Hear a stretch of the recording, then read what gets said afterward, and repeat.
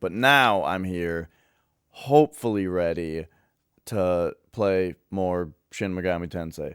Let's pop it in and play it, shall we?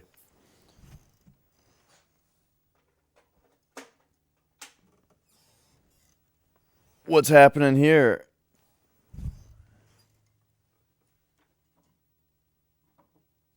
Oh, jeez.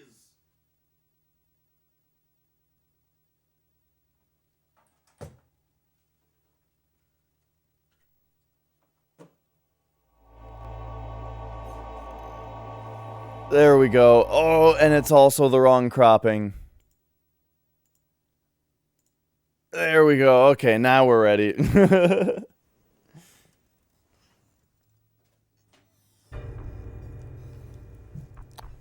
Okay. So, anyway, where the hell are we here? Let's go continue.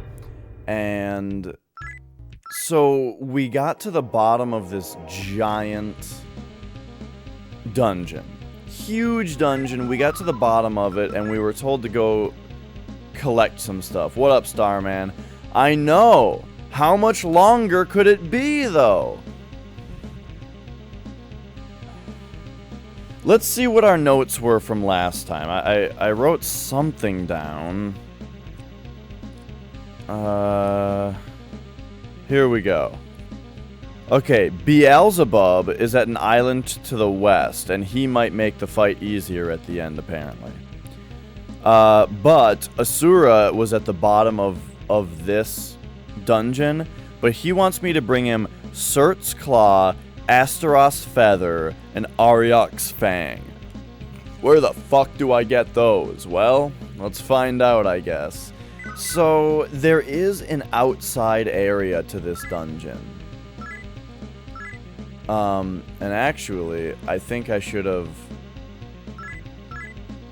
probably gone out there first.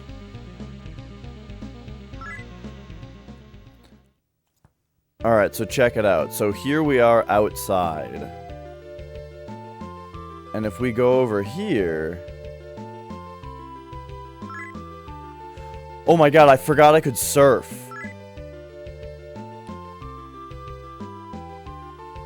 Okay, interesting.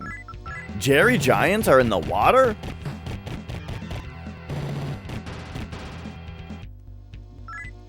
Okay, so... Yeah, I also just took a nap, but it was right after sleeping. I had trouble sleeping, so I had to nap right away.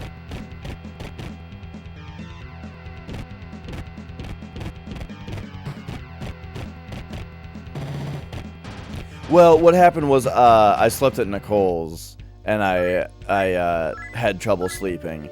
And then I got up and I had to drive her to her car, because it was at my house for reasons. So then I was home, and then I went to bed. Serpent. I forgot what the deal with these guys is. Aren't they, like, super not worth fighting or something? And they're, like, really easy to do this to?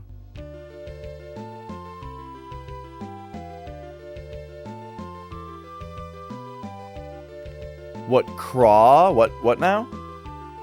What about Craw? Craw!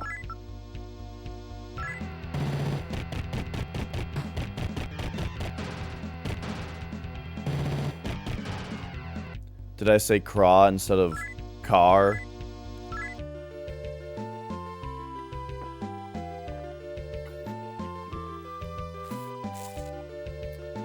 I just feel like we gotta swim around a little bit here and find out, like, where these dudes are. $10 for a sweatshirt? Nice. This hoodie that I just got, I feel like was like $45 or something like that. Yerlinger.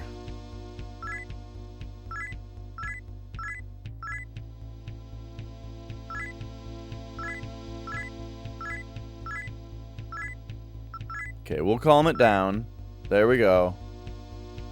Make him our minion. But we had too many minions already. I don't know who to get rid of.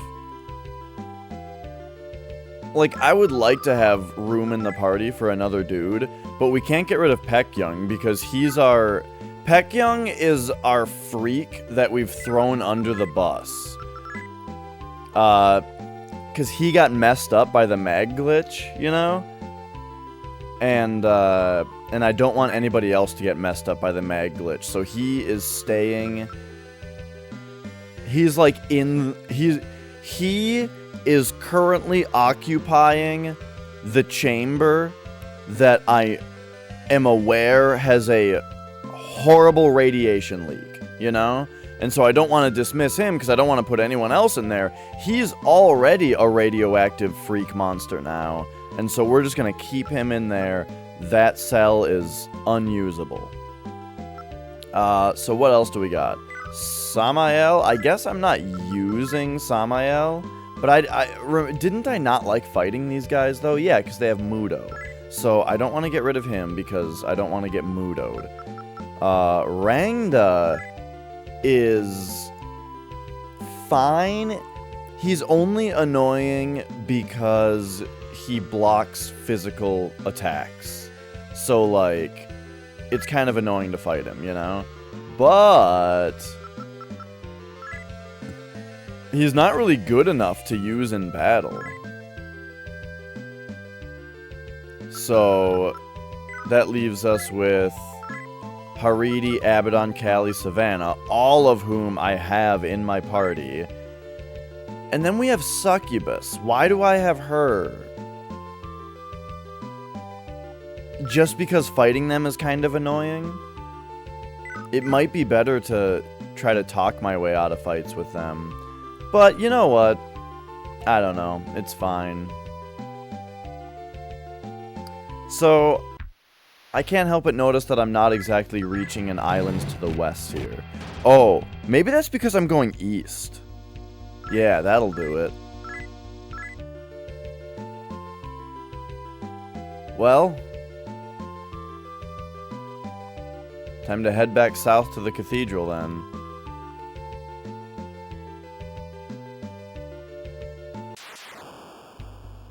The Kraken! I love that he has a little beak.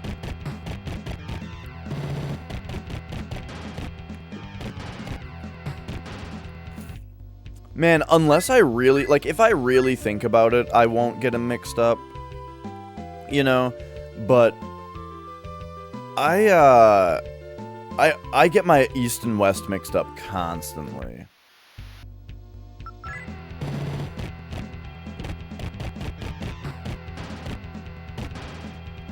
Which is funny, because I never get north and south mixed up, but I get east and west mixed up all the time. And, or like, in Miku, I never get triangle and X mixed up. Sorry I talk about Miku all the time. But I never get, triangle and X mixed up. But I get square and circle mixed up all the time. On my left hand, at least. But the point is, it's like I've got a deficiency of my ability to, like, keep track of horizontal orientation. Vertical's fine. Up and down is never a problem, but left and right, whew!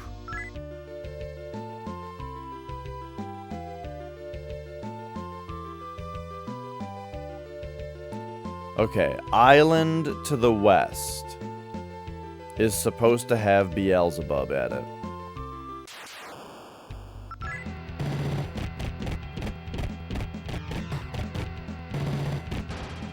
Do do do do. Do do do do do do do. This must be it. Unless this was the island that had oh no, here it is. So you must be the ones. That's what Beelzebub looks like in this game? He looked way sweeter in the remake of Megami Tensei. What the? You're nothing but human whelps. I was expecting someone much more powerful. Yeah, I could say the same. However, I still have a duty to carry out to Louis Cypher's request. If you wish, I will join you and become your minion. Sure. Very well, return here after you've reduced your number of minions. Okay. Let's, Succubus was also a big pain in the ass to get in the party, and Rangda was really easy to get into the party. So you know what? I am going to dismiss Rangda.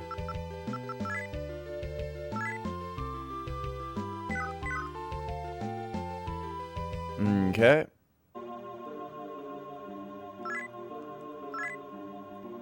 Very well, I am Beelzebub at your service. That's what I'm supposed to say now, right? Yay. Okay, so let's take a look at... Oh, he's supposed to be good for us. Boy. Whoa.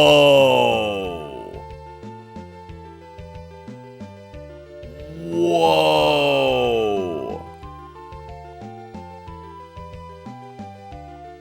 Talk about your all-time beefcakes, dude. Look at this guy. Damn. Alright, so let's go... Who do we get rid of in the party? Ravana? Let's see. How's Abaddon holding up? He's got like the least HP and 129 attack power.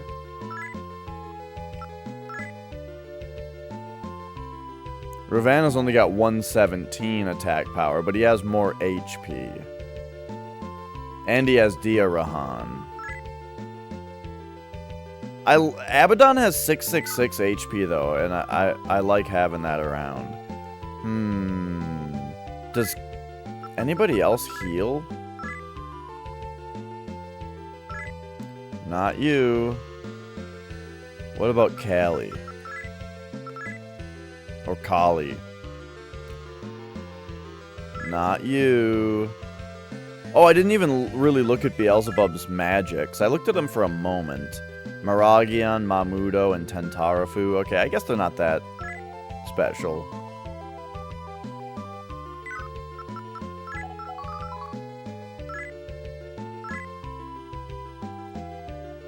But I guess I'll get rid of Abaddon here. Get Beelzebub in here as my new right-hand man.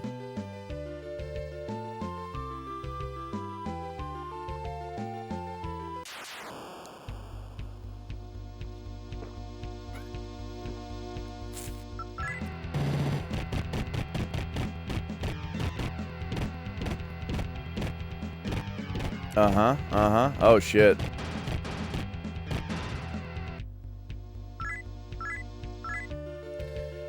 Okay, so... So we got Beelzebub. Now what we need is... We have to find Cert, Astaroth, and Ariok to get their items. But...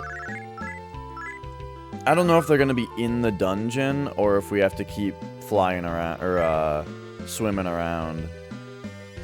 I mean, maybe if we go further west a little bit, we'll find the other guys.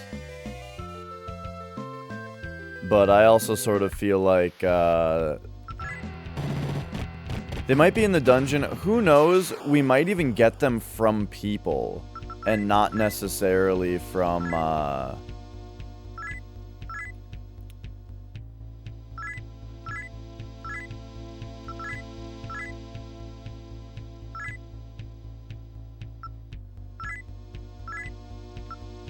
Money Me. Whoa, okay. So the translation there got a little funky. Sorry, I become speechless when stuff like that happens, and I lose my train of thought. I was gonna say, we might even get these items from people, and not from these particular beings, you know what I mean?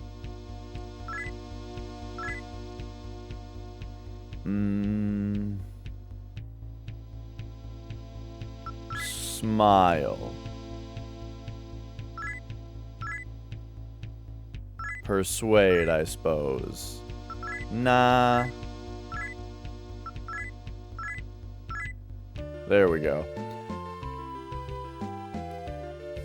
Yeah, Cert is one of them.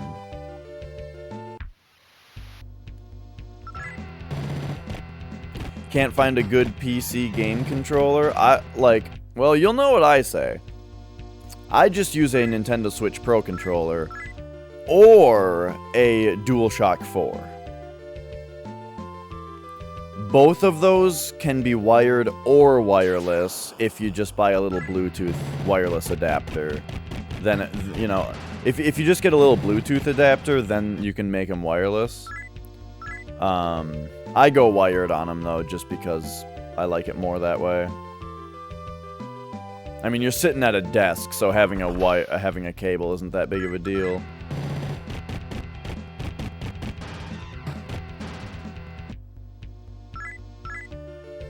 The only reason that I hear most people do wireless stuff on a desktop computer is because they have cats, and the cats will sit there and play with the cable because it's moving and stuff. The cats will sit at your feet under the desk and like bat at the cables, and it's super annoying.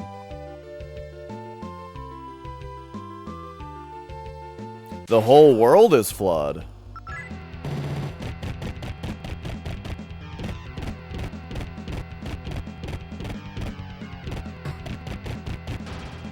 Yeah. I have never had one of my cables be chewed through by a cat. Magic and Mia both don't chew cables, and then Opie was here for a while, and she doesn't chew cables either. But, like, Flex's cat chews cables.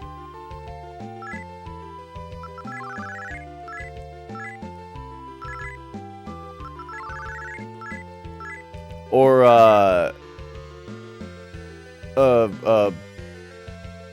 friend of mine who... Have I had on stream before? Yes. A long time ago. Back when I was Shish Kebab 09. I had this friend over for us to play Dokapon Kingdom with.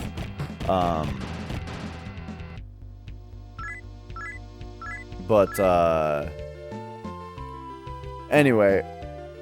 He's the same way. Has to use wireless on everything with his computer because his cat will chew through the cables. They even said that they tried doing the thing where you, like... I don't know if it was bitterant or if it was Tabasco sauce. I've heard that if you, like, smother your cables in Tabasco sauce... Then, if the cat chews through it, they'll hate the spiciness of it, and then they won't chew through cables anymore. He said that they tried that, and it didn't even work. I wonder about, like, a bitterant, though, you know? Like, if that would work better.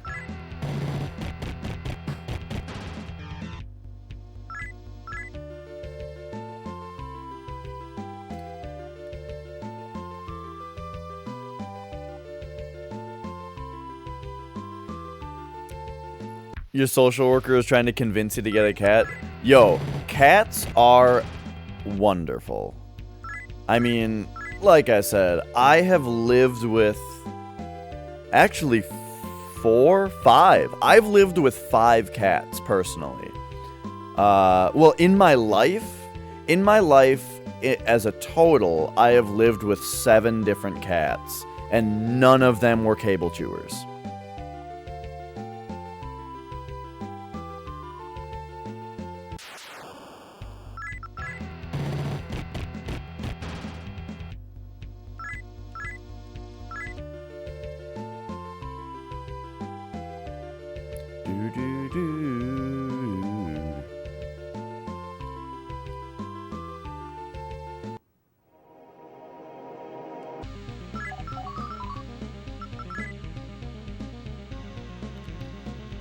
Your room is too small and there's too much unbalanced stuff, and oh yeah, I hear all that.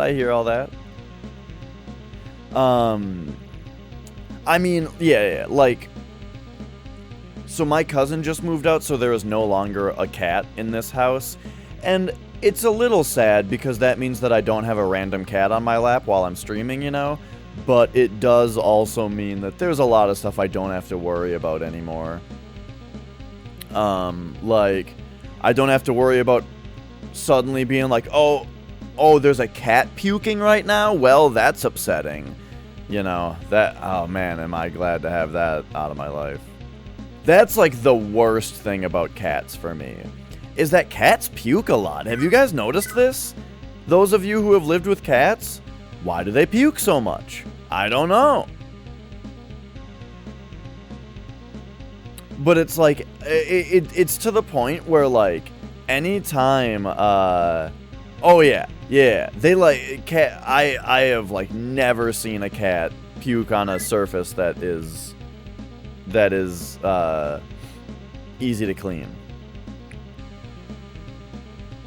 Yeah, that's a big part of it. A lot of cats eat too fast. And now, like, I understand that, like, there's a lot of arguments to be had about, like, the fact that there might be something wrong with the cat's living condition if that's happening, which isn't necessarily something you're particularly doing wrong.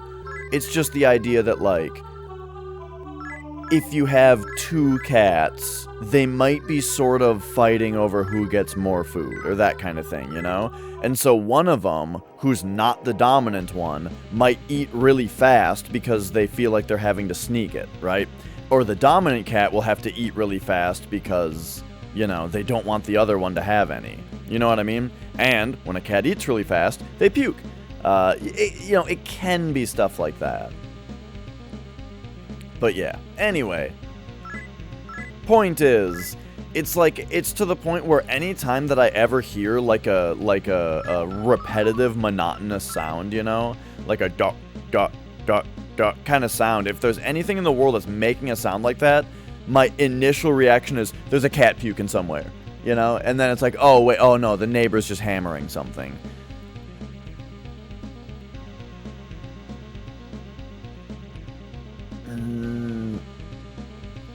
Okay.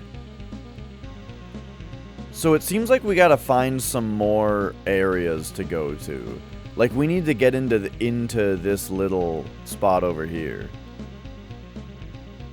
So what if we try to do that? If I go down these stairs next to me, and then we try to go just up and right.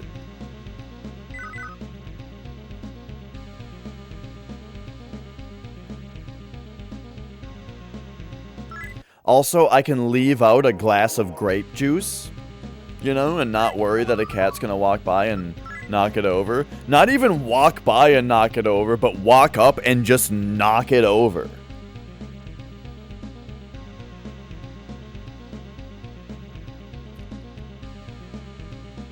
Oh man, that's brutal, Sarah.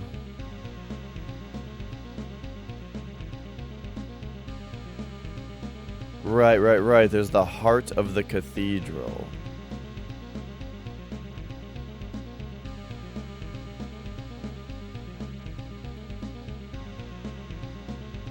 So we already searched this gigantic map.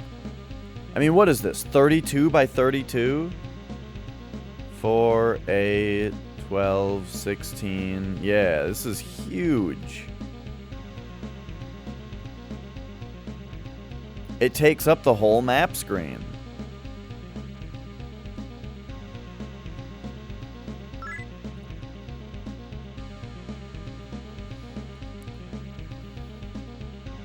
Okay, so I want to go to that up and right one. So can we get there from here?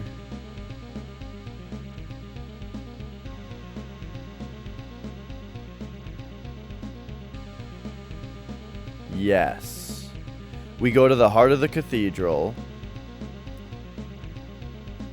That'll put us there. That'll eject us through the wall, and then we just go straight. Okay, great. So, to the right and around.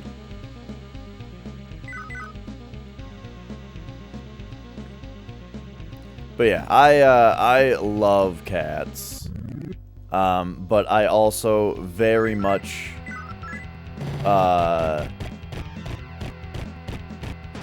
recognize the benefits of not having a cat in the house. Personally, I prefer having a cat around, you know, I think it's worth it, but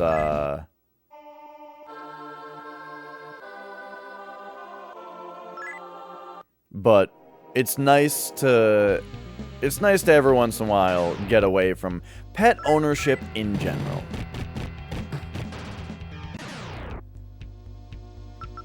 Okay, so we got rid of... Oh, no, we didn't get rid of Succubus.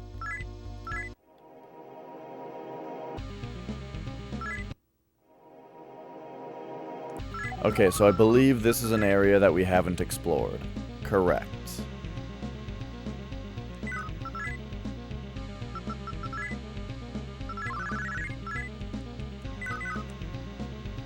I feel like it won't really lead anywhere, you know? But, hey, there's these 3 things we gotta find.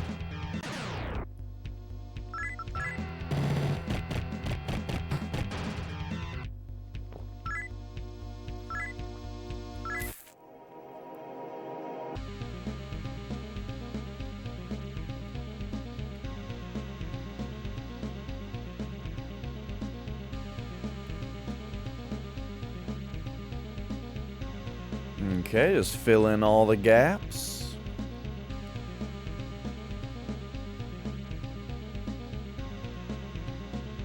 Oh yeah, but we were talking about PC controllers earlier. Yeah, I think a DualShock or a Nintendo Switch Pro controller are... Whoa, wait. We can go up?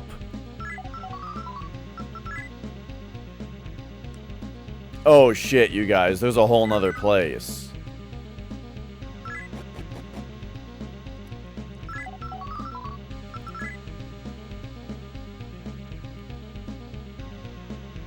So now we've explored this area also.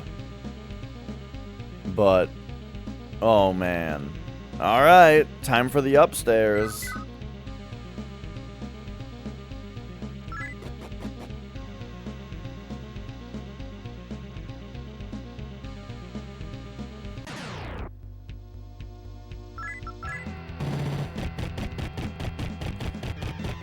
Oh, speaking of DualShocks also, I gotta try to fix my DualShocks. Because, one of them is, well, both of them, the analog stick is really weird on them. And I'm not exactly sure how to fix that.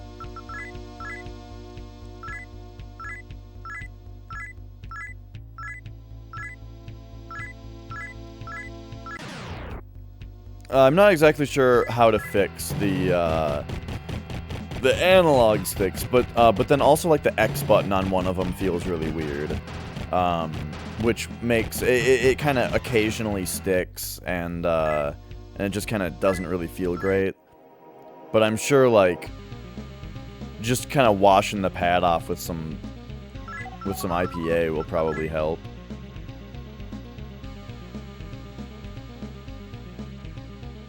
Not sure if you can take care of one cat.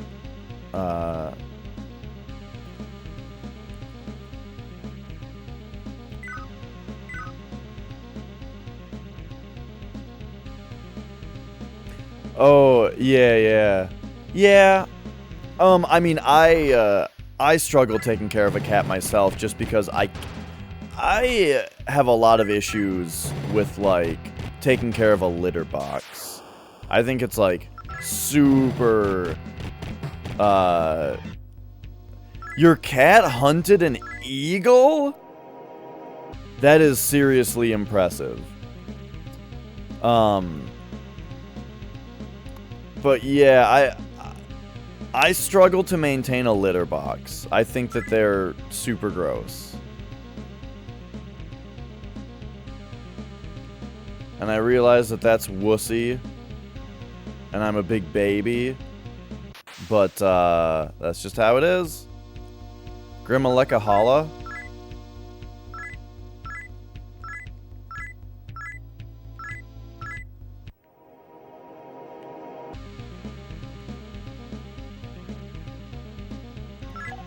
Okay, do we know where we are now?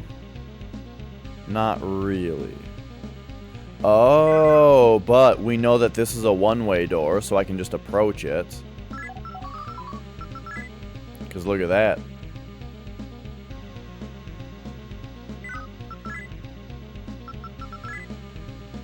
Okay, then we map her. And there we go.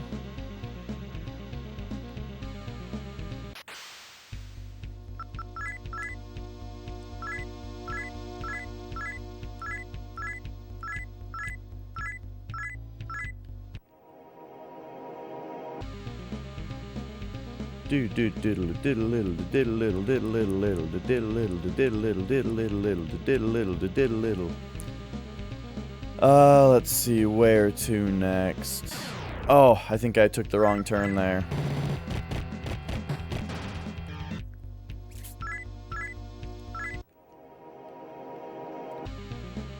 I'm still hearing Contra 3 on this song intro.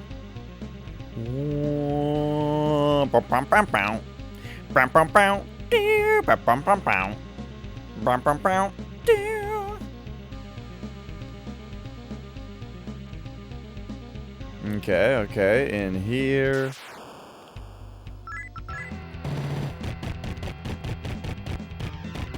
Man, I'm excited. I'm excited to play more Miku now that I was talking about how I played in touch mode and it like revealed interesting things to me about how charts work. I'm really excited to play more. I didn't really get a chance to yesterday though because well, I went and visited my sister yesterday. So that was fun.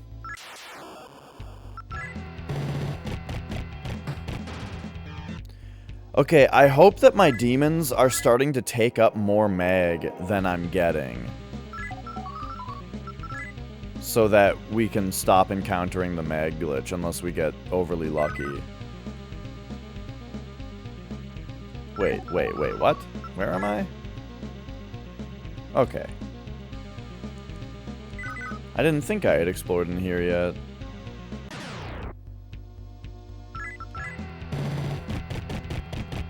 But yeah, I went over to visit my sister, and my nephew was saying that his Wii didn't work. The controllers just won't turn on. So a couple months ago, I talked to my nephew, and he said that his controllers wouldn't sync. And so I drew a picture and wrote like a step-by-step list for him on how to sync a Wii remote. And then when I was over there yesterday, he was saying that he can't sync the controllers because they won't turn on. And the batteries are brand new. So I'm like, alright, I'll take a look at it. You know, I'm sure it's fine. I'm sure we can figure it out. The issue was he put one of the batteries in backwards. You know how generally batteries like face opposite directions? He put them both nub up. And it clearly destroyed one of the batteries in there. Like, one of the batteries looked super, like... I don't even know how to describe it. It didn't explode, or it didn't look like it exploded. But it looked like it severely deteriorated due to the incorrect current direction. And... luckily, though, we put some new batteries in it. We put them in properly. Yeah, I don't know if I'd say that it looked like it was melting, or it looked like... or if it looked like it exploded. I don't know about either of those. I don't know. It's kind of hard to explain what exactly it looked like. But it didn't look good.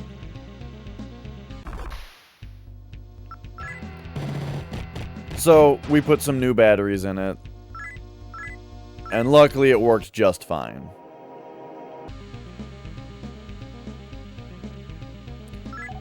Man, in order to fully... Oh, no? Oh, yeah. Okay, I was gonna say, man, it's disappointing that in order to fully map this place, we have to come through twice. But that is not the case. The one-way doors face opposite directions, like a pair of batteries.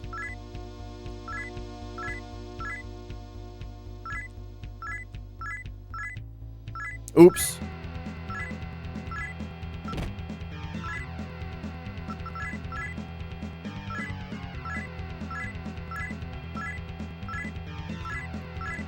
Alright, we step to him, and then we're done.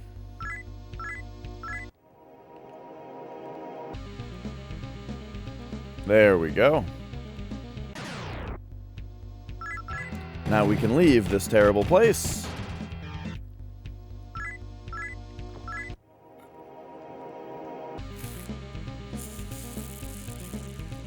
Oh, my DS is blinking. Hang on. I gotta go plug the DS in.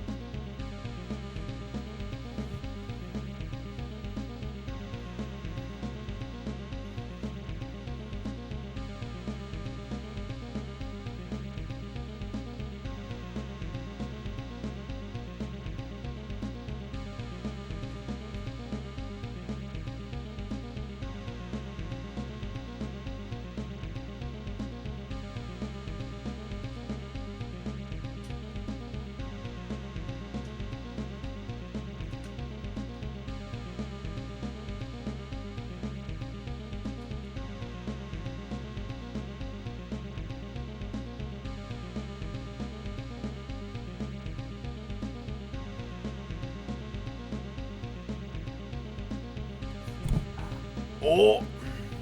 So speaking of the positive side of cat ownership, man, Magic is so cute. Every day that when I go to bed, we've got a whole little system where when I lay down in bed on my back, he immediately is like right there with me, right, ready for it. And right when I lay down on my back, he gets up on my chest and lays down facing me on my chest. And I sit there and I pet him for a while, you know, and he loves it. It's like his favorite pet time of the day, where he gets really into it and loves the petting. And then, but, you know, still, I pet him for, you know, 5 minutes or something like that. You know, and after a few minutes passes, he just gets up and gets off my chest and walks down to my feet and curls up at my feet and goes to sleep. And it's great. It's so cute. And it's a really nice mental relaxant for me as far as, like, when it's time to go to bed, you know? It's one of those things that, like, it's very relaxing to do, and it rests the mind, you know, and all that, and I feel like it's a very good thing to get you to go to sleep.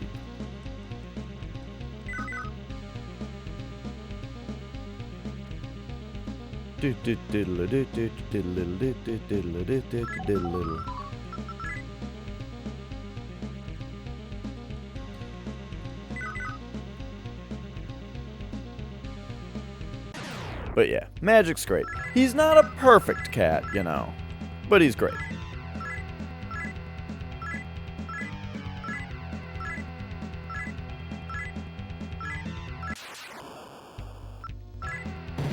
As far as what he does that I don't like, I think too often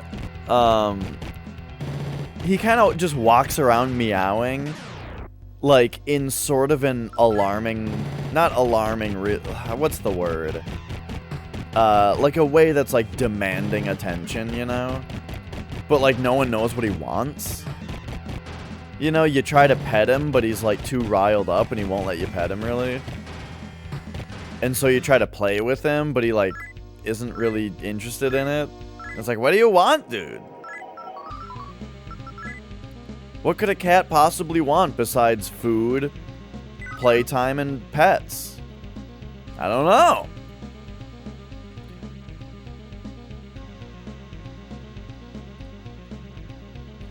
That actually got a lot better, though, because we sort of, I don't know, partly figured it out.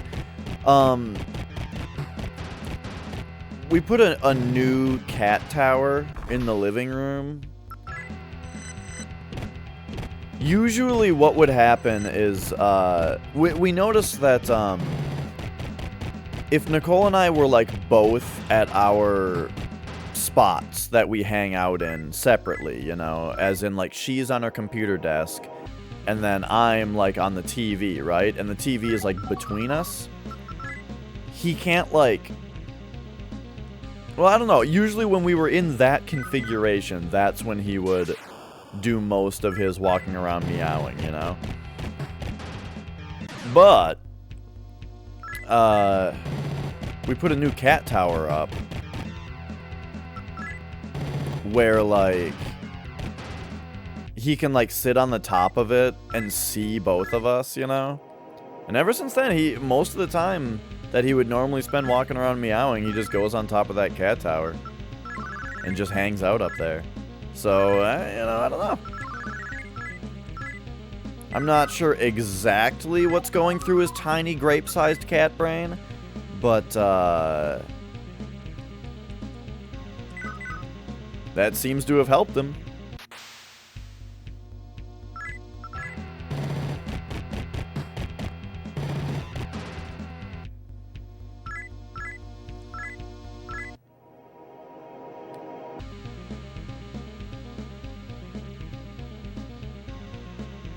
More stairs up, huh? Actually, no, we do want to go up and then down, because that marks the staircase up here as well. Man, who'd have thought that this cathedral would go up and down?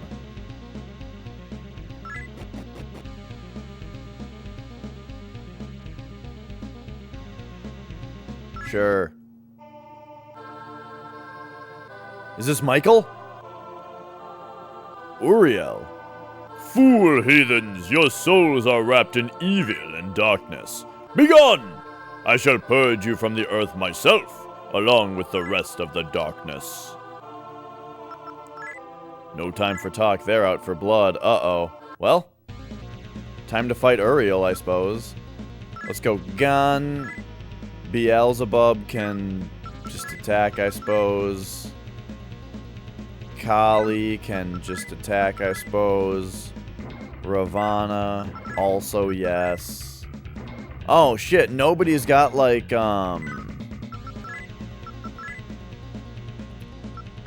nobody's got, like, buffs.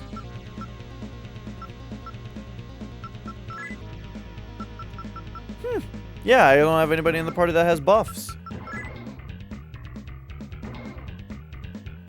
Right, I figured that would be the case. Oh, dang, lightning doesn't do anything to him.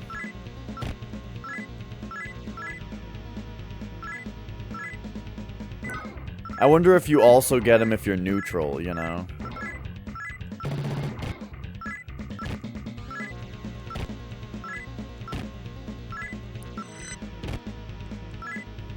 It looks like we're just gonna wail on him.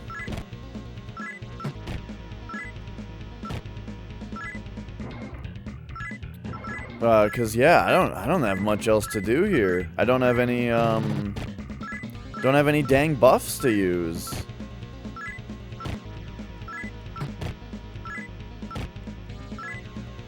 Maybe our guns will put him to sleep. But it looks like we're doing pretty fine here. Hey, yeah, see, we put him to sleep.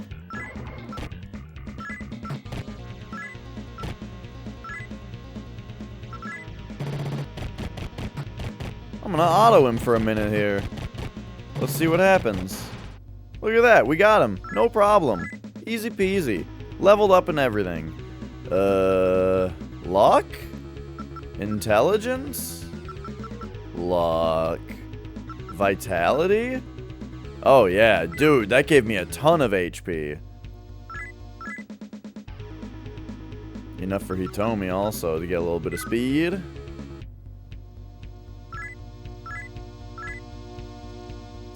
Glory to the God of Law, and to his holy 1,000-year kingdom. Got him! Alright.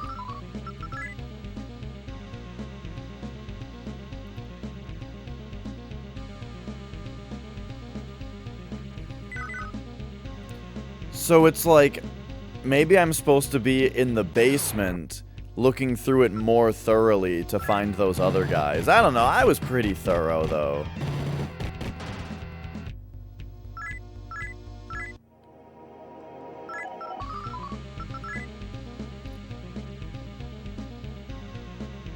Okay, so up and right, or hug the right wall, and that'll get us to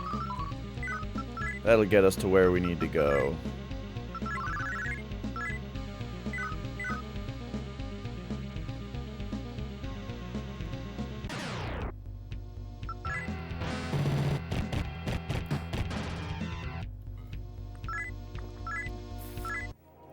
I do think that I missed something huge in this game.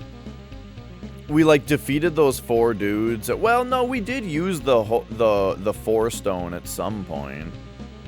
The 4-door stone. I don't know. There was just those 4 sealed doors in Dio's, like, chamber. And I never, like, saw what those did. Alright, well, we explored this whole area, so I guess I'm gonna go up those stairs now. So we go back around the left. Yeah, just hug the left and we'll figure it out.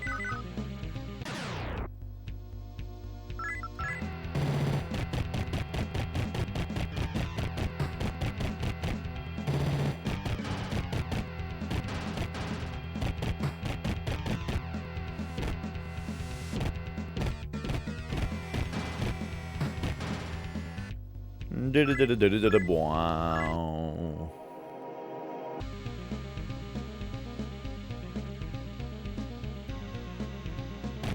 Oh! Alright, up to the next floor. Let's check it out.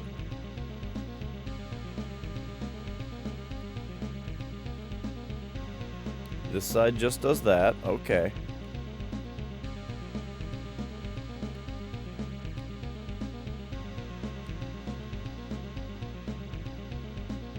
Mm-hmm.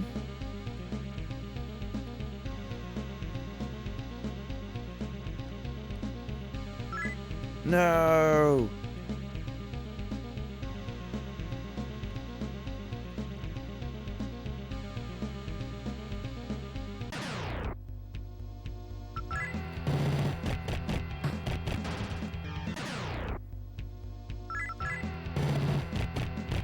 It's funny, I didn't use the mapper spell for the longest time, and now in this dungeon I feel like I've been super reliant on it.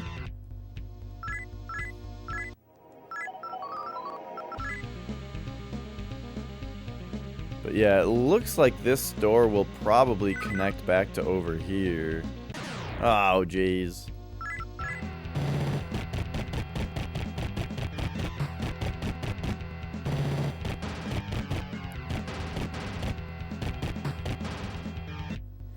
Do-do-do. Do-do-do-do. Nope.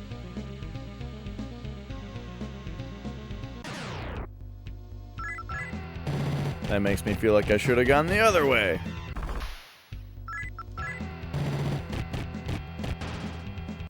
What up, Minin? Good to see ya. It's going well today. I found like a whole area of this dungeon that I haven't yet explored.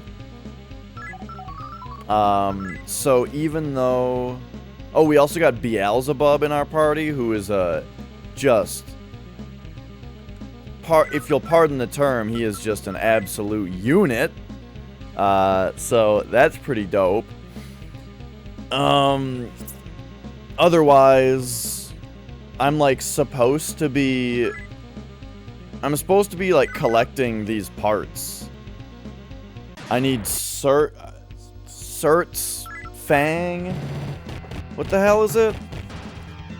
Surt's Claw, Astaroth's Feather, and Aryok's Fang. I don't know where any of that stuff is. But I did find this whole section of the cathedral that I hadn't looked at yet. So it's probably all in here, right? Like, this is the upstairs. So it turns out that this dungeon is very deep and very tall. So now we're going through the tall part.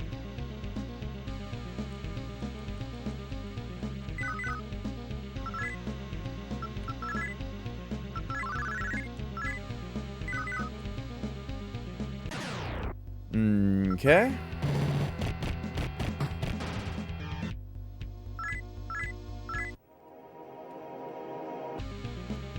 So, didn't go in here yet, and then... I wish I had gone over here first.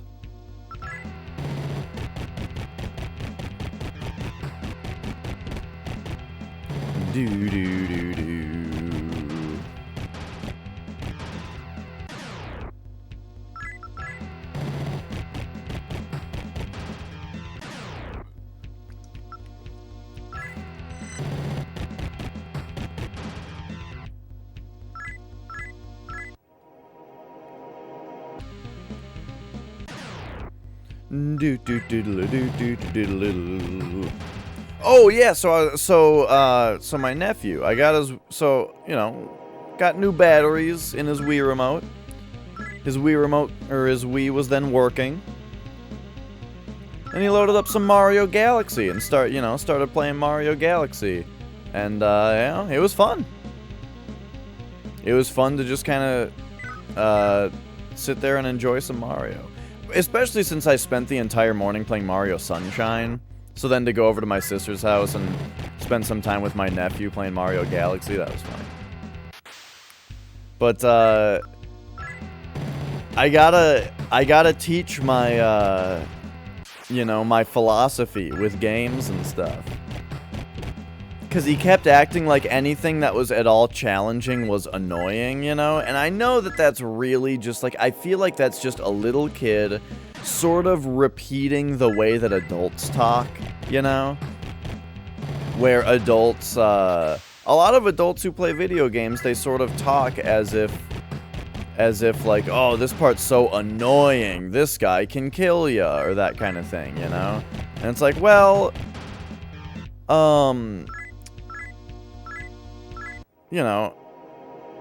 do I prefer 2D or 3D? That's pretty tough, honestly. Because I love them both to death, but if I could only play 2D Marios or 3D Marios, I feel like I'd have to go with the 2D Marios if I had to pick. But they're so close.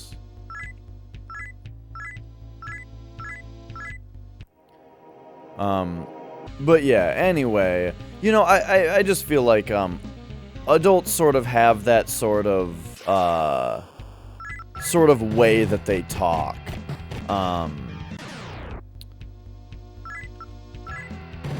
That I stay away from, I make sure not to act like challenge is bad, because it's not. It's the opposite. Challenge is what makes games fun.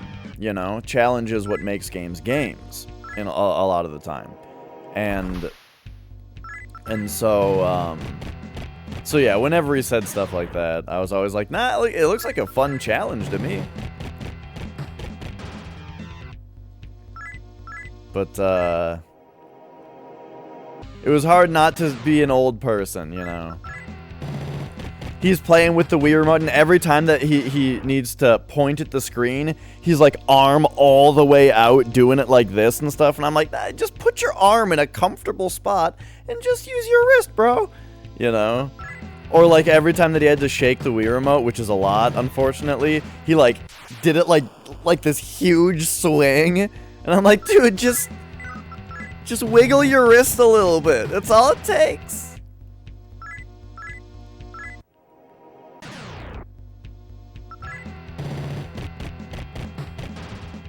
But I don't get, these are the things that I was thinking for the most part.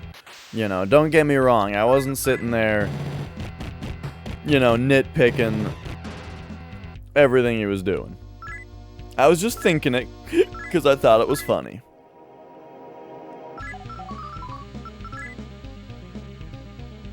But that was certainly the big thing, though, is that it's like Mario Galaxy, Here's a spot where you can't fall or you'll fall into a black hole and die, It's like, oh, that's so annoying. It's like, nah, that's the video game.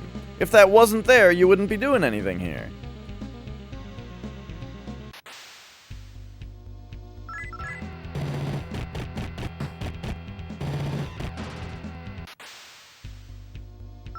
Alright, this one we didn't catch off guard, so I'm gonna talk to it.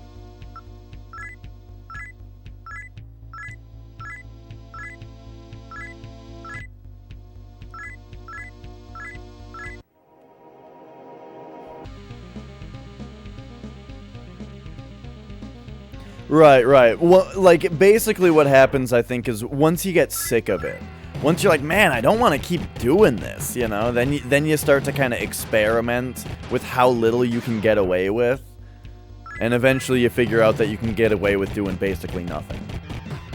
But it was like, it was funny because every time that he had to do, like, the spin, he would end up doing it twice, Because he'd do this big motion and it would spin, and then he would like set his hand back down and just that motion would do it again, you know?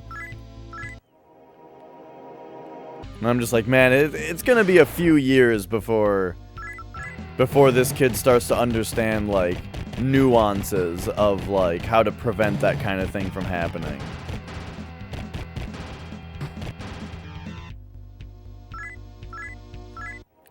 And a lot of it takes, you know, accepting the idea that a Nintendo game is generally going to be probably very good. And if you have any issues with it, it's probably it's oftentimes something that you can help.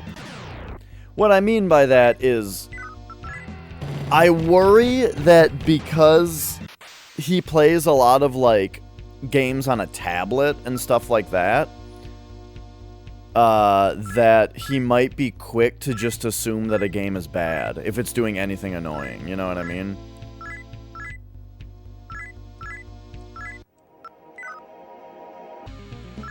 Like every time he does the big exaggerated motion, Mario spins twice, you know? And it's like, I could easily see a kid just being like, oh, that's so annoying, the game is bad, why does it do that, you know? Instead of being like, maybe I'm causing this. Especially if all the other games that you play are bad. What about Tom Lin? They are here, and we auto-battle them. They're not much of a threat. These guys, I only like to auto-battle if we caught them off guard.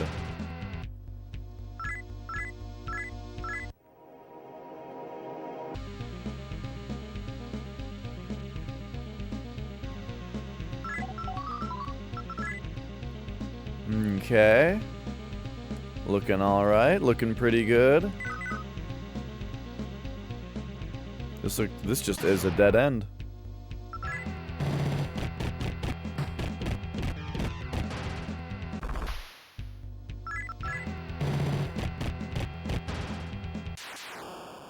I don't really get scanners. Yeah, a lot of things do look different later, because I think that there's a lot of, like, demons in this game that are recolors of each other, that then got their own, you know, they then got their own sprites later.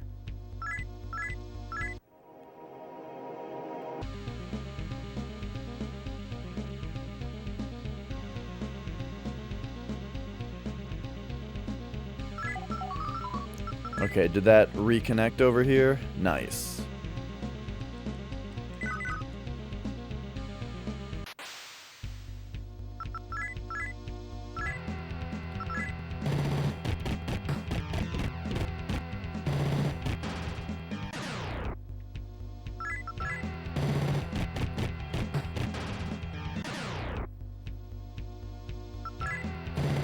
Whew. Do do do do. Digga digga digga digga doo. I haven't been looking very closely at this fight. These guys, you know, they freeze you sometimes, and so the battle can get a little bit slowed down, but overall, I don't think these guys are all that big of a threat. So now, let's heal up a little bit, though.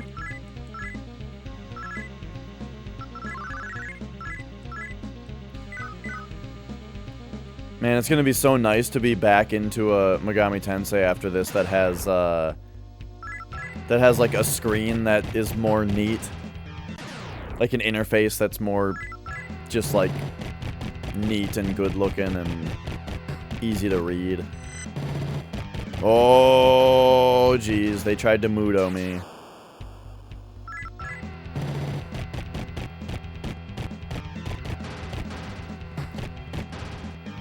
It's funny, like, we were talking about the level downs earlier, you know, and how, like, oh my gosh, what a terrible, awful thing for a game to do to you. Nah, dog, right now, I would way rather have enemies be trying to level me down than kill someone in my party, you know? Because if they level me down, then it's like, whatever, I lose that vitality point that I put into my character that I didn't really know what else to put it into. Or with Hitomi, oh, she loses a speed point, you know, whatever. Her important stats are already maxed. I don't really care if she loses a speed point. But if they kill somebody, I gotta teleport back to town and heal them up, which will be expensive, and then essentially start the dungeon over. Not totally, you know, I'll be able to, like, it's the usual thing where I'll be able to fly back to where I was, you know, pretty quickly, since I don't have to explore every dead end again, but still, I would way rather take a level down than feeling like I need to go back to town and heal. When it was in Megami Tensei, it was always the last level up that you took. Which I think is also that's what Demon Souls does also, right? When you lose a level in that game, I'm pretty sure it takes away the last stat point that you put in.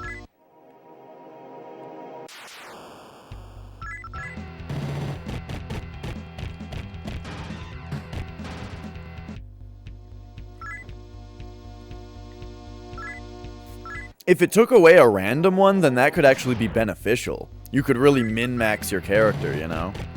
Did you know that there is a level down trap in Final Fantasy Tactics? And you can actually exploit it to min-max your characters, because in that game, your character's stats, when you level up, their stats change depending on what class you are. And when you level down, it does the same thing. It doesn't look at what your last level up was, it looks at what your class is. So if you have a physical character who you want to be a physical warrior type, you can turn them into a mage and have them walk into the level down trap a bunch of times to lose a bunch of levels, taking away things like their magic power, and then turn them back into a knight and level them back up a bunch. And they get more physically strong. So, you know, that's why you gotta have if you do level downs, you gotta have it be, what's the word? You gotta think about the potential for people to exploit it. Even though it's like, do you really gotta fix that? No. If people want to exploit that, they can, and that's fine. Man, we have so many beads. It's funny because beads are really good. We just have so many of them. So if we didn't have any pearls before, I bet they trade for something really good. Also, remember when I ate that soul incense earlier without thinking the fact that thinking about the fact that it's soul incense probably increases your MP. Oh my god, I gave it to Dash. Anyway, it might the thing that I'm actually worried about is that I'm going to need one for a cutscene. And I'm not gonna have one. Hey, we're a couple thousand mag under the cap.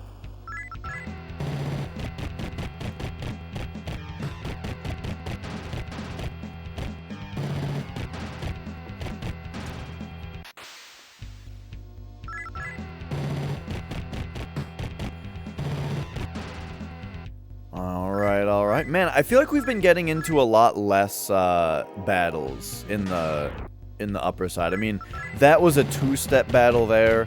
Maybe I'm just getting used to it, but I feel like we're getting into less battles, and the battles are going faster. But part of that might also be the fact that, like, I've gotten a lot better at talking my way out of certain fights and that kind of thing. The party is a lot stronger than when I came in here. Okay, yeah, see, that was a one-step fight. I don't know, man. Maybe I shouldn't be talking about it.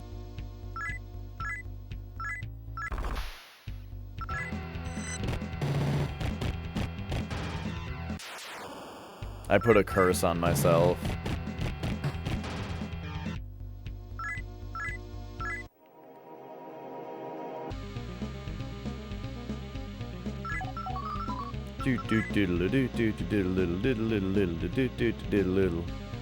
I'm still thinking about that one time that somebody came into chat and pretty randomly just told me, hey, if you're thinking of playing a Hat in Time...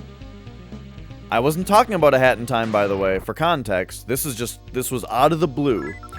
Somebody comes into my chat and says, if you're thinking of playing a Hat in Time, you should play Mario 64 and Mario Odyssey, because that game is inspired by those games. And I was like, dude, I've 100%ed Mario 64 and Mario Odyssey both multiple times. It's alright. Thanks for the tip, but I've already got Mario covered around here.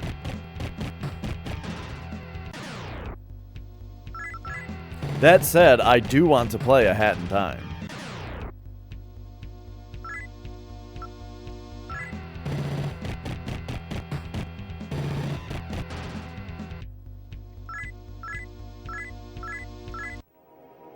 Whoa, we just got a pearl from that guy. Maybe they aren't as good as I thought. Maybe I have a full stack of pearls. And that's why I needed room to make room for one.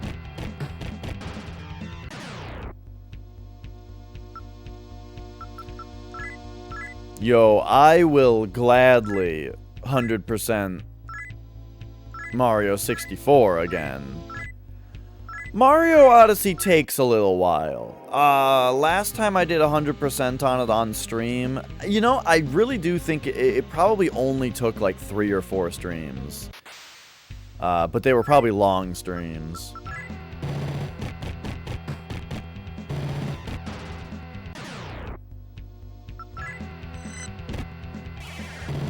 What? Fuck, dude. Who was that? Who did he just kill?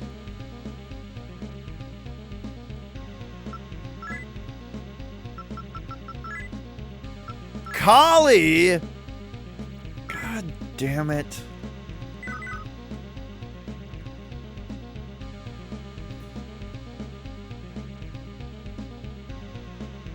Oh, jeez. Now we have to fight a boss like this. I'm gonna. Oh shit, look at this guy. Gabriel. So you've arrived, filthy apostates. You have fallen, bewitched by the guiles of demons. And now you wallow in sin and depravity. Yeah, it's pretty great. There can be but one penance for your sins, the sting of death.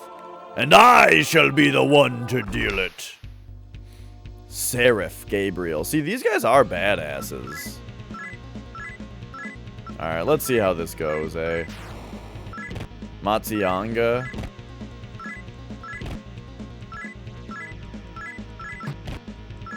That's a tiny bit brutal, being that, like, it, you know, takes away so many people's, turns. Let's do Maydia with Hitomi here, so that, damn.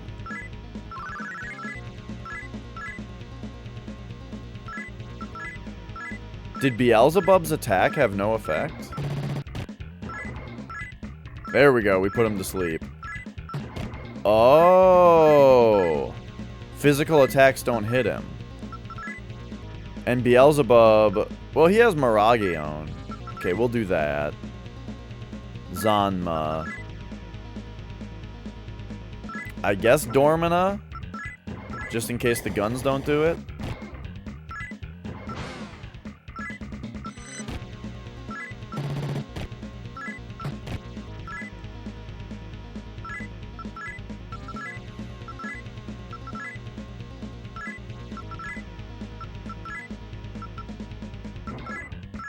There we go. This should be fine.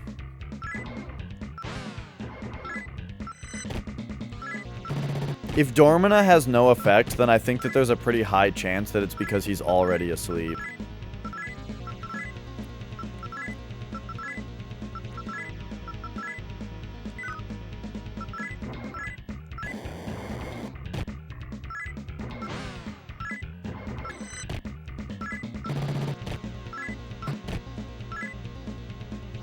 Alright, now we're kicking his ass. He hasn't gotten a turn in forever. If only poor Callie were here. I hope so, Starman. I'm gonna kick his ass.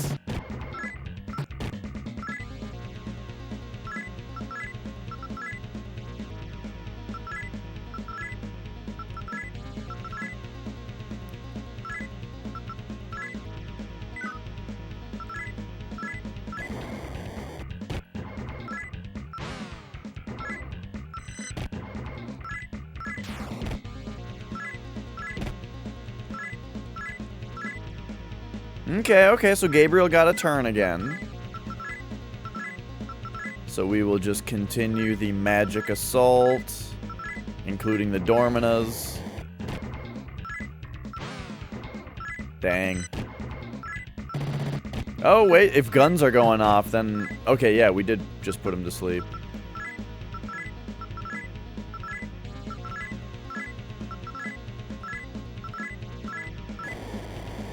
I do wish that there was a button to just repeat last turn's actions.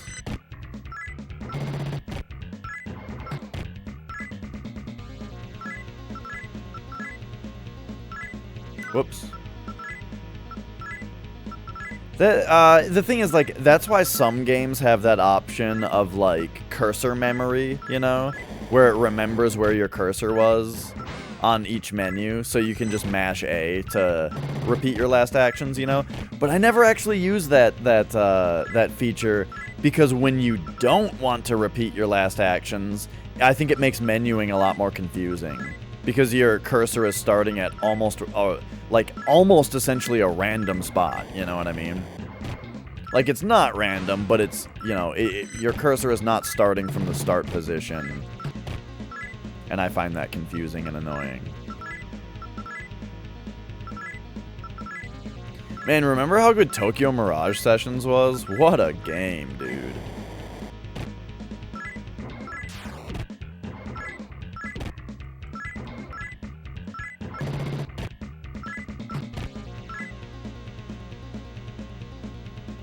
That's true. Yeah. Then when you switch to something else. Mm-hmm.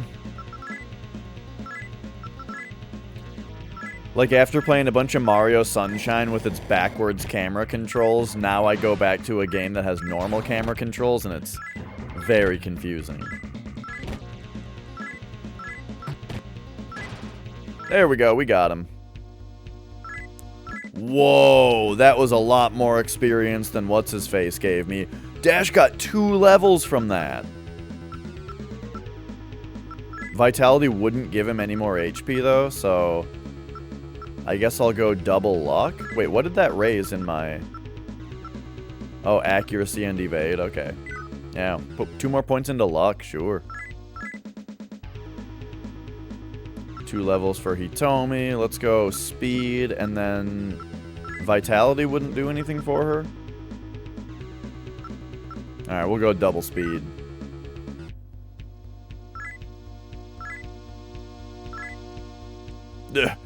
This isn't over. May Archangel Michael exact his divine vengeance upon you, casting you into the pits of hell.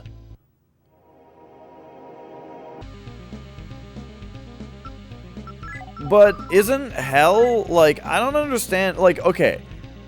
That's one thing that I don't understand about this universe, is this is a universe where there are demons of chaos who are against God and his kingdom and stuff. So, but in this universe where demons are someone that you can side with and you can talk to them, and there are demons that are law and demons that are chaos and all that, why does hell exist? I don't, you know what I mean? I don't understand the existence of hell in this universe. Unless, you know what makes sense, actually? I just got it, actually. Hell has to be a place that is owned, operated, and controlled by God. You know what I mean? That's why the angels send you there, and people are tortured, assumably, and imprisoned for being against God, that place would have to be controlled by God. You know what I mean? When someone in the real world, when somebody breaks the law, and so they're sent to jail, the jail is operated by the lawmakers. The jail isn't operated by anarchists. You know what I mean?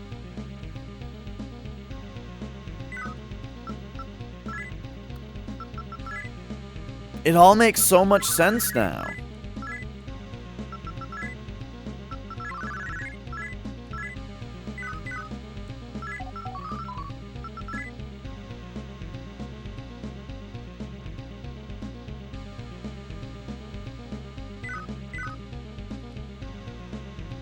Well, yeah, that's exactly what I'm saying, Sarah. If hell and heaven are parallels, and chaos demons are here, law demons are here, and then they're hitting each other in the middle and fighting, why would an angel see somebody who is chaos and think that it is a punishment to send them to the chaos place? You know what I mean? I don't think so. I think hell is a lawful place in this world that is a jail and a place of punishment for those condemned by God and the side of law.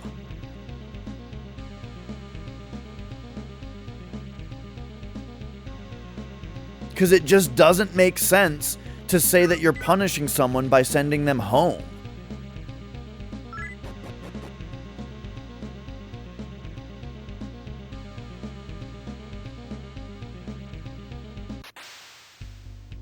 Whoa! It's Orkin Man!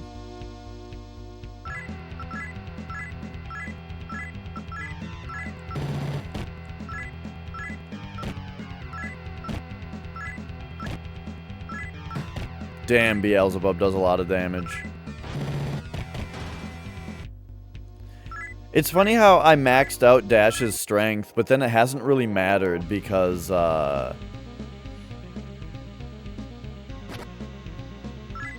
it hasn't really mattered because guns are better in the game anyway. Oh, jeez.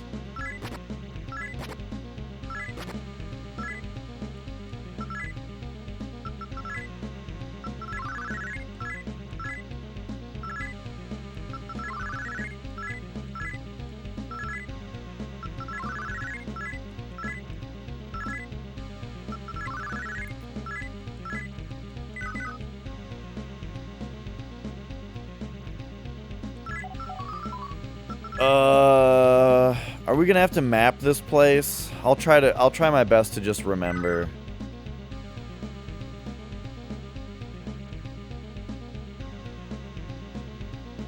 I just figured it out. Remember that one area of the basement? There's that area of the basement that had the traps all over the place, but the traps didn't do anything? That's because I'm chaos aligned. And these traps wouldn't do anything to me if I were law aligned.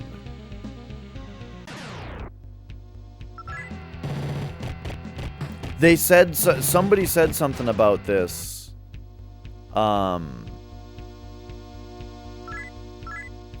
They said something about this earlier.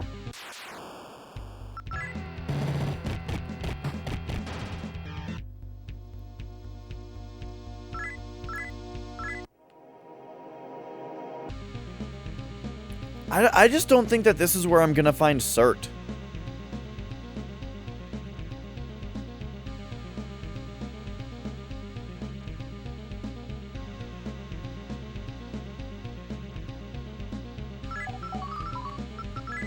Maybe we'll come back to these floors in a bit if I, yeah, S-U-R-T.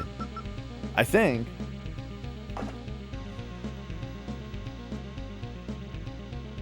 At least that's what I wrote down.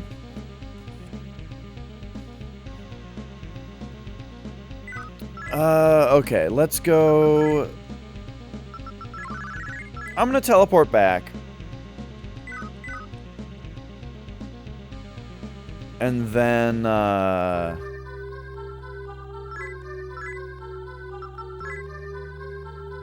we're gonna try to figure out some other stuff here. Oh great, I lost all my money to the mag glitch.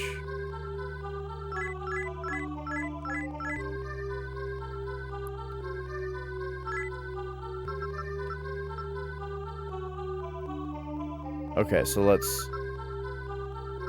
So I did all that. So now we just save.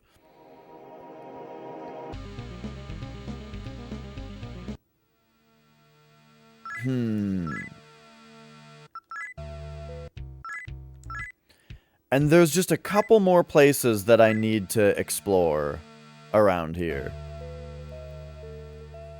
So, I will be right back. I gotta run to the bathroom. But yeah, there's a couple more places for me to explore around here, and maybe those are where I will find the other guys.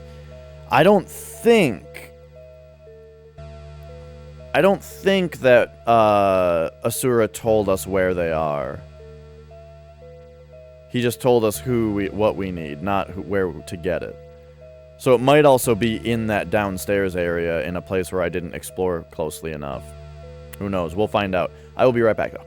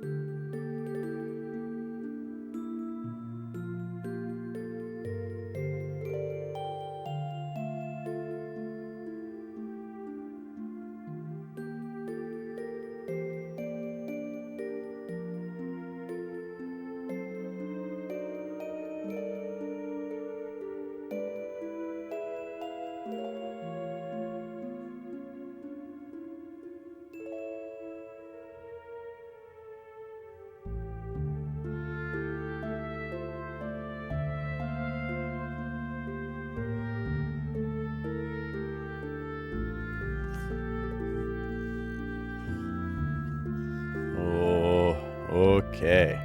Whenever I come back after a long break, I always feel like I need to kind of calmly come back onto the mic so I'm not jump scaring you. All right, we're back. Let us continue what we were doing here. Oh, well, I gotta pause this.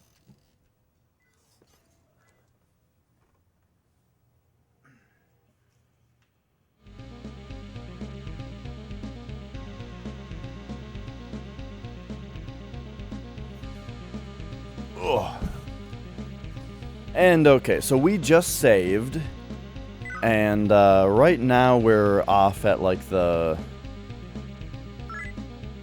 Messiah place, right?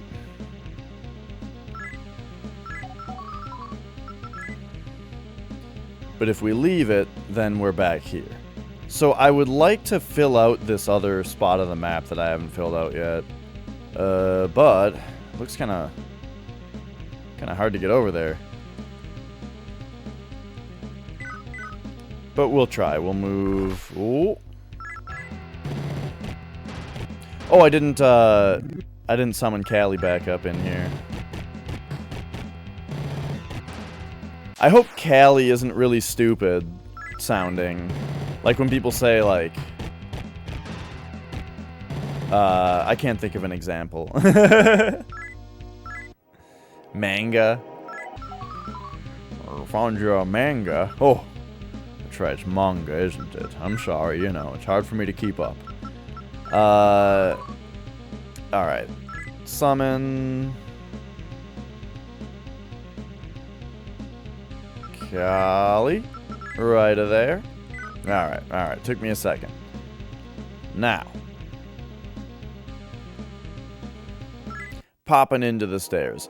So, one thing I don't like about having the mapper spell out, this is a really small thing, but like, I feel like I look at the map too much when I have mapper up. Hang on, I gotta make sure that my orientation was right when I knew where I was going up here. You know, I feel like I look at the map too much. And it's like I'm not enjoying the game's graphics because I'm spending too much time just in the, just staring at the grid. You know what I mean? And I honestly think that that's like a thing that a lot of games could use, sort of, as far as like the philosophy on how it should be designed. Where you want the player to be looking at the environment, to be looking at the graphics in the game, you know? You don't necessarily want them to just be staring at the HUD the whole time because the HUD is giving them more than enough information. At least this is what I think. That was one of the things that I really, really liked about Death Stranding, and I thought that Death Stranding did a really good job of, like, sort of, not, like, fixing or, like, just being different, which was that game I spent, that game is built in such a way where you spend most of your, hang on, we gotta go out here and then just hug the left wall? Okay. Like, that's a game where you're spending most of your time looking at the action, looking at the actual, we caught him off guard. Do it. Do it. But yeah, that's a game where you actually spend most of your eyeball focus on the world in front of you, you know? And I thought that that was really important.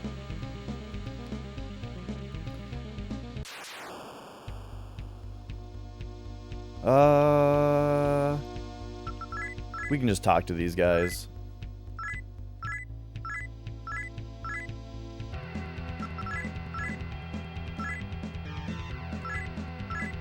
Alright, hang on. Now he's... Okay, now we calm down. Money me. Keep hugging the left. Okay, so I forgot what happens when you approach this door over here. Let's see what it is. I hope it just pushes you out to the left. No, that's all it did. The door is sealed shut, and then we're turned around. Dang.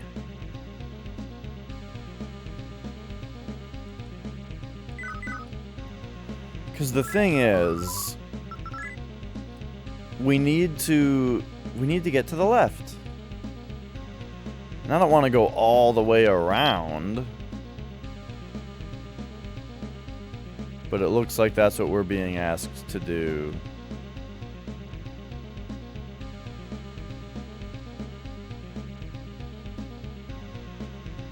Oh boy. Alright, this might take a little while. Oh jeez. I just want to get over to the place that I haven't been yet. But here we go. It's like, here, I just feel like I'm getting more information from the mapper spell. And it's easier for me to follow along where I am than if I were looking straight ahead at the game. And I just feel like that's a shame, because then I'm not enjoying the immersion of being in the maze, you know? Instead, I'm just looking at my HUD.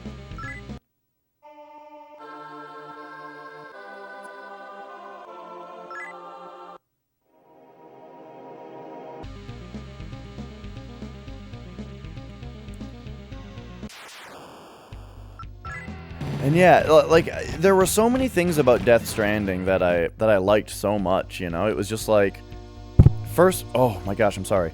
Sorry to you guys. I wasn't talking to the mic. I was talking to you guys for punching it. Just stuff like, but I'm sorry, microphone. Also, I'm sorry to you. It was an accident. There's just stuff like, okay, so I already said, one thing I really liked about Death Stranding was the fact that the game encouraged you to look at the world, to look at the scenery and the obstacles in front of your character, and not just be staring at a mini-map the whole time. Or even on games like I think that, like, the antithesis to Death Stranding, or Death Stranding is the antithesis to Assassin's Creed, where that is a game where you've got all these complex little obstacles in front of you around the world, but and all this, like, beautiful scenery, right? But all you do as a player is you're not actually looking at the world in front of you. You're just looking at the little dot in the middle of the screen that says that your goal is 200 meters away. And you're just holding forward and run on your controller, watching the little 200 number tick down over time, while your character automatically, effortlessly jumps across all this stuff, you know? And it's like, that's boring and dumb, and it just totally, like, undermines all of the potential immersion. The fact that, like, that's all you're doing, really. But Death Stranding is a game where you don't really have that marker on the screen. And at the very least, it doesn't really have that, like, counter on it, you know? And you actually have to look at the ground in front of you to avoid things that might trip you, you know? You gotta look at the ground in front of you to see, like, what angle you're walking at, and consider that with how heavy your load is, and all that kind of stuff. And, like, it's a game that's all about walking, but they make the walking involved, you know? Where you just have to pay attention to the world around you and look at it, you know? And that's so important.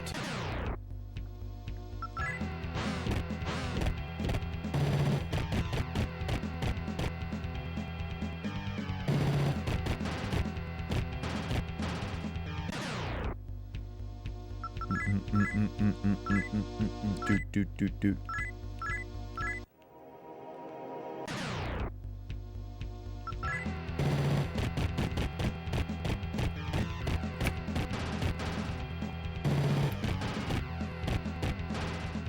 Hopefully Hitomi gets unbound pretty soon.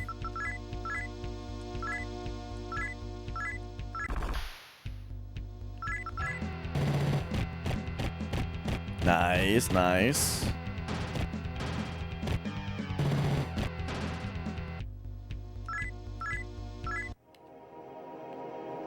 Oh.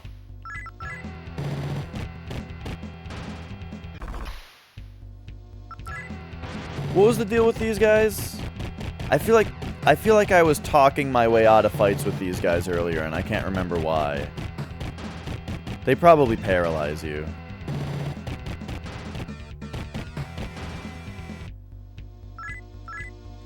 Yummy Hoshi. Oh my god.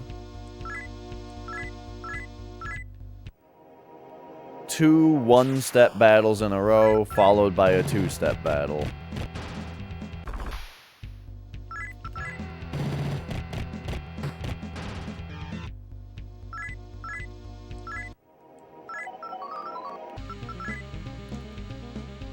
Okay, but I just want to hug the right.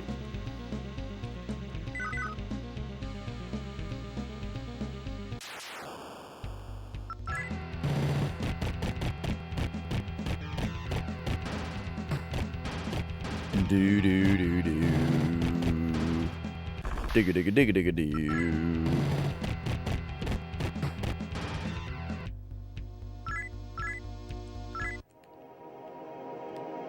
I'm looking forward to Final Fantasy X. I'm a little worried about it, but we'll see. We'll see what happens.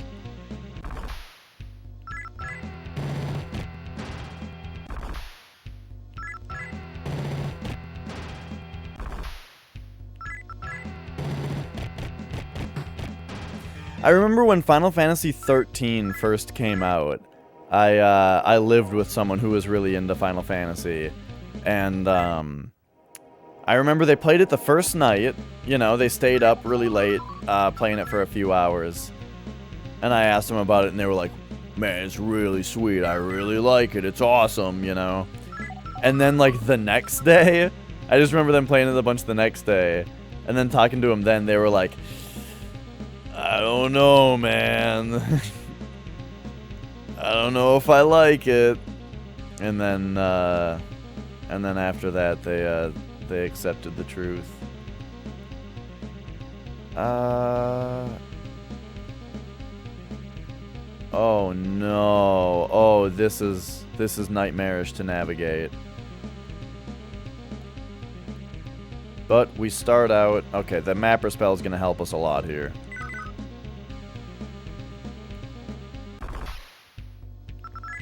Oops.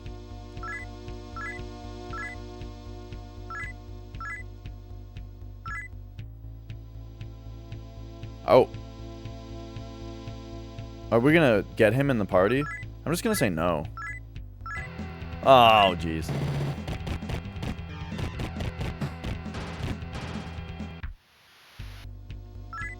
Caught him off guard? Okay, just get him. There's just one of them.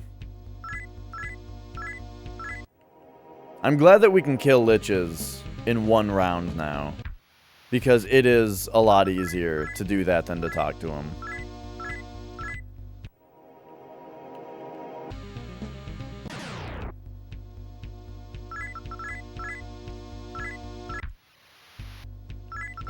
So yeah, whenever we catch these guys off guard, I think we just wail on them. Don't really have to worry about them killing someone anymore, because we destroy them in the one turn now. Okay. So now, okay, now we're already past the stairs up that we don't want to take. Or are we? Wait a second. What? Right, because we can't get... Okay, never mind, never mind.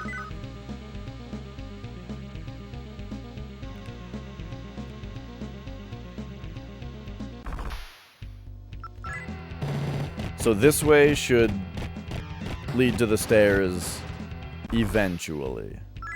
But yeah, this area is constructed weirdly, where like there's no turns, you know? There's no turns in the hallways, it's just doors. Straight hallways with doors.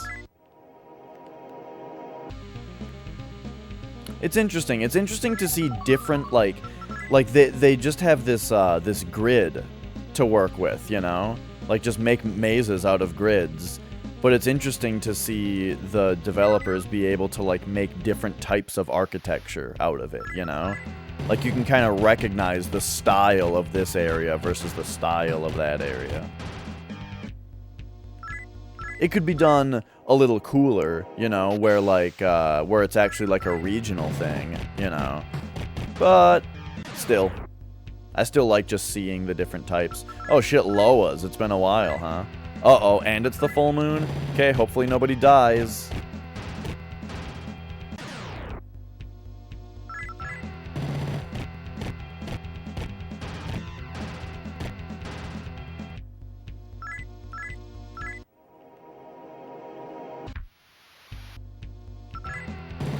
Here's the area where you fight, like, old, weak demons for some reason.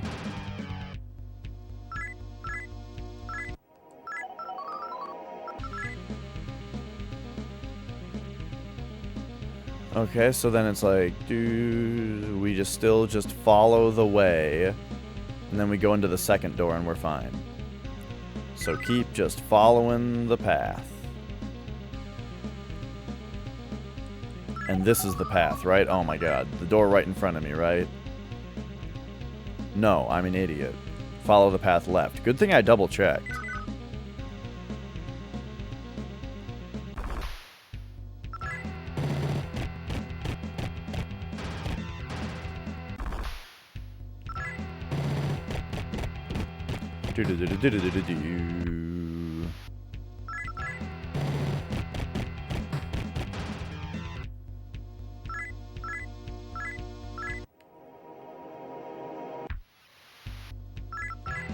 Remember in Tales of Symphonia, there was that weird blue skeleton boss?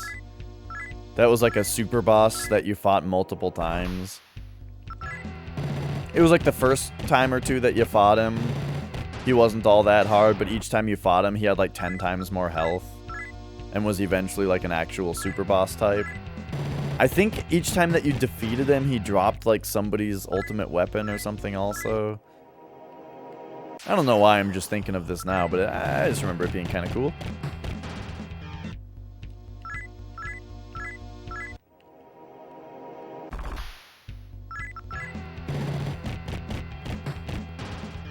I forgot what exactly it actually was that he dropped.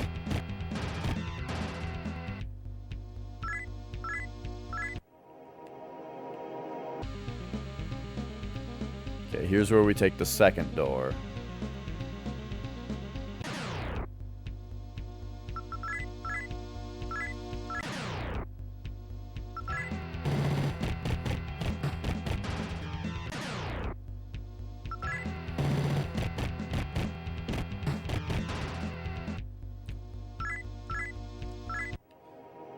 And what now? There we go, we did it. So now, face north. And I'm trying to get down to the south. So we want to go... Yep, only one way to go.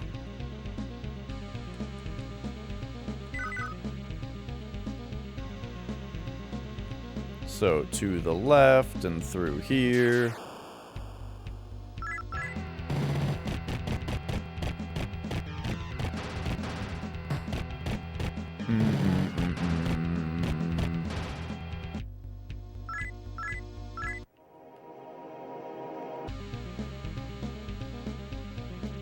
And then it's just around this way?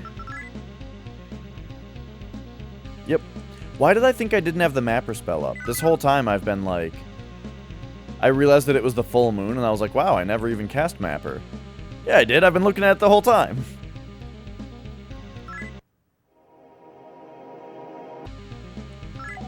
Okay, so now...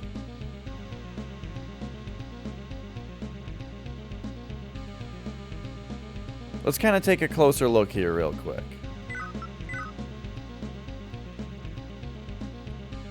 If we pop back upstairs and we take a look at the map, we can see what spots are empty. So there's like 2 stairs down in a row to the right of here. But if I go down the stairs...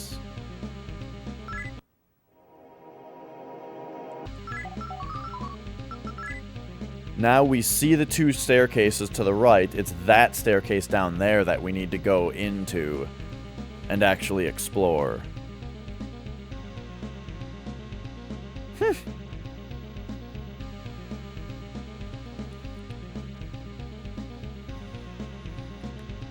Okay, so...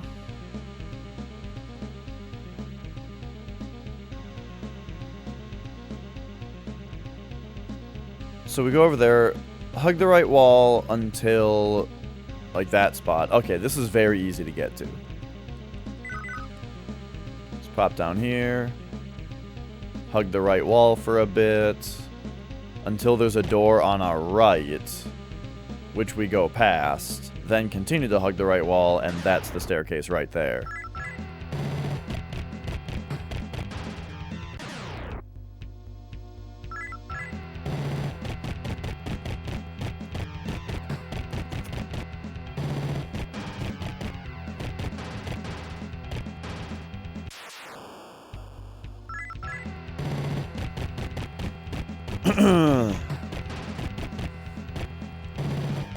I don't like that when an enemy is terminal, you can't tell if they have a status ailment. I think they fixed that also in the later ones, where it's like, the enemy will always show their status like they're supposed to, and when they're terminal, instead of that being a different status, it's like that's just, they just turn red or something. Whatever their status is just turns red. Alright, so there we go. Mark those stairs. That's why you're supposed to actually traverse the stairs up and down.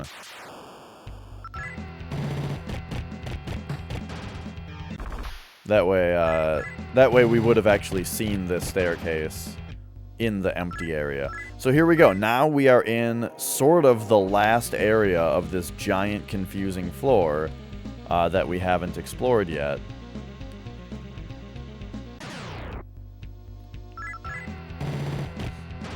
And what's nice about that is that before, when we looked at a spot that we hadn't really looked at yet, we found a staircase up and found a whole nother area to the dungeon. That has, like, angels in it, right?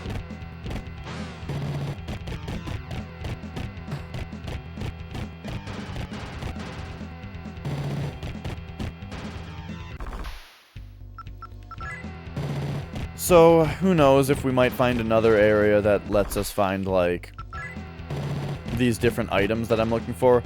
Hey, wait a second. What if those big archangels are carrying the items that we need? Like, we might have actually gotten those, you know? But no, it doesn't look like it. But still, I didn't think about that. The idea that the items that Asura wants us to get might be held by the law guys.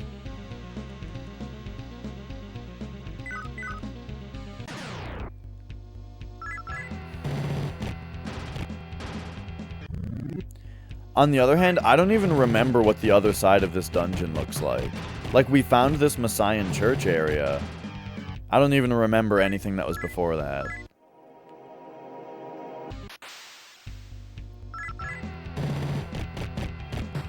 We could teleport there and make sure that I didn't miss anything.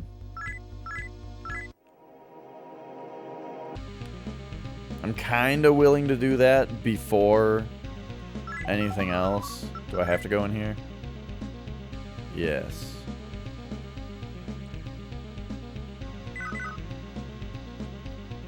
And go this way first for map completion.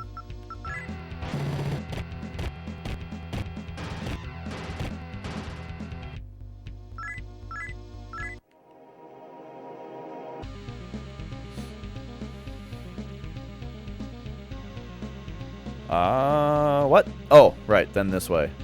Makes perfect sense, okay. Lamaya. It's weird fighting these enemies here that are so old.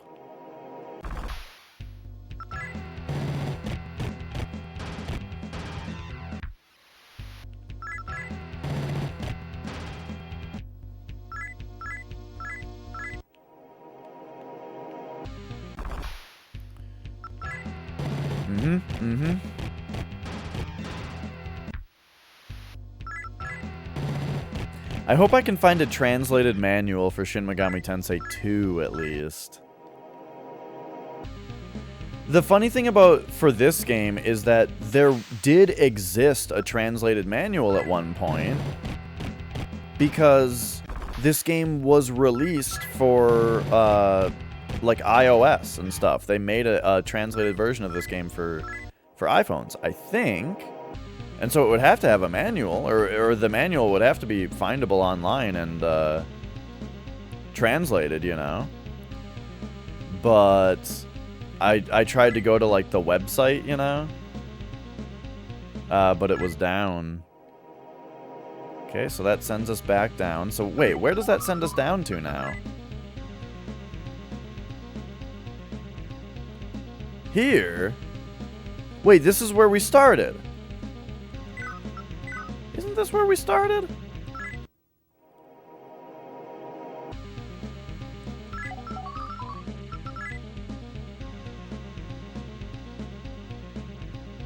No, it's not where we started.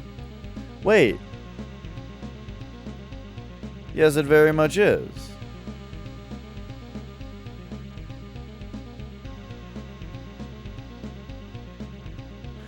Oh no, that is this whole area, because this little chunk right here that's missing is where that Messiah Cathedral is, or the Messiah area is.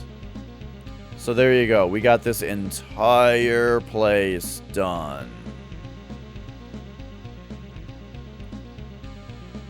Hoo boy. So now let's just, oh, and if we go through the stairs, I think this place was already entirely done, right? Yeah, so now this entire place is done, except for that, the heart of the cathedral right there.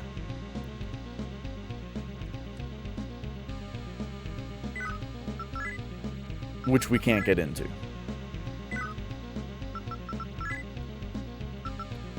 So let's teleport back over here. First of all, save the game.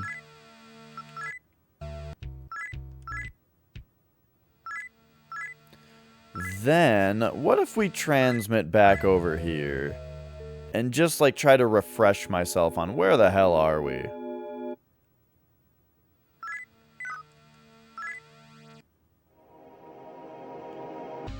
Now that enemies over here are going to be a lot easier and stuff.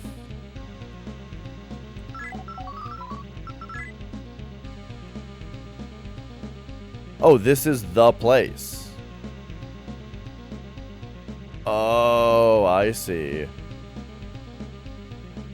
Interesting. So yeah, there's just 2 terminals on this floor because it's so big.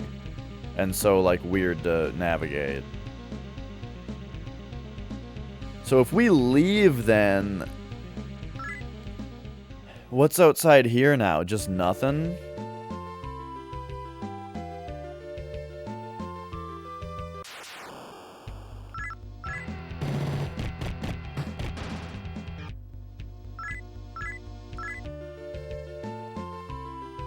Yeah, there's not really anything that we can do up here, but you can see, boom, there's a cathedral, and there's these big, like, exits up there and spots that where you can leave from the top.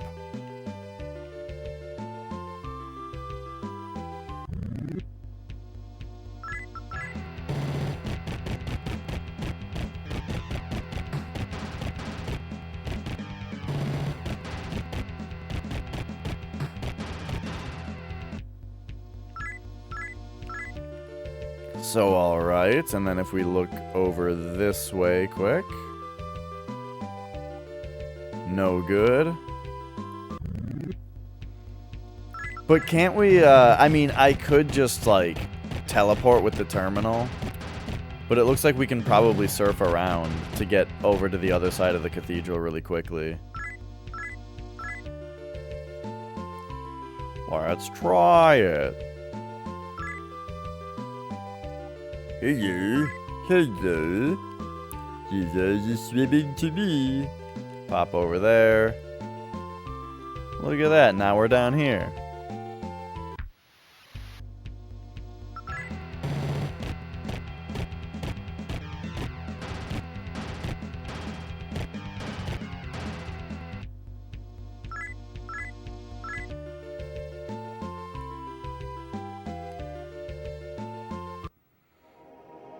So, yes, that allows you to pop back in here. Now we're in what? The actual, like, yeah, we're in like the little spot. So, okay, we get out of here, you know.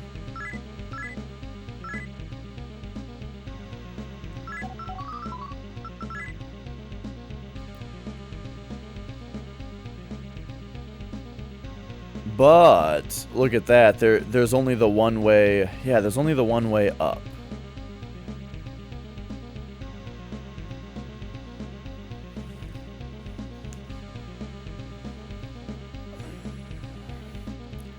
I think I gotta more thoroughly explore the area down. So let's see, you go in there.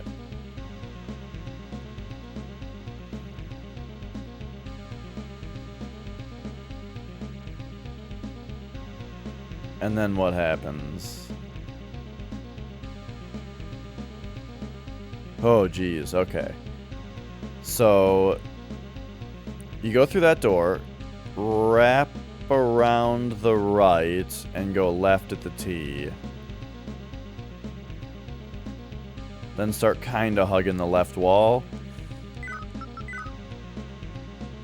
So it's in here. Wrap around to the right.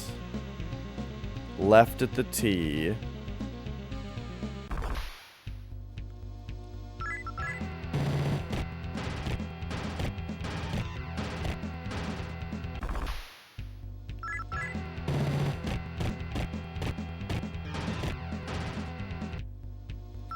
Then I think the next part was to go around like this, start hugging the left wall. Ignore that door though, and the stairs are here. So now we are in the correct downstairs area. I need to face north though so that I can get my bearings straight.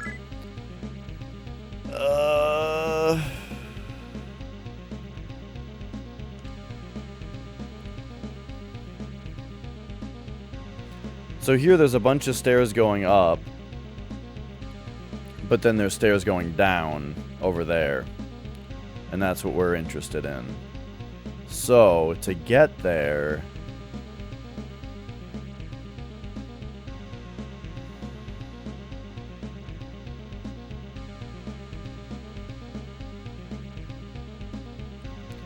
we gotta come from there.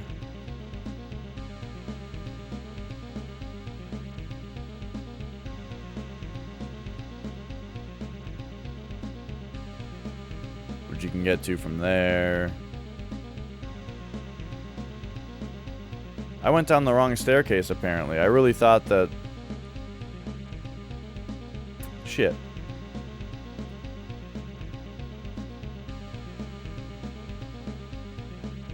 What? I really thought I had to go down this particular staircase for some reason, but no.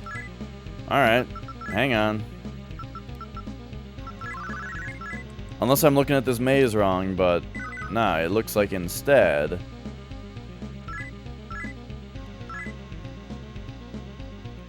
Instead, you just go down this really easy staircase that's right here. Oh, geez, here come these guys.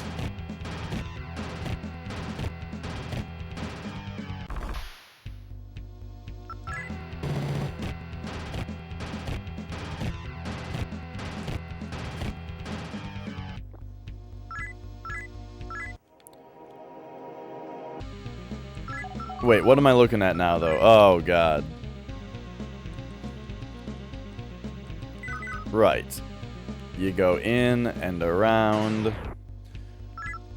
Oi!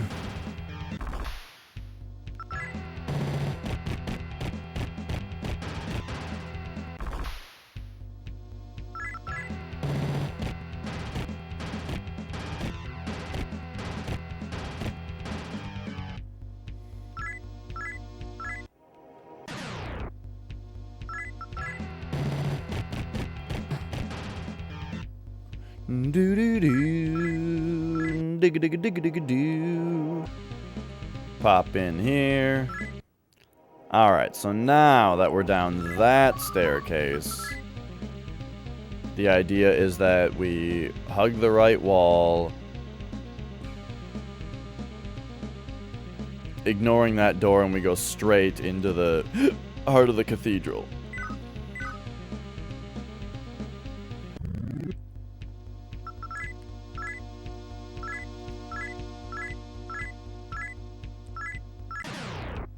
I actually meant to just auto-battle those atlases, but, you know, whatever. Or giants, or whatever the hell that guy was.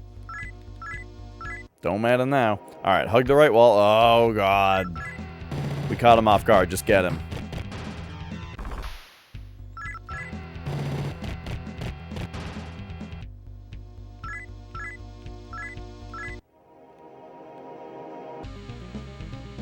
Is Dash's speed maxed out, come to think of it? Oh my god, it is. That's probably part of the reason that we catch so many guys off guard.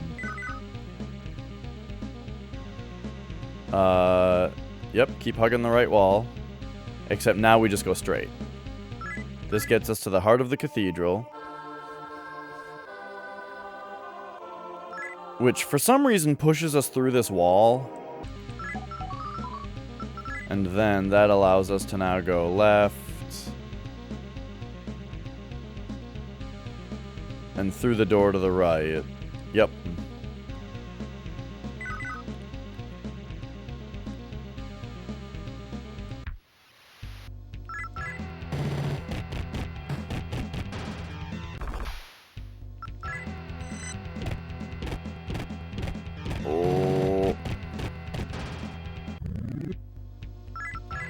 Oh, it was Atlas.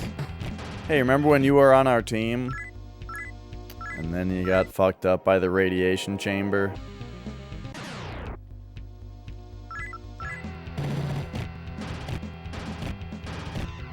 Jack Frost is here, huh?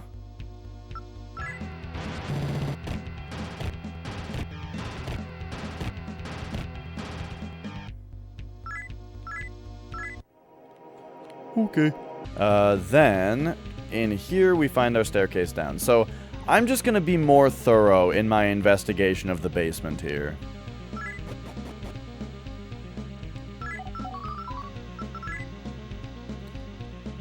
Like, yeah, see this part of it, we didn't get everything. And why not? We might end up finding something like a staircase that leads to... Or we might end up finding more, like, of the demon guys whose parts we're supposed to collect.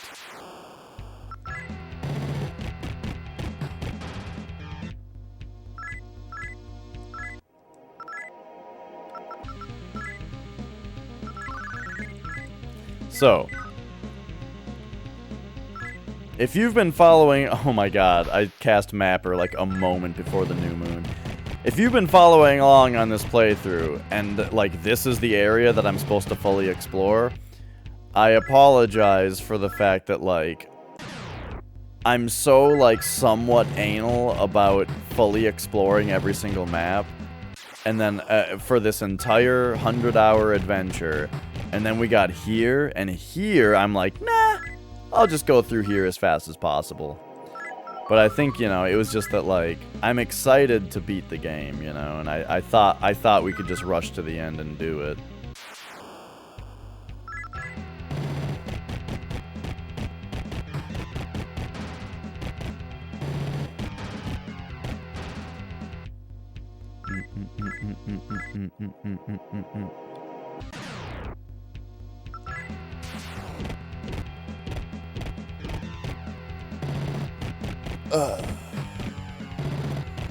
Uh-oh. Oh, that's right. Vampires charm guys. Oh, good. The one guy being charmed caused us to not be able to destroy that lich in one round. And he tried. He tried to murder somebody.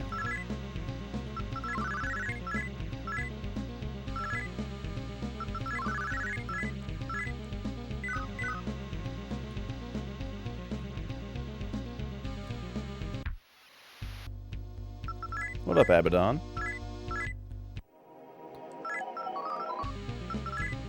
Okay. So now we come out of this door and go to the right.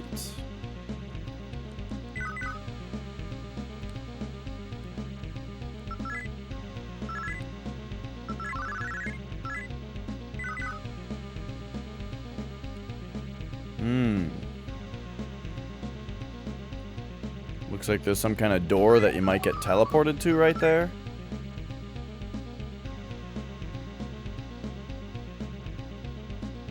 Okay. So now, pop through here, kind of go through door 1, door 2 that are on the right, but then go left. So pop here, kind of go rightward. Door 1.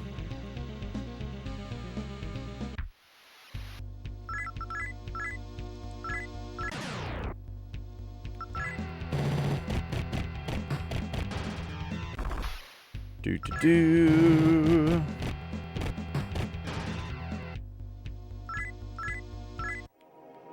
Door 2.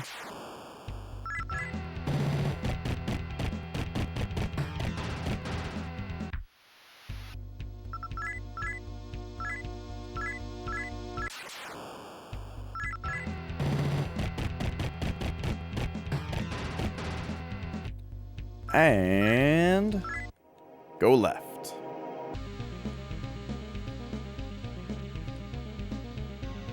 Okay, is this place explored or is this all new now? This is all new, baby. So bloop. Over here. Bloop. Hey! So that was a teleport into this little area.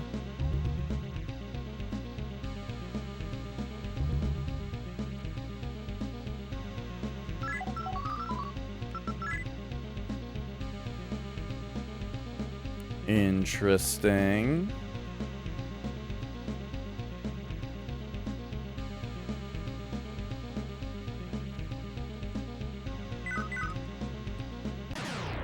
I kind of didn't want to explore this area because I didn't want to forget where the proper teleports are. Okay, we didn't catch him off guard, so let's talk to him.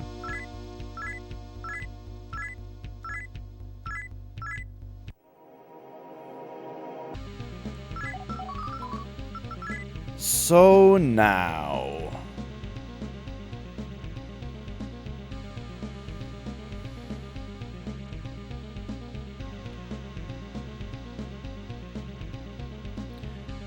so we wrap around the left. Let's see. Actually, just keep hugging the left wall until we go straight on into a door. Okay, yep.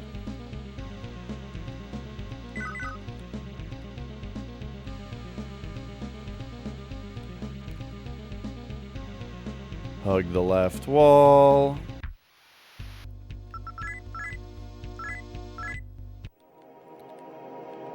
Until here, we're straight on into a door.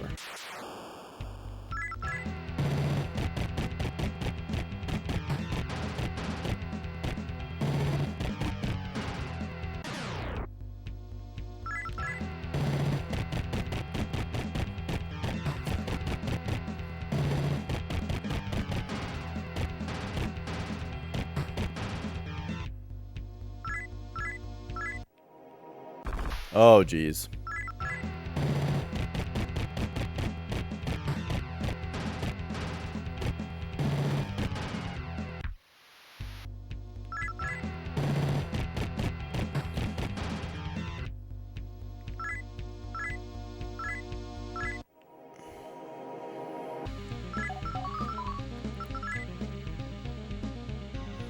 So, without me launching into some dumb rant that nobody cares about, I just want to... Oh, see, here's something I missed. Watch this be... This is Cert. Yeah. You two have done magnificently. Your strength, conviction, and dedication to the cause are truly admirable. You humans are naturally passionate creatures, full of desire, ambition, and inner fire. What good is a peace that is obtained by repressing those qualities? If you have to sacrifice your freedom and happiness for it, does that not merely defeat the purpose? You two are true to yourselves, and for that you should be commended. I see. So you wish to deprive me of my claw? Such an inappropriate request. However, I can tell that you intend to use it for good. Very well. I entrust my enchanted Surt's claw to you. Lighten your load, then return, and it is yours. Alright, so let's discard... How many freaking pearls do we have? Oh yeah, see, we're full up on some of these. Emerald, get them out of here.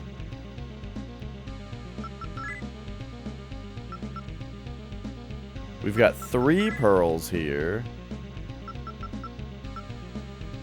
Muscle drink, get these out of here. Do we have multiple rubies? Oh, these just drop off of an enemy. Get rid of those.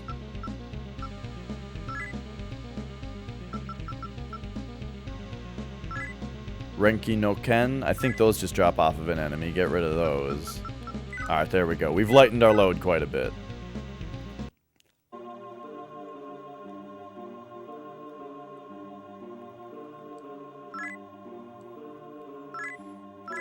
There we go. We got Surt's Claw. Yeah. Well, shit. Now we want... Oh my gosh, it's right next to the exit, too. What was I doing? So now we go down further.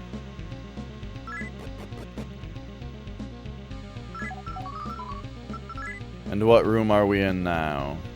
This one. Doesn't look like I missed anything here.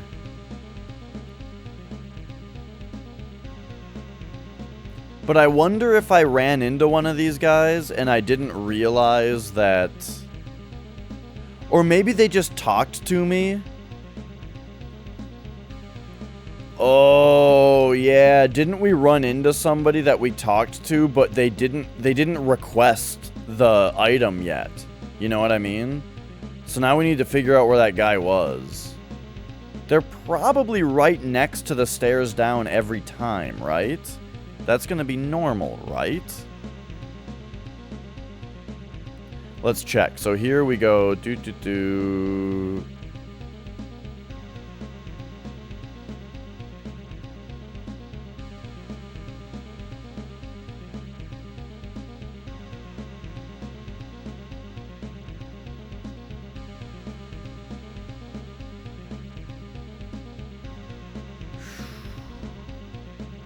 Yikes, this place is complicated.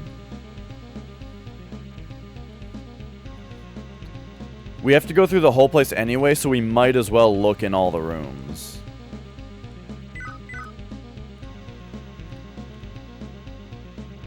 It won't add very much time to the floor at all to just take a look, you know?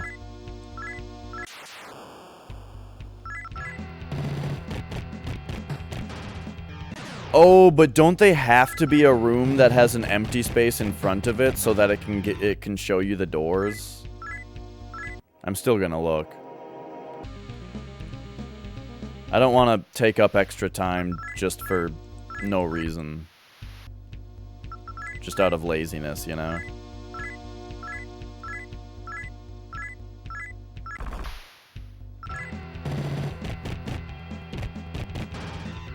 Paralysis on Hitomi.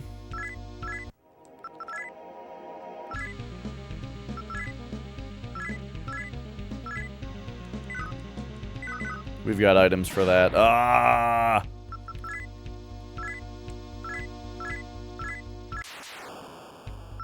Go away!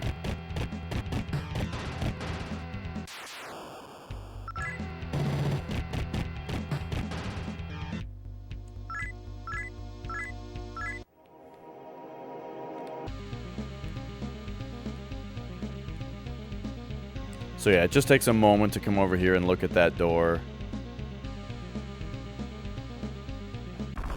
Because there's going to be doors outside of it that say, will you go inside? So yeah.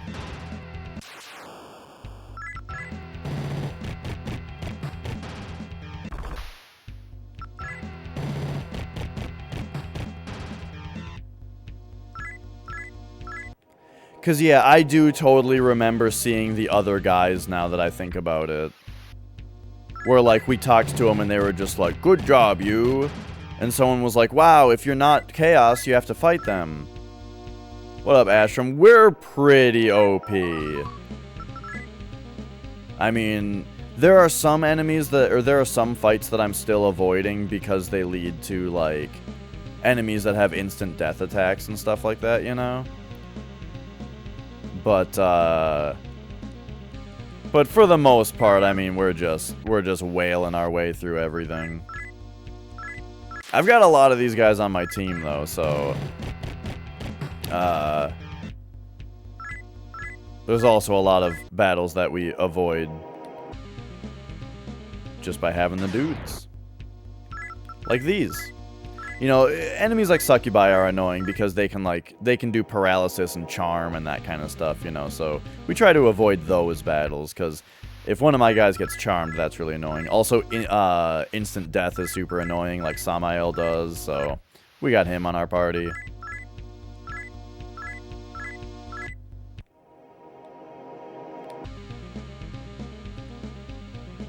We also ran into a wonderful bug in the game, where if we are gifted mag, it can go over the 99999 cap and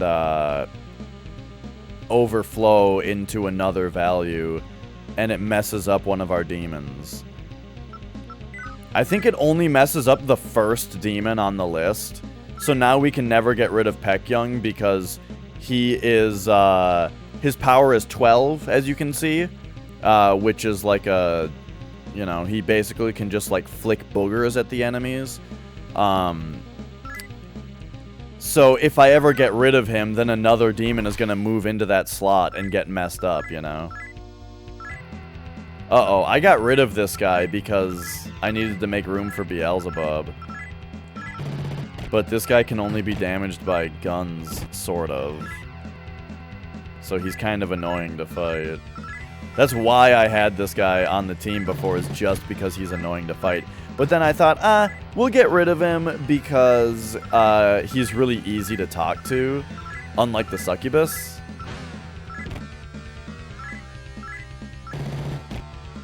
And now I'm paying for it. There we go. Only because it's the full moon, though.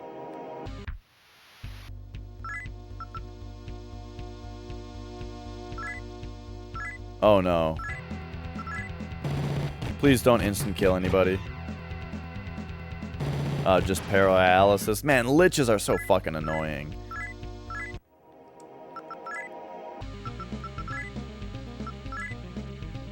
Get out of here with that.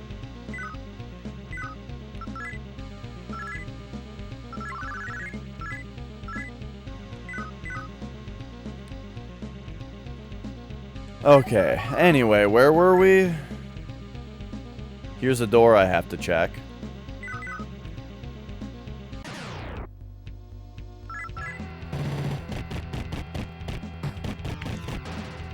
How you been doing, Ashram? It is good to see ya.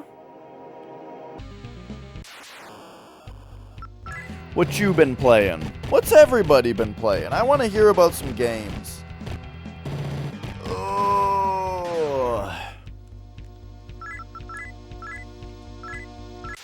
Who's doing the old Game & Watch?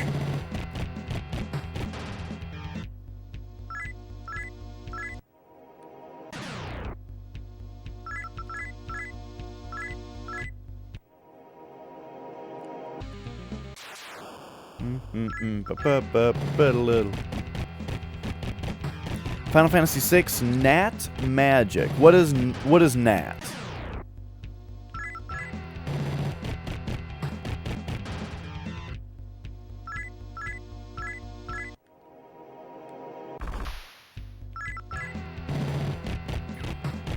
Digga digga digga digga doo. only people who naturally get magic can use it. Gotcha, gotcha. Okay.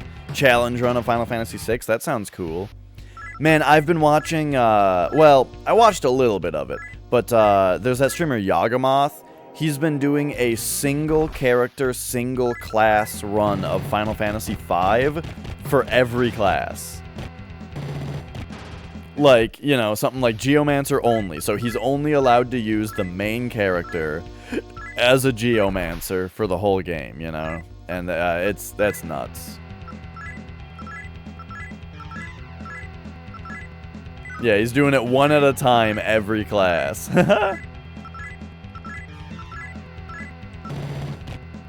I only found his stream recently, but yeah, I thought that was really interesting to see. The funny thing is, I talked to Yagamoth briefly, like, years ago. I saw his name, and I was like, oh, Yagamoth, is that like a reference to Yawgmoth from Magic the Gathering? And he said, yeah, he doesn't play Magic, but a friend of his was showing him cards one day, and he thought that one of the cards with... one of the Yawgmoth cards had really cool artwork. But he couldn't remember the actual name. But just made his name something close to it. And hey, you know, he got pretty close.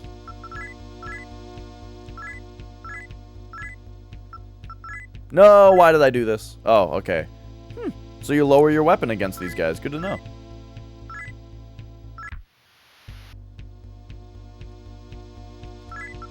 Caught him off guard.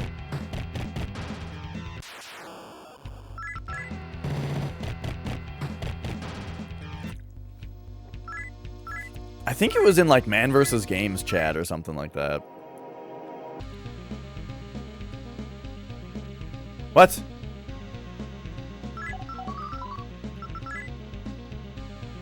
Oh. Right, this isn't the last one yet.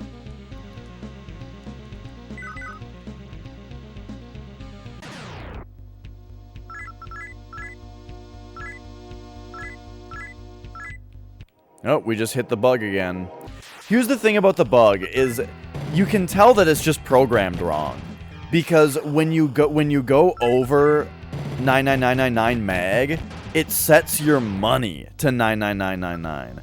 Like they programmed it to say if your mag is gonna go over 5 nines, then just set it to 5 nines instead. But they accidentally made it set your money to all 9s.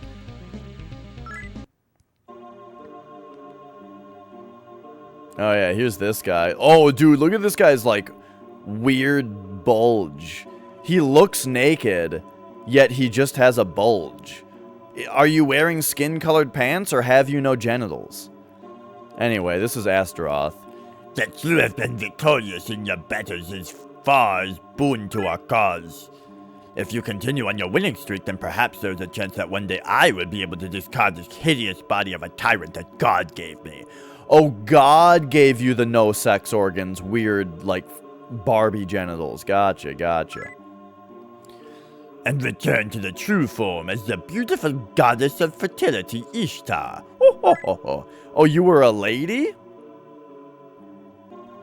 So, you want one of my feathers?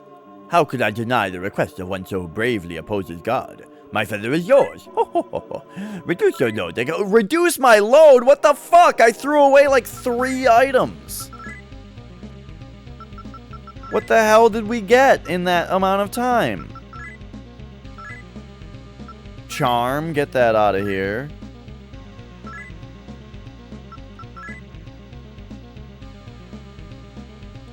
We keep getting rubies. Throw a stack of those away.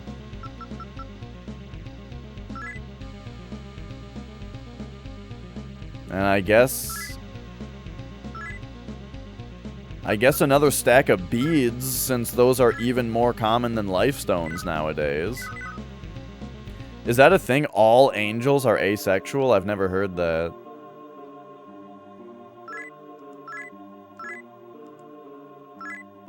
Whoa. Alright, there we go. We got Astaroth's feather.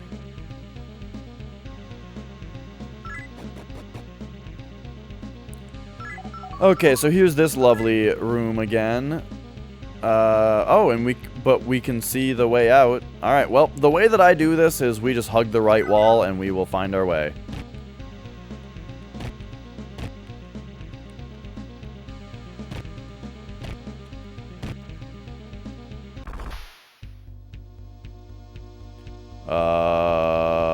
Talk.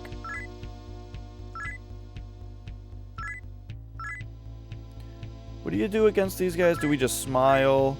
They say come closer, we say no, and then they leave. Lich, we caught him off guard, so we'll just kick his ass. Same thing.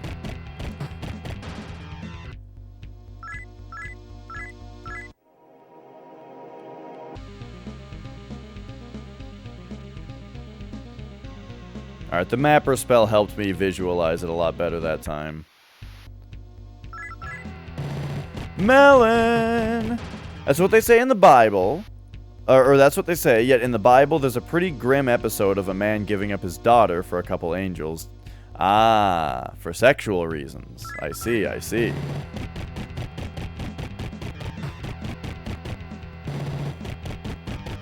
Interesting, interesting. They're created by God, they don't need a reproductive system, and they don't need to eat, so they don't need to get rid of the excess. Right, yeah, all that makes sense. You could also see that, like, not having reproductive or sexual organs would then mean that you don't have a desire or a, you don't have, like, a, temptation for sex in the first place, which you could say would make like this happy utopian society that they describe to as what heaven is. I just haven't directly heard that before.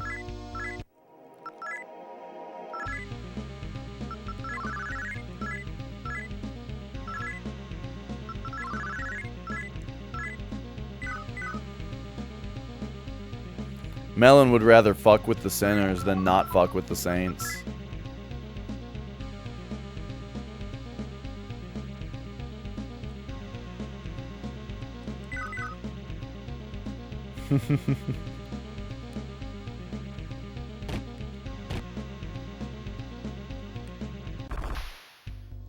What up, Haridi? What up, Abaddon? Hi, Rangda. Let's see. Friendly, flatter it, it's getting cocky, persuade it, say no to it being your minion, and go away.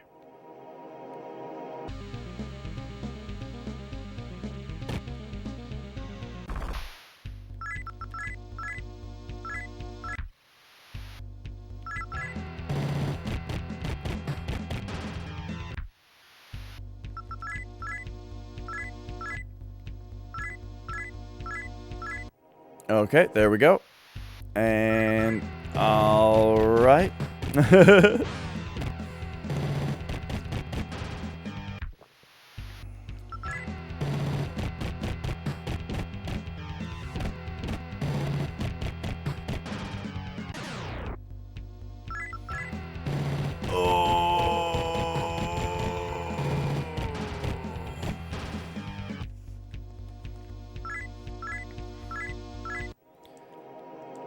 Alright, what do we got going on here?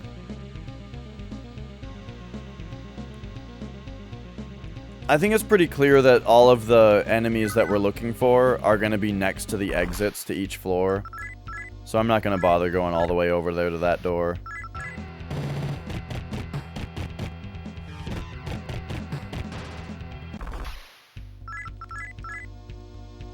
Uh-oh.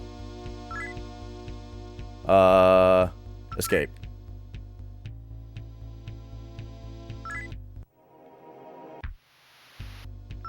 I didn't want to bother with that freezing. No, stop it. Ah, Florides, man.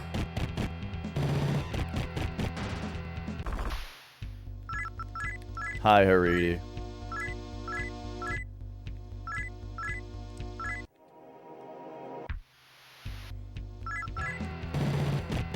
Lich that we caught off guard, so kick its ass. Ah, it's one of these guys again. Man, I really think that I mean, maybe it's luck also, because our luck is almost maxed, but I also feel like it's our 40 speed, where, we catch, like, every enemy off guard. Super muggy where you're at? Yeah, dude, it was 95, 96 degrees, in Minnesota yesterday. I went over to visit my sister.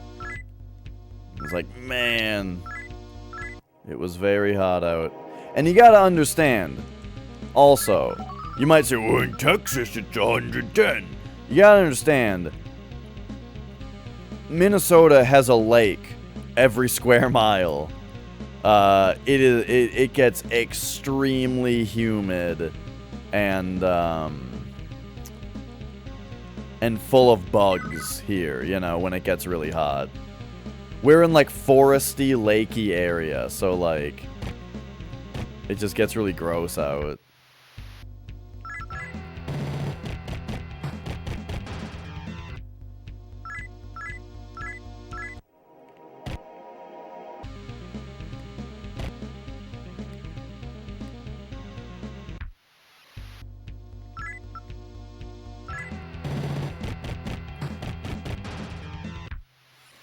Do do do do do do do.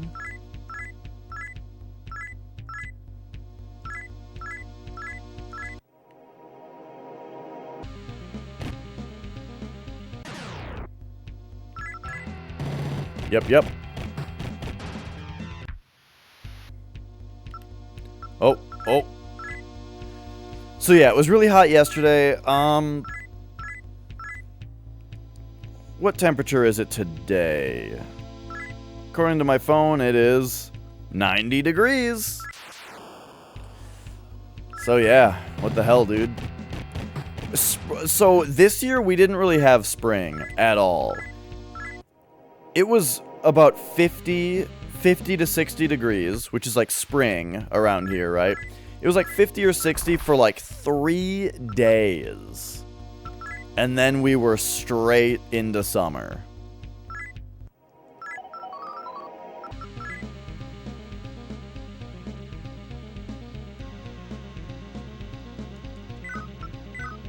Yeah, that's what we're talking about, pizza farts.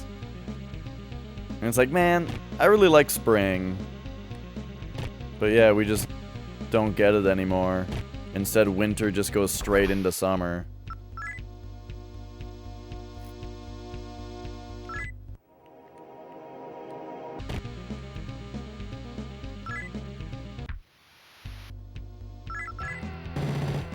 Alright, we gotta feel the rest of the way through here without the mapper spell.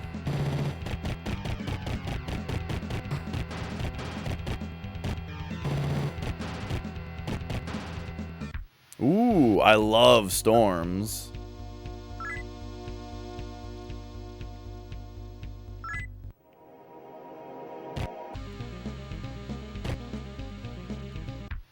Sorry, so hang on. Now we're using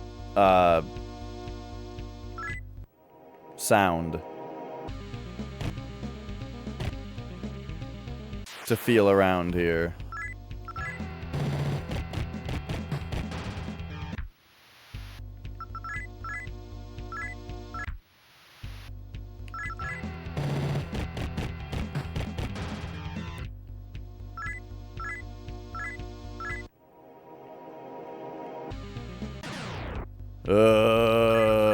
I don't wanna.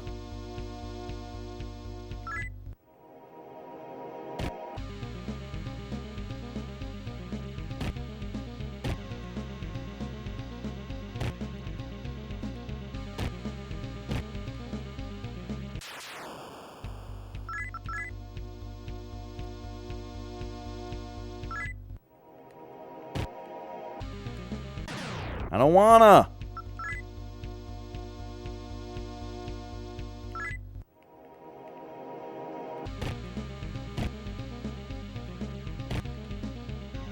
I hope I'm going the right way.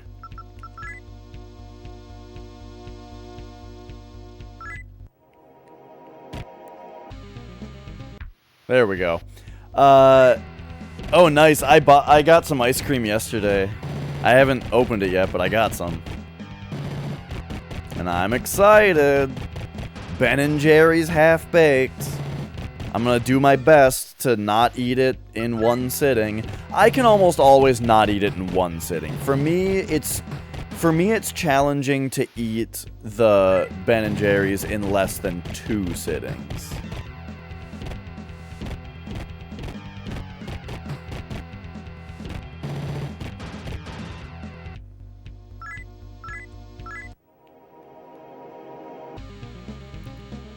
Alright, is this the place? Nice.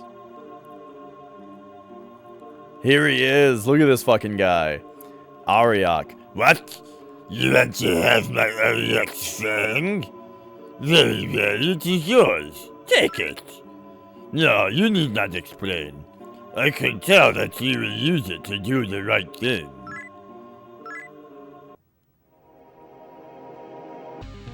Licorice ice cream on at the shop? Oh.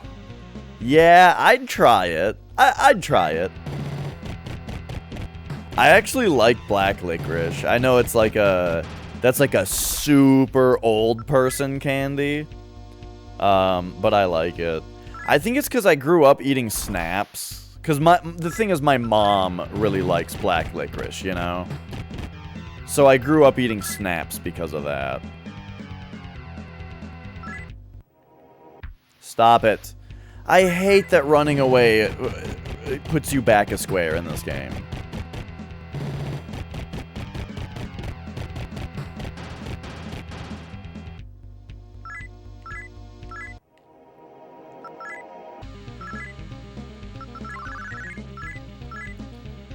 Okay, we've done it. We have collected the things that What's-His-Face wanted us to collect.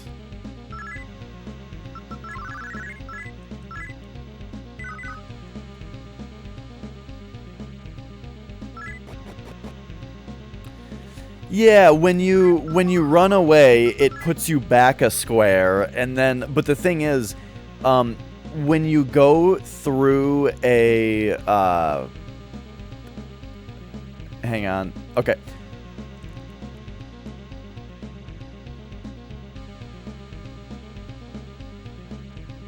When you go through a door in this game, you have a significantly increased chance of getting into an encounter. So if you go through a door and get into an encounter and then escape the encounter, you're very likely to just hit another encounter when you go back through the door.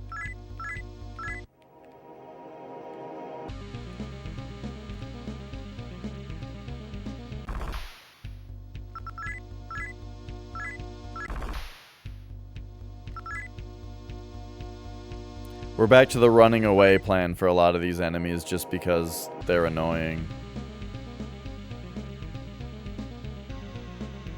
Yeah, this game's got some trolly stuff in it, but it's not terrible though. With that kind of stuff. Oh man, though, talking to demons took a long time to get like used to.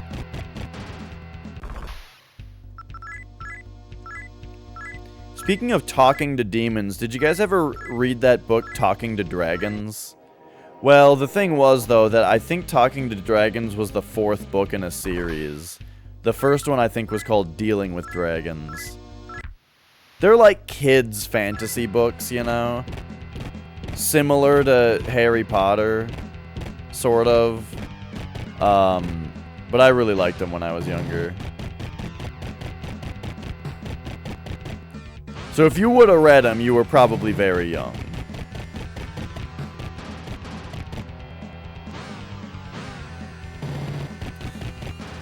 Metalcore, it wouldn't be like power metal. Dude, I cannot get into power metal. I just hate it. Every time I hear it. Well, I don't hate it. You know, it doesn't make me mad like country music does. I just don't like it. It's just like, I realize that this is what people say about every genre of metal that they don't like, but it all sounds exactly the same to me.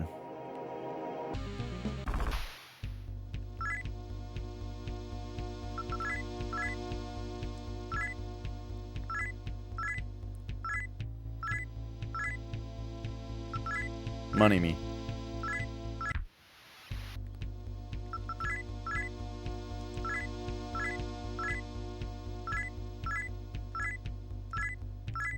And there we go. And we're out of here. Talk to these guys.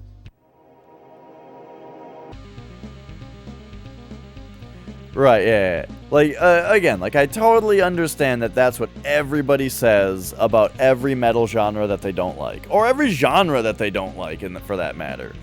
But man, it's like every song is just exactly the same. And it's all in major scale, you know, and... yeah, I don't know, man. Alright, so now we just go...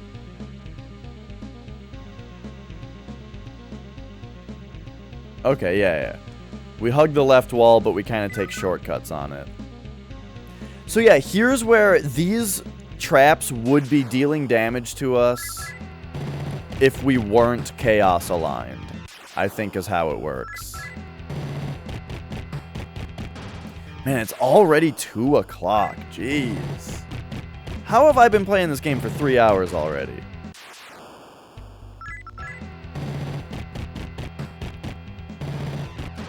I gotta run to the bathroom before this very important stuff comes up next. I will be right back.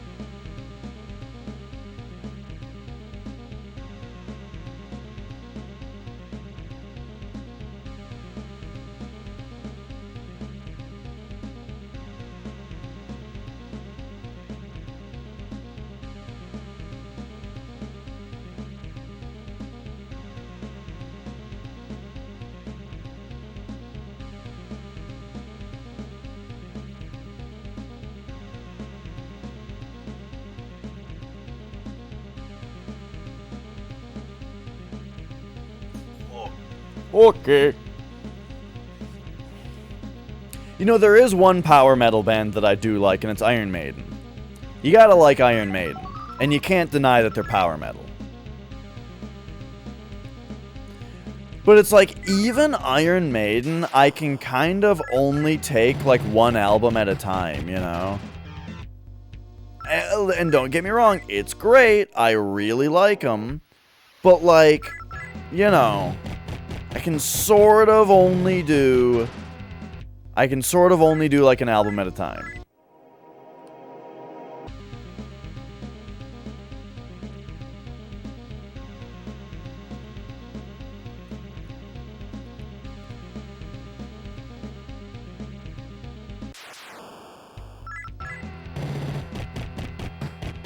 Digga digga digga digga doo. Children of the damned. Children of the damned.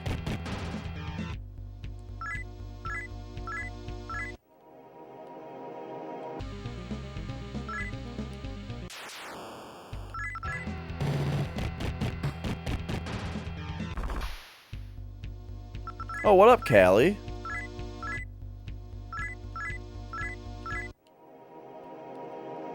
Alright, here we go.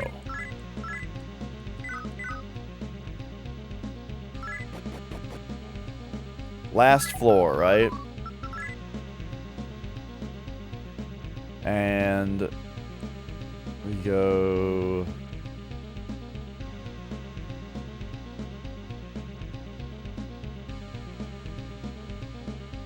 Wait, what?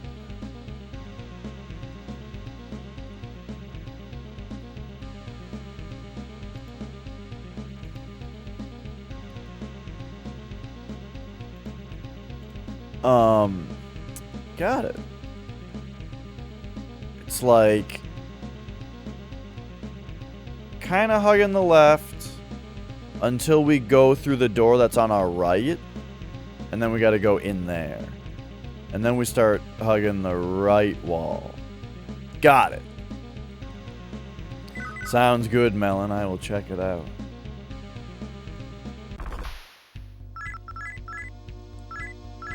But it's like, over there, that's just nothing.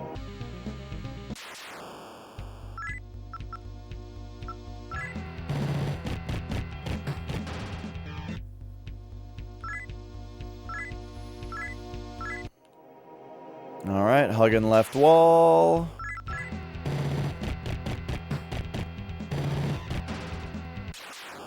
Doop-de-doo. This sure looks like a final area with these enemies that we're fighting. They all look big and scary.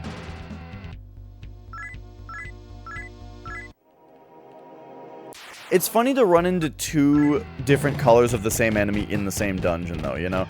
Like, usually, they'll use a recolor.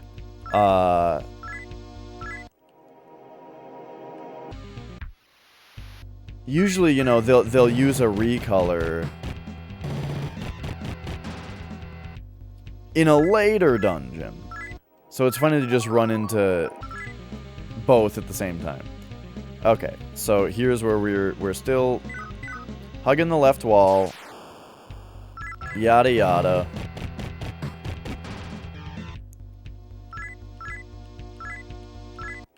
Until we run into the wall, or this to the right. And now we hug the right wall.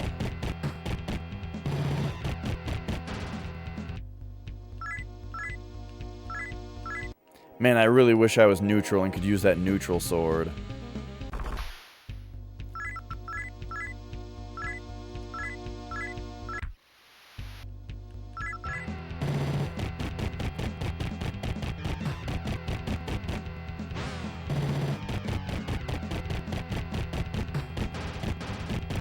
I wonder how much money I'd have if it didn't keep getting reset to quadruple nines.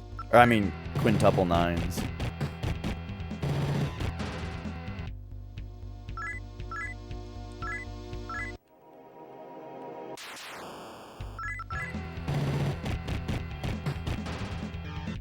Ah.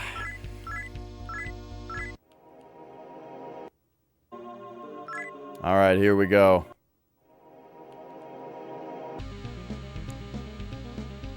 We're back in. I think I'm supposed to be hugging the right wall.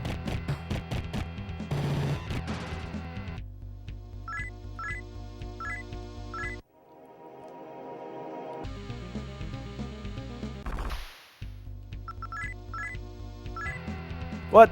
Oh. No. Oh, geez. These guys cast Mudo.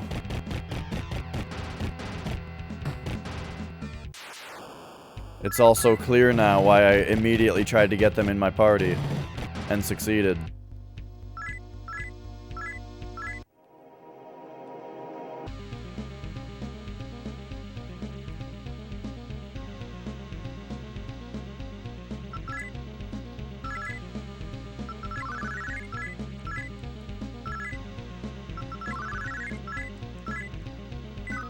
Alright, here we go. Final floor, right? Yep. Oh, well, it's not even a floor, really. This is just, like, the place. So, yeah, here we go. We have the stuff now.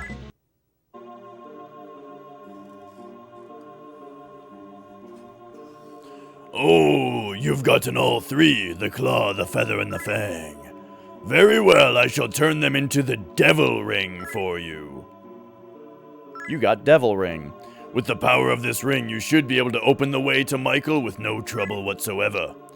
However, keep in mind that the Devil Ring allows full access to the source of power from which all demons get their strength. If you overuse it and try to take too much, your body will not be able to take the strain and could easily kill you. Take extreme caution and use prudence when using an artifact of such incredible power. I'm counting on you, Dash.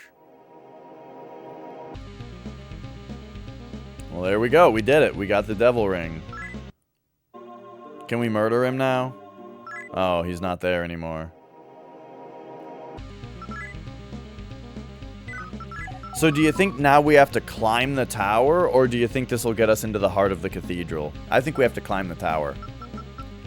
So let's go magic, Hitomi, Traport. Boy, I sure am glad that we came down here and, like, reassessed, you know, exploring the basement before actually exploring the entire tower.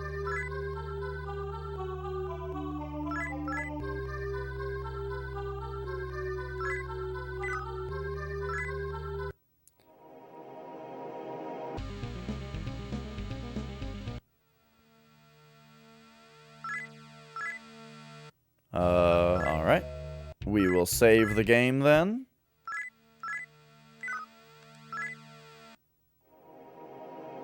And let's get going back upward.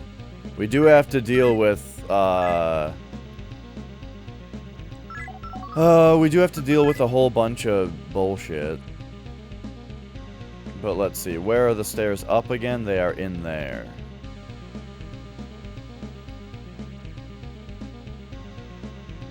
And we get to those by going through the...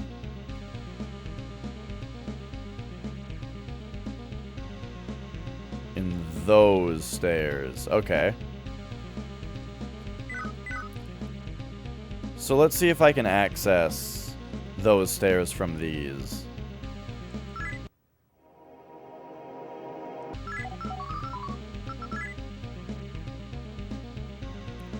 They are they. I can. So we go the heart of the cathedral way, and then we go straight out of there, take a right, go up the stairs.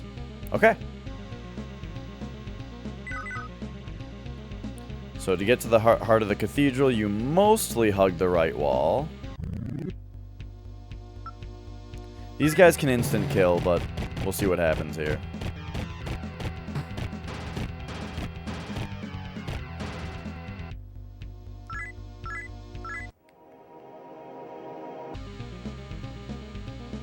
And then right here, though, when you see the door to the right, you just go straight.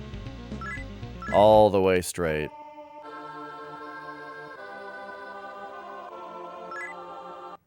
And there we go. That pushes us out here. Go straight over here, turn right, and we're facing the stairs.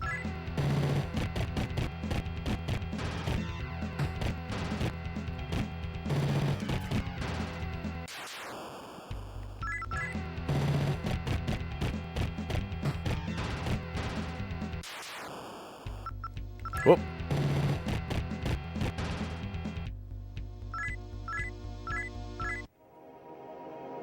Oh, I forgot to grab a thing. Alright. 2 seconds.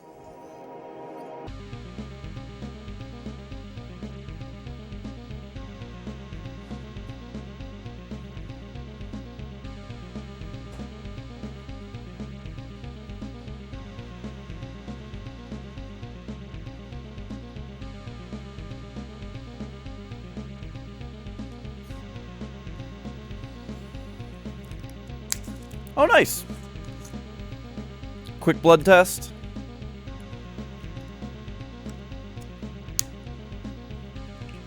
Forgive me, though. I don't remember what the blood testing was for, if you told me.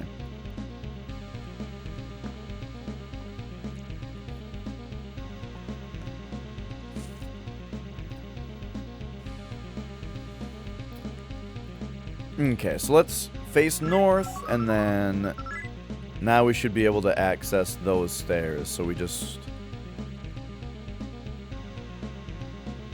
hug the right wall, but don't go into a door until we wrap around. When we're later, you know? So that should be empty, yep.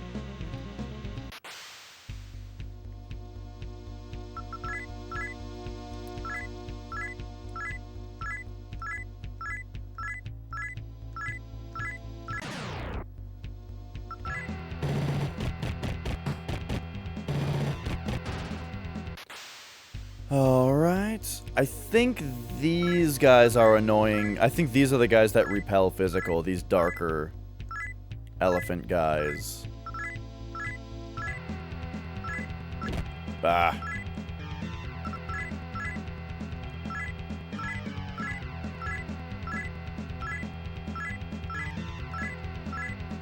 There we go. Creatine level and a bunch of things related to diabetes. Okay, gotcha.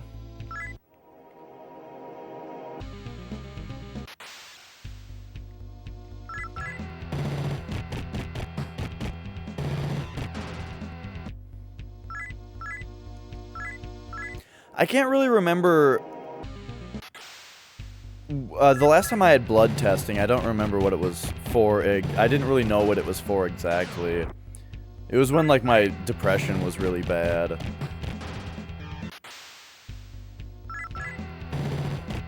But I'm not really sure what they were testing for.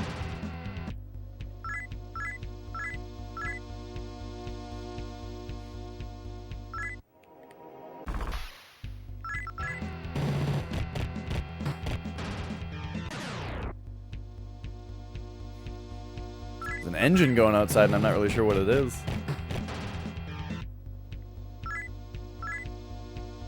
Must be a weed whacker.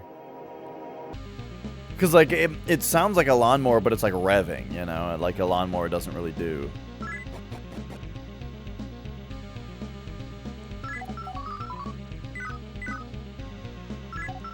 Okay, so now we went up the second time. Ah, yes. And here we are in this place. And... we did defeat the guy here. But yeah, now I have to, like, somewhat pain in the ass navigate through this place.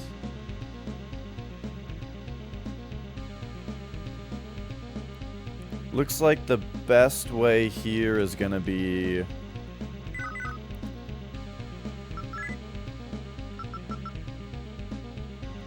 hopefully this is counting up, but I'm pretty sure it's counting down. The moon phase right now.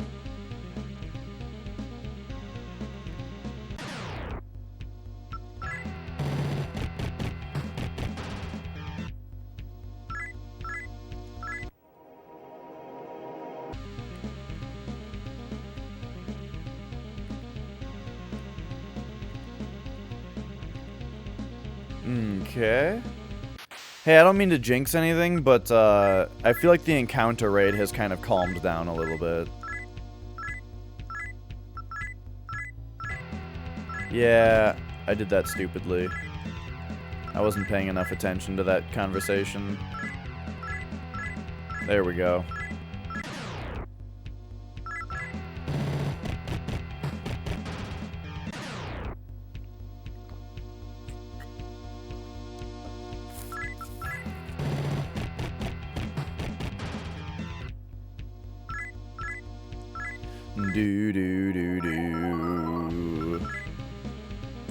So, I wonder if, man, there's so many things that keep coming up. You know when you know when you don't have internet access for a little while, and you, like, keep thinking of things to do to spend the time, but they keep turning out to need internet access? You're like, oh, I'll just watch some shows. Oh, wait, all that is streaming.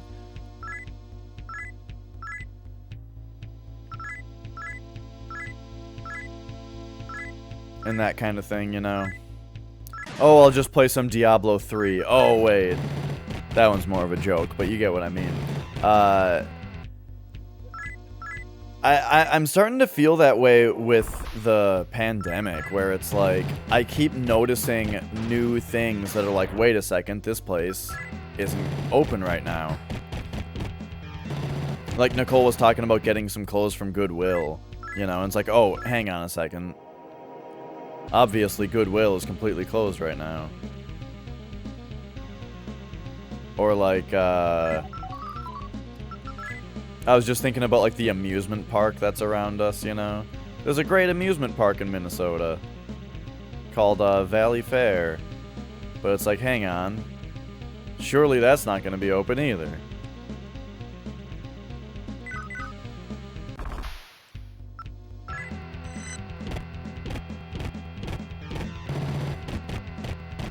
But hey, I'm not complaining about it. I'm just saying it's interesting.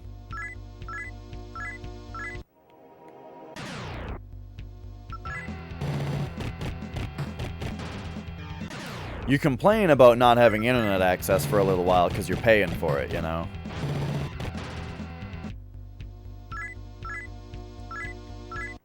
And it's usually a stupid reason.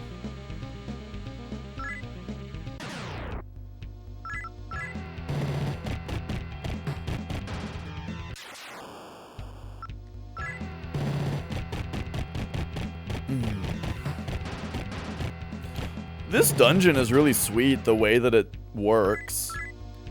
How you go up and you get lawful guys, you go down and you get demon guys, and no matter which faction you're on, you're probably going one and then the other, you know? But just in reverse order. So like you go through the spot that's your faction and you like get a bunch of new powerful dudes, as well as you know, talk to the powerful dudes of your faction. And then you go take the fight to the other place. Okay, let's pop over this way.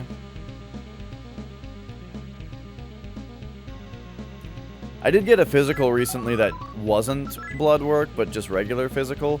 And my doctor was very concerned about my weight, and he gave me a packet of information on how to gain weight.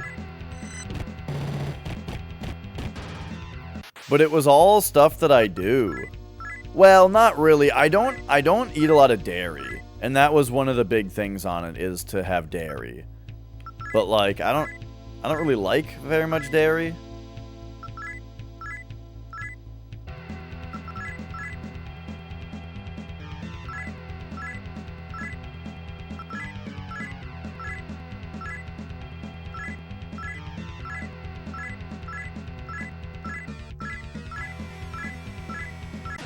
There we go. Let's get physical, physical. But yeah, you know, I don't really like dairy. You know, I don't drink milk. I mean, there's ice cream. I do like ice cream. But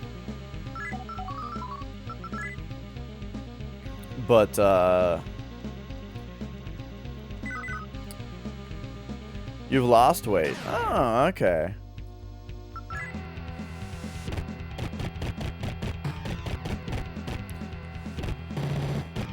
Yeah, I don't know what the conversion is at all with kilograms and pounds. But last time I weighed myself was pretty recent. Nicole wanted to weigh me. And I weigh 103 pounds.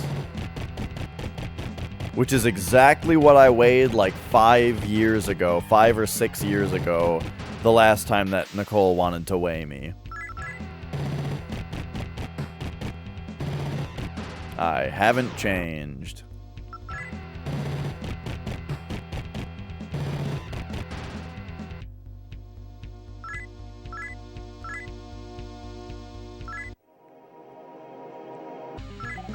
It's a bit over 2 pounds. Okay.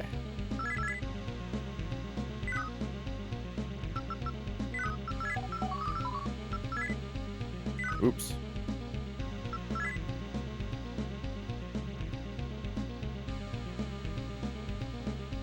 Wait, I want to go into the door to the right? No, that's where I probably just came from. So we want to go forward to the right.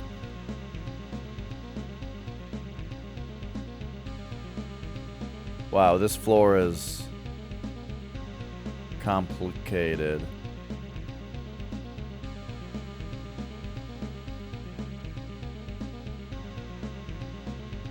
Okay, so what if we...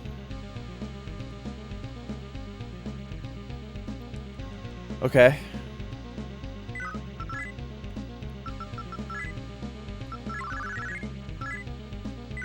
So hang on, doing this for a little while should work.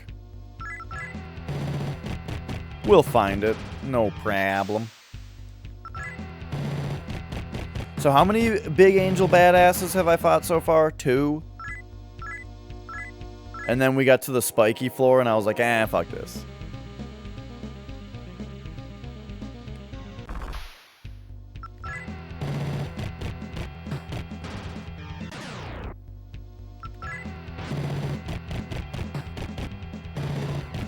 So, I was talking one day about how, about how, Pistachio stopped streaming, which is a darn shame, because she was one of the best, but it was like a health thing,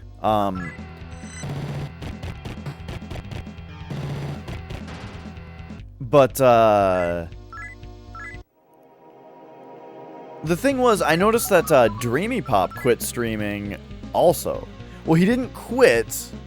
I just noticed he wasn't streaming, you know, for a long time. But I just saw him the other day playing, I think, Final Fantasy 11? It might have been 14, and it might have been 11. I don't remember. But Pistachio was on his stream. And so it was lovely to hear her again and to have her still around. Caught him off guard, let's just get him. But yeah, I think like 150, 165, something like that. 150, that's like super healthy, isn't it? That's the thing, like I weigh 103 and my doctor was like, here is a packet of things to increase your weight because you need to weigh more.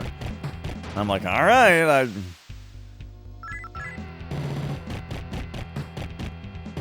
the thing is, I've just always weighed this much, you know? Ever since I hit 100 pounds, that's how much I've weighed. And it's just never changed. Okay. So let's pop in here.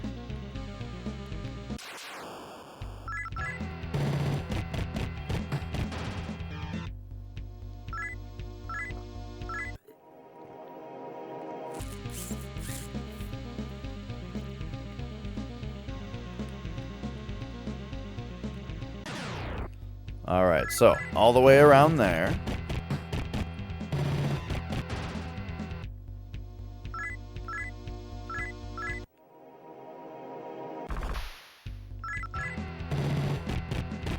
Yeah, I weighed in on Wii Fit, and Wii Fit has like the BMI like scale of, you know, underweight, normal, overweight, obese. And it's just boop, right in the right in the middle of the underweight part. So I weigh in, it puts the bar right there, and then the cute little Wii Fit voice goes, "That's underweight." And we got a good kick out of it.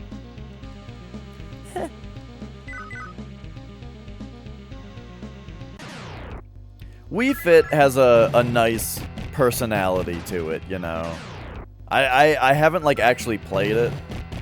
I've just seen Nicole play a couple of the games, but it's not really the games I care about. It's, like, while you're weighing in and stuff, the game is just really funny. Like, it just, like, talks to you, but in this, like, really, like, shy voice, sort of, is how I would describe it. I think nobody's here, right? Yeah. Hold still. Like, it's like, while it's weighing you, it goes like, hold still. Just like really quietly and quickly. Keep still. I think it was keep still. Alright, we are about to get romped by these traps.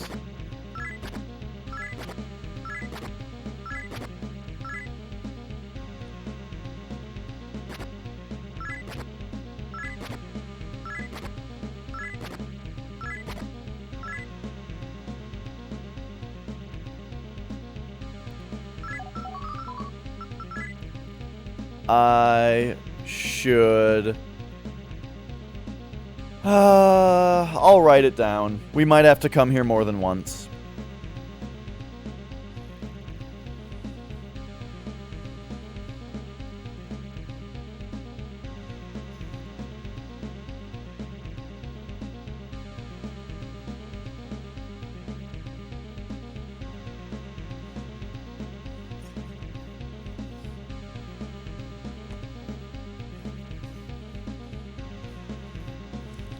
Alright. I don't know how big this floor is going to be. I'm going to start it right here. So here's the stairs down. I'm going to try to keep this map pretty simple. So we got X here, X here. There we go. Alright. But then here is pretty good. Alright, so now we'll go east.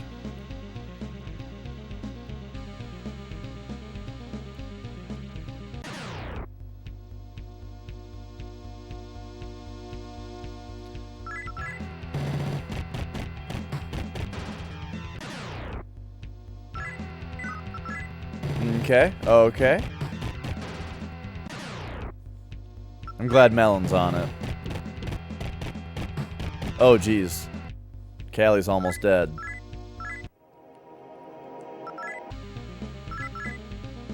Whoops. Well, no, yeah, this is good. Okay, 1, 2, 3, 4, 5,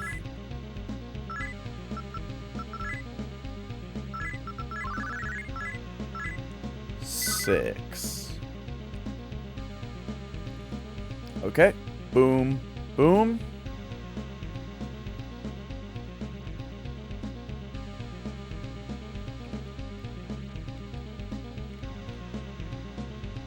Alright, so now we're here again.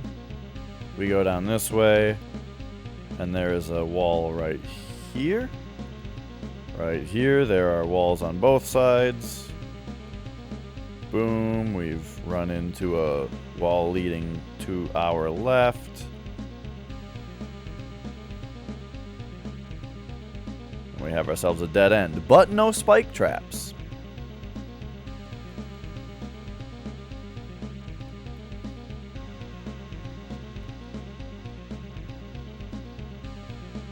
Alright, here's a spike trap.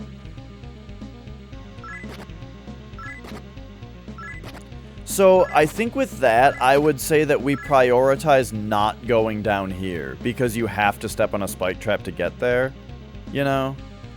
So that makes me suspicious that you actually have to go in there. Or suspicious of whether you have to. Senko. I have not seen this enemy yet. Let's be somewhat careful by only attacking with Beelzebub, because this is an enemy type that I have seen reflect damage before. Nope, it's good. God damn, he does a lot of damage.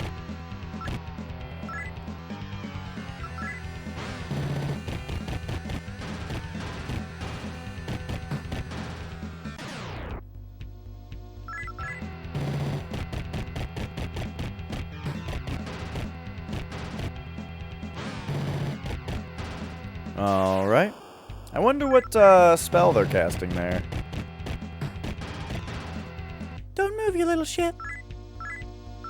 Whoa, a lot of experience.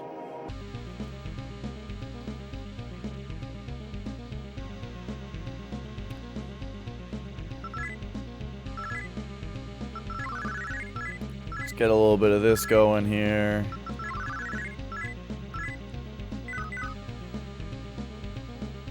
Pop right here.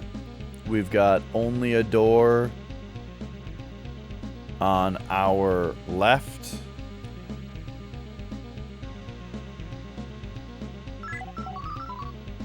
I've just confused myself real quick. Okay. Right. So it's like this. Alright. I might as well... nah, the cable's not long enough to do a proper map cam here. But I'll show you guys at the end. Alright, so now we're gonna go west. We've got wall on the left, door on the right. Let's go in the door. Okay. Okay. Okay.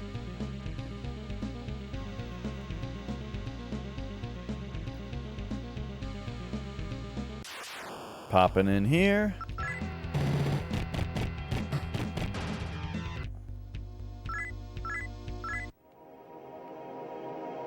Exit?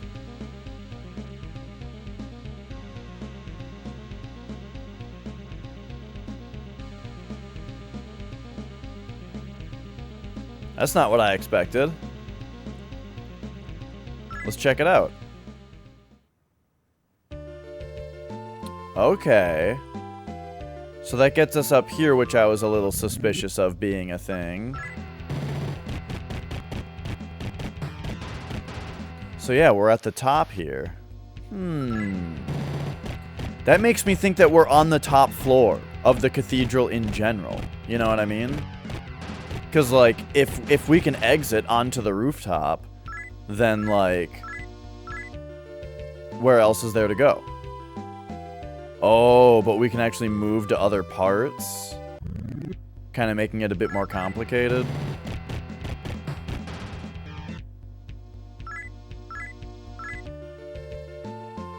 Alright, well,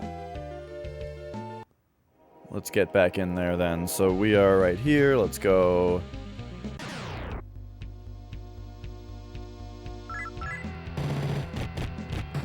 That's right. We'll find the long elevator down at some point.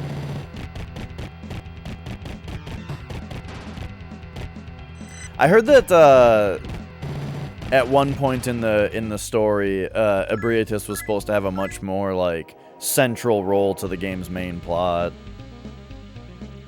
Okay, what is this? Is this gonna be a fight with a beefcake? Who the hell is this? Raphael. Alright, so we will exclamation point this room.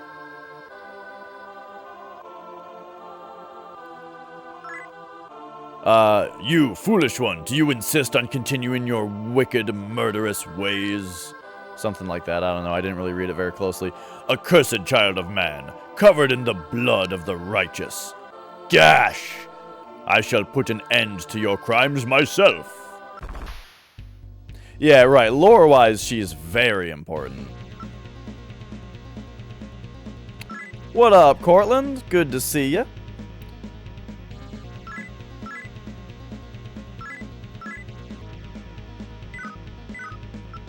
Let's see if we can do, Dormina to this guy. And then I feel like, Hitomi needs to heal the party a little bit.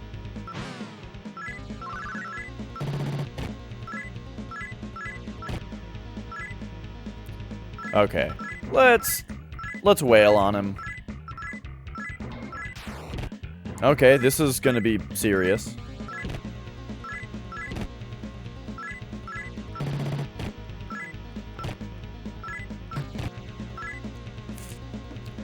Not too bad. Roller Coaster Tycoon, which one? I played so much Roller Coaster Tycoon 1 when I was a kid. The original, nice. I played that game so much as a kid. Loved it.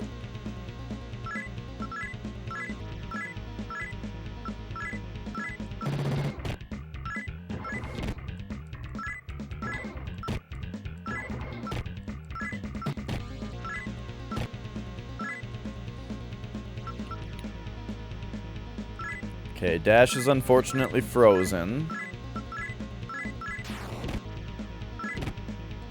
Yeah. Yeah, great game, dude. I love how it looks and sounds also. Just the way that, like, you hear the crowd when the park starts to fill up. You hear all the kids laughing and all that. Very nostalgic, very soothing.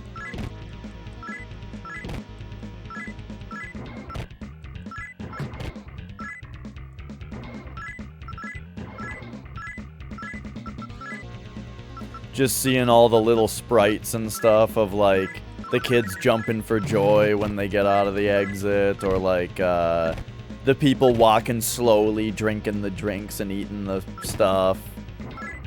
When you start selling the umbrellas and balloons, and then everybody's carrying balloons around. It's all great. Yep. Exactly. When it rains and you jack the price up on the umbrellas. I'm just kidding. I never did that. I had a few things I, like, never did. I never charged for toilets. I don't think I ever made umbrellas overly expensive. I also don't think I was ever, like, particularly,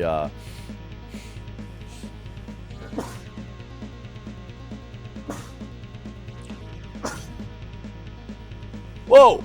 A third one? That third sneeze really caught me off guard, and it made me inhale some spit, kinda.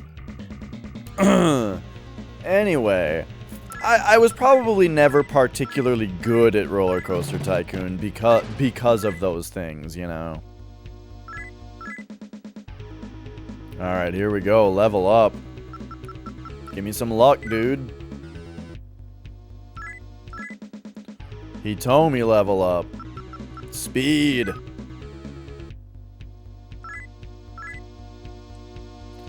So this is where I meet my end. But the 1,000-year kingdom will still come.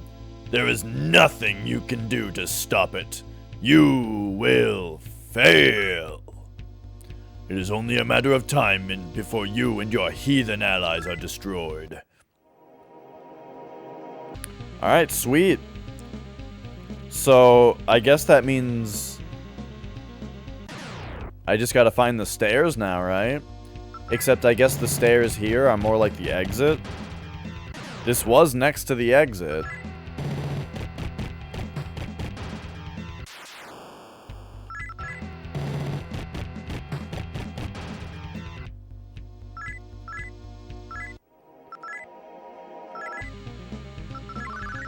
Okay. You know, this has been an interesting dungeon because I feel like these games start out being difficult on combat. And I thought Megami Tensei 1, like, did a really good job of having tough fights, you know? But this one, I kind of feel like, for a long time now, the fights, well, I don't know, actually. We go through phases, you know, depending on, like... Wait, what? Sounds good, Melon. Oh, no! We go through phases, depending on, like, the... No! Fuck! I'm messing up my map a bunch now. We go through phases of how difficult the combat is. And, sometimes, in a place like this, the combat feels not very difficult, but, like, the difficulty is just, like, navigating the labyrinths, you know?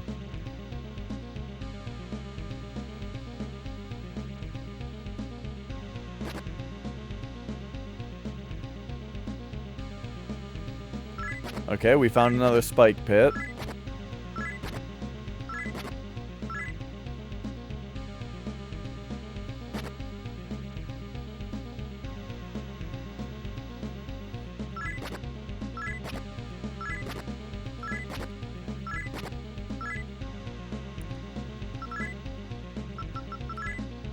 Do do do do do do.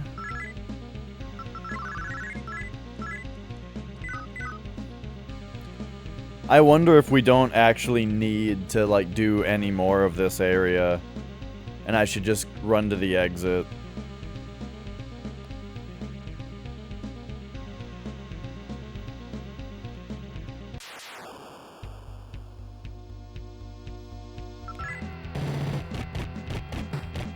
But we will see.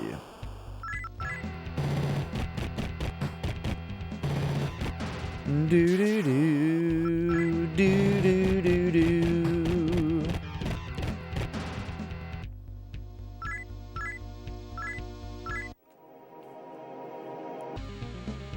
I do remember when I was recently trying to get Roller Coaster Tycoon to run, I did have to like look up like a fix for something. I think it was Roller Coaster Tycoon 2. I couldn't get to run full screen or something like that.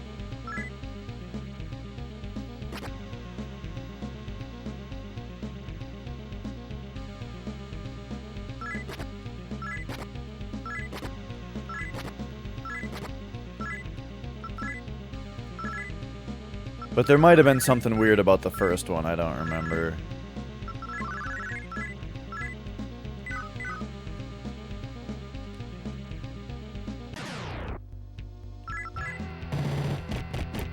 Doodle little little diddle little diddle little diddle little little diddle little diddle little Orcus.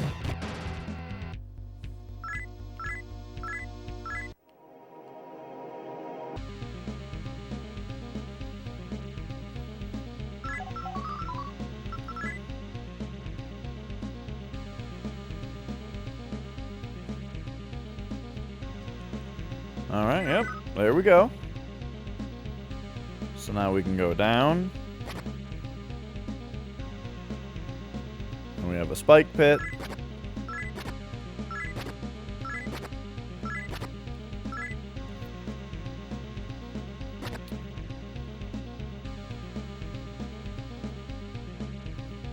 Most of the spike pits so far have been in pairs. Mostly.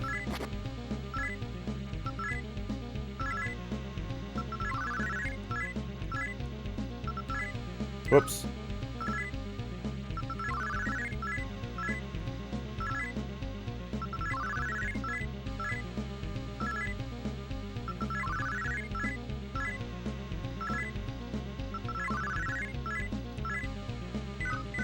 Okay. Further down.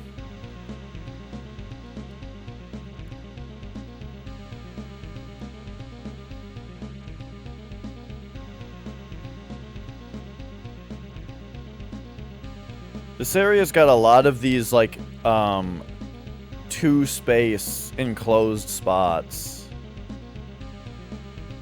Like, 2 squares enclosed, which makes me think that there's a teleporting chain that's gonna happen. Yup, there it is.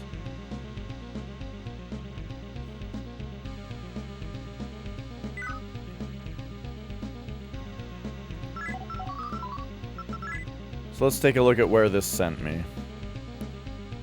Okay, so I'm gonna put 1 here. And we've been sent here. So I will put a 1 right there to say that that's where it sends you.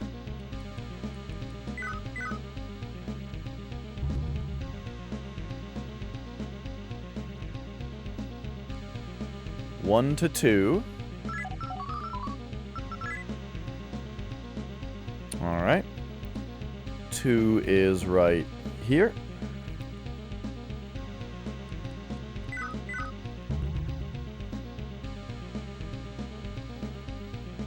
Three is right here.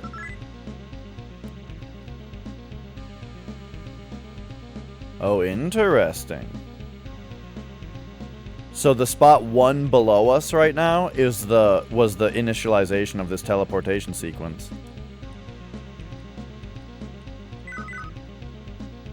But then all it does is just send you back out here.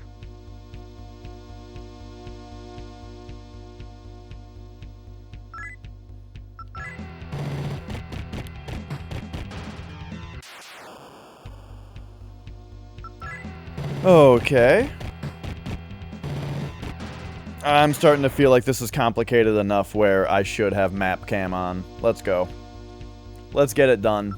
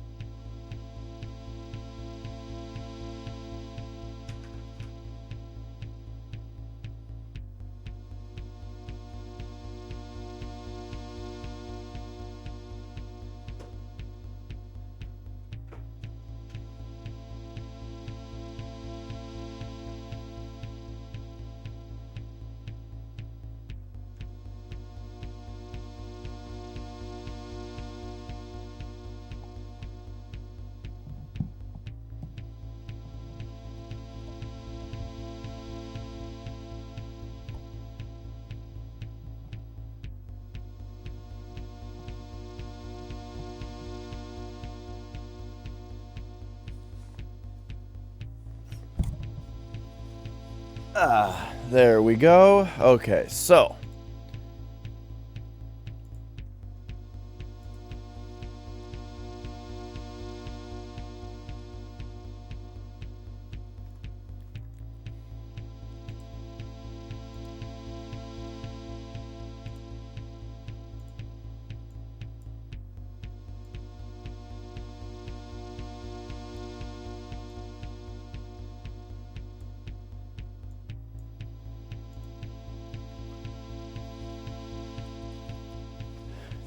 We now have a decent look at the map here.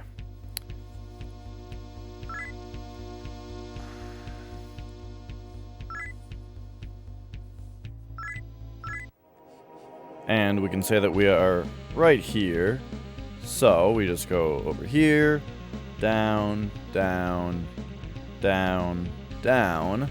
And now we can check out this place.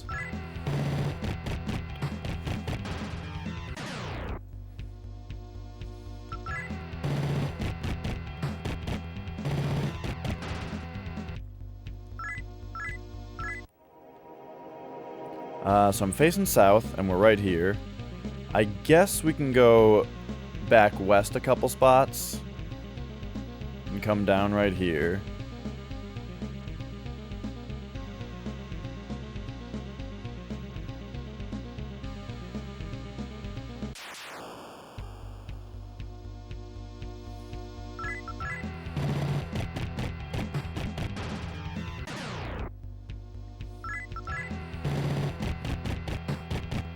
Do do do,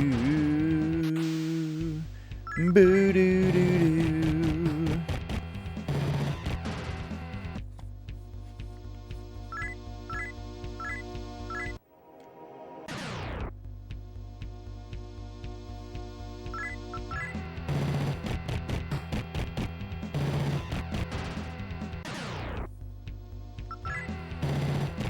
Yeah, this floor is pretty large now that we're looking at it. I thought it was going to be maybe smaller for some reason.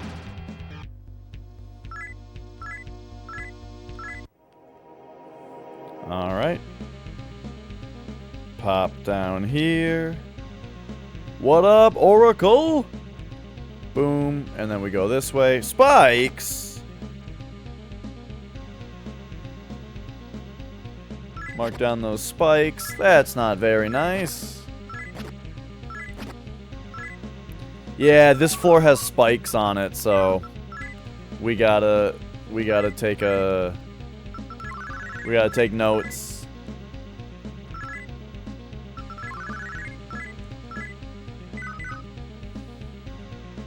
Yeah, the spikes are always in pairs. Not always, but most of the time. Actually, maybe always. The only one that doesn't have a neighbor, I didn't actually go to all of its neighboring squares.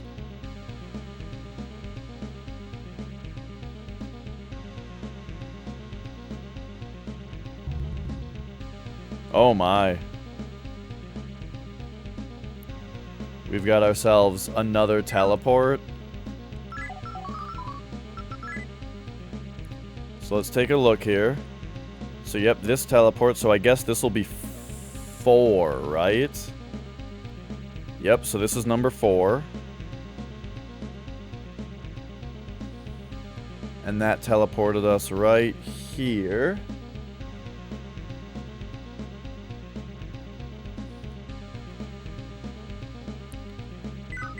What is Roll20? I've never heard of it.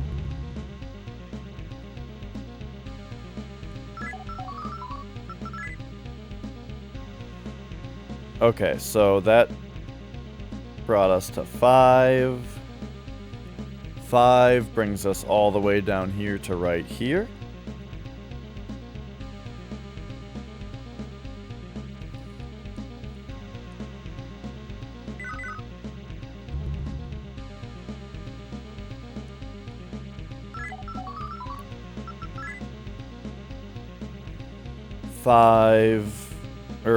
That goes to 6. 6 brings us right here. We don't really need to know the entire path of teleportation because there aren't choices involved, you know? But here we are.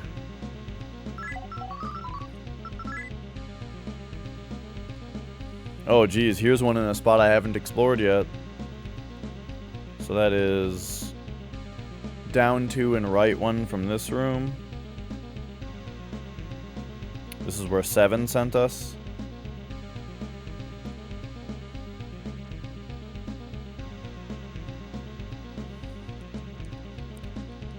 I feel like this one's longer than the other one was. Oh, but here it ends. That's interesting.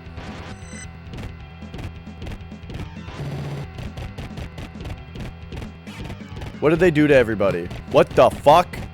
What is happening to my party?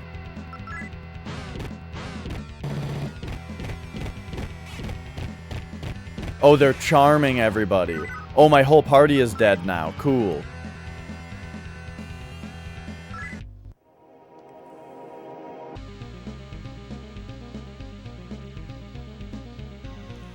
Well, the whole party's dead, so let's leave this place. Now we know to fear that enemy.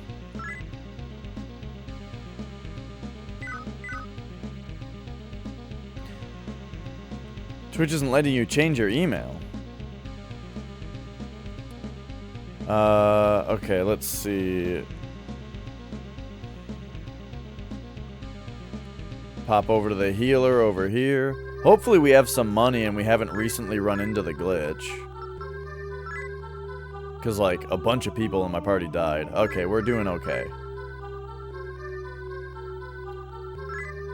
So there we go. Bloop, bloop, bloop, bloop, bloop, bloop.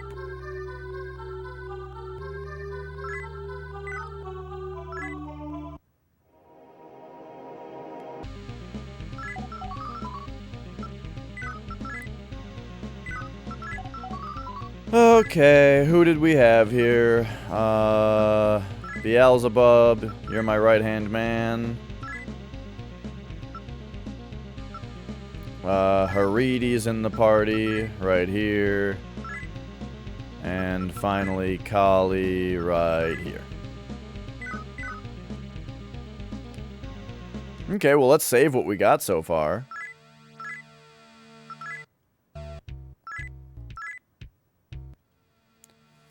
But now we gotta figure out, we gotta get back to where we were. So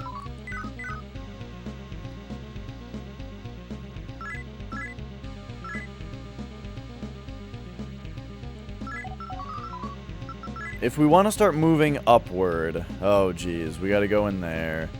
And we get there, I don't even remember really what the sequence is here.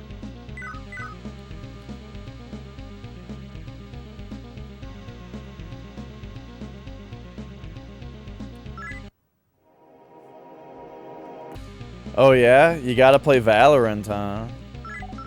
What is it? Is it a... By the name of it, I'm guessing that it's like a Overwatchy MOBA type game. It's like Apex Legends. I'm gonna guess that it's a lot like that game.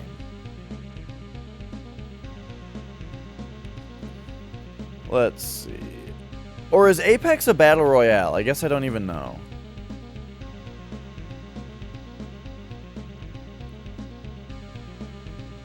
I think Valorant is the game that somebody described to me once.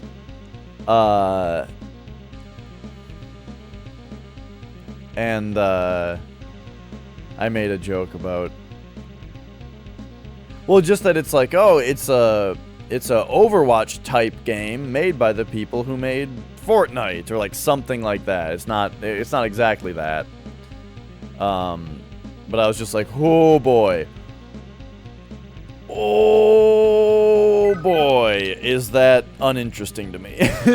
For playing. Like, boy, oh boy, is that a game I do not want to play based on that description.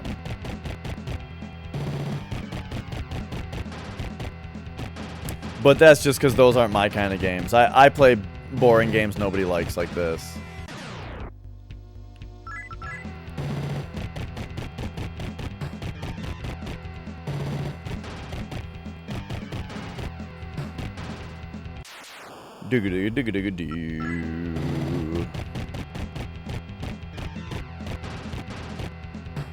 Speaking of a game being a mix between this game and that game, there's some game out there whose name I can't remember because it was very unremarkable.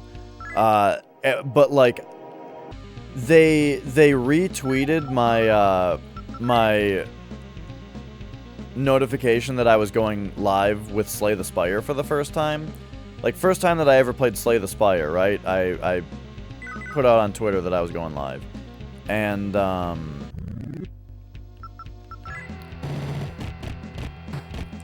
so that's how I saw their name. I was like, oh, hey, who is this person? And I looked at him.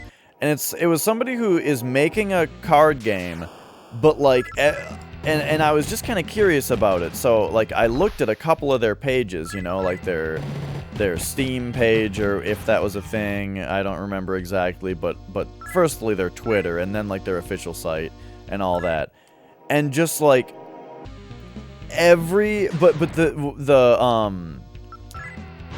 the thing that was funny was that the only thing that they had to say about their game was that it was a mix between it's Slay the Spire meets Hearthstone.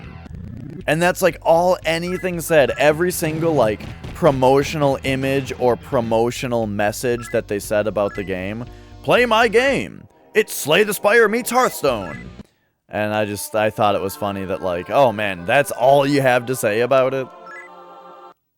What does your game do?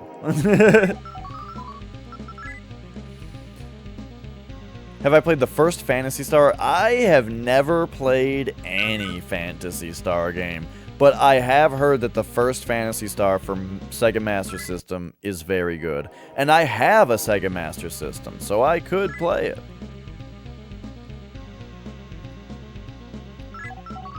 Alright, where are we going here?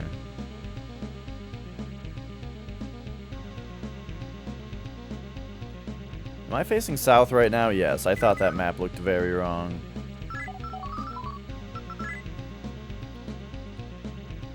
Okay, what am I trying to do here? Oh yeah, go over here, through the door, wrap around. Phantasy Star Online, or... I feel like at this point I would rather play more Final Fantasy XIV than Phantasy Star, but I'm not sure. I haven't seen enough Phantasy Star. From what I played of PSO when I was younger, it reminded me a little bit of Monster Hunter, which I think is a little bit more interesting than Final Fantasy XIV, maybe. But, I don't know, though. In FF14, I have a pet chocobo, and I can go fishing. Actually, I don't like fishing in games. Fishing is like my least favorite thing in every game that it's in. Have you guys noticed this? That, like, every game has a fishing mechanic, and it's always the least fun thing in the game, except Animal Crossing. In Animal Crossing, the fishing is fine, because it's just as complicated as everything else, you know? But, like, I don't know. In Monster Hunter, it's like, I think here's what it is. In a game like Monster Hunter, you've got mining, you've got herb picking, you've got, you know, getting honey and carving up monsters. And all of those things are really quick. But then when it's time to fish, it's like, okay, make sure you bait your line, go get some bait first. Then you gotta bait your line, then cast it out just right, and you gotta play with the fish's AI a little bit to get the fish that you want and not the ones that you don't.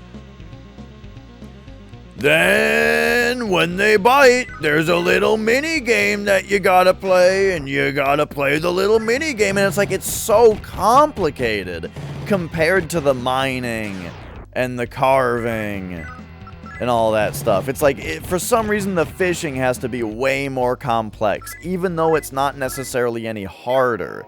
It's just more time-consuming.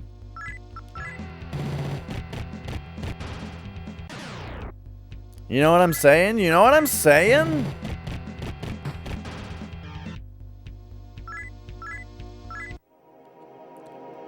So, anyway. But in, like, the thing is, in something like Animal Crossing, fishing is exactly the same amount of complexity as everything else is, and it's fine. It's fun that way.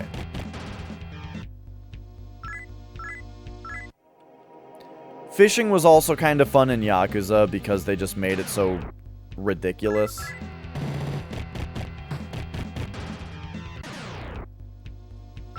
I'm not a fisher myself, though. I generally don't like it. I have fished... there are 2 times in my life that I can remember fishing. Let me tell you the stories of both of the times that I've been fishing. One time, I was fishing on a boat with my family members. And, everyone was doing nice over-the-shoulder casts instead of, like, sideways casts. And my dad did an over-the-shoulder cast, and I was standing behind him, and his fish hook went right into my temple. And just yanked. And just, it was in my head now. And it was one of those, like, triple hooks, and 2 of them got in my head. So, then, we had to go into... We had to, like, go into the, you know... I don't know, we weren't near, like, a proper medical facility, you know, or anything like that. We just had to go into... Because we were on vacation on some lake. And we had to, like, go into this nearby hut. This guy that, like, owned the lake, you know, or whatever, or was letting people on it. Or however it worked, I don't know. Some dude, we went into his hut. And he had to, like, remove the hook from my head. And it was unpleasant. The other time that I fished was just weird. The thing was, I was like a little kid, you know, and I'm like, oh, fishing, that's what adults do, and you put out your hook, and then you pull it out, and when there's a fish on it, and it's like a little game, you know? It's like a little game. You feel for the fish, and then you yank so that you hook it, you know, and then you reel it in. It's like a little game. I get it, you know? But then when I actually caught a fish, I pulled it up onto the dock, and it's sitting there flapping around, freaking out, and I'm like, okay, please come get this fish off my hook. But this was the first time that I ever caught a fish, you know? And my parents were like, or my dad, I don't know, my mom probably wasn't, like, there. You know, this was I was with my dad and uncles kind of thing. And my dad was like, nope, you got to take it off your hook. And I'm like, what do you mean? What do you mean? You mean I have to touch this fish that's like freaking out? And they're like, yeah, but careful not to, like, you got to push its fins back or it'll cut you and stuff. And I'm like, what are you talking about? What do you mean I have to touch this fish and it might cut me and I have to pull it off this hook? I don't know how to do that. It's like flapping around and freaking out. This is traumatizing. And so then eventually my dad came over. He came over and he pulled the hook out, but when he pulled the hook out, it like didn't come out right. And he like ripped part of the fish's throat. And he was like, oh, whoa, shit, well, he didn't say shit, but he was like, whoops, well, that one's dead. And then he tossed it back into the lake. And I just felt awful. I felt horrible, you know? Like that I pulled this fish out and it just like freaked out and it was all crazy. And then the fish died and I just felt really bad. And there you go. Those are my 2 fishing stories. So I am not a fisher.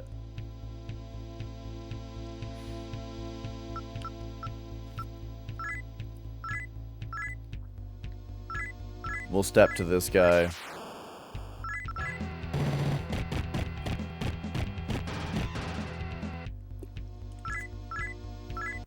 There's also a whole nother part of it, though, which is that, like, I just don't like water very much, you know?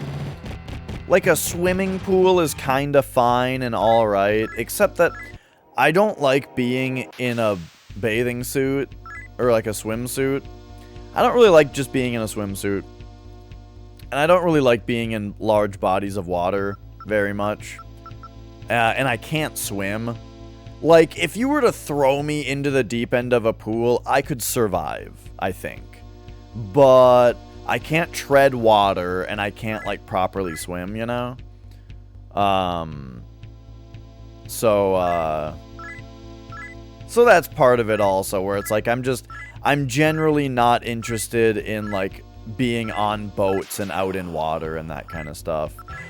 Also, okay, so whenever we go on, like, a boat ride, the thing is, so there's a lake that's been part of my family forever, because my grandparents always lived on this lake, right? In this special house on a lake. When my grandpa died, and my grandmother could no longer take care of the house because she's old and frail and her body is failing, she had to move out to, like, a nursing home, or like, just a small complex where old people live. And my parents bought the house.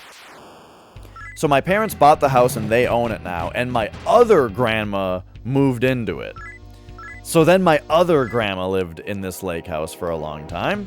Now she moved out and lives with someone else now. And now my sister lives in this lake house. So this one house that my parents own has always been a big part of the family. This one lake is part of the family, right? Because that's where all of the thing is, like 2 or 3 of the other families in the family also live on this lake and stuff. So it's like a big deal, right? This lake.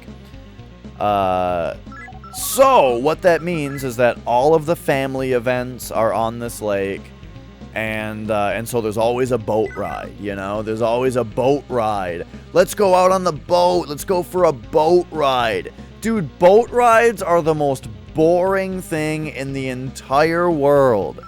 It's just super windy, so no one can hear what anyone is saying because it's extremely windy on top of the very loud boat noise that's going on.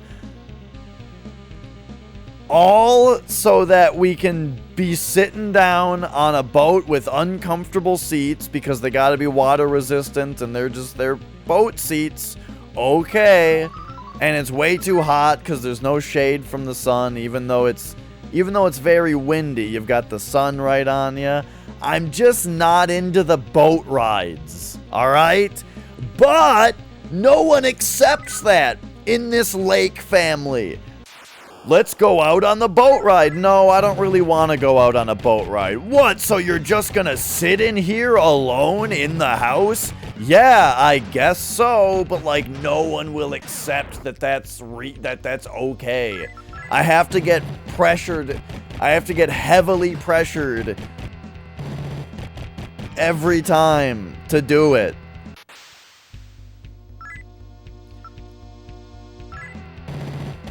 And then they're always like, don't you want to go tubing? Come on, I took my 9-year-old daughter tubing yesterday. We were going 30 miles an hour. She loved it. And I'm like, I guess she's tougher than me, okay? I guess your 9-year-old daughter could probably kick my ass. Because I don't want to do it.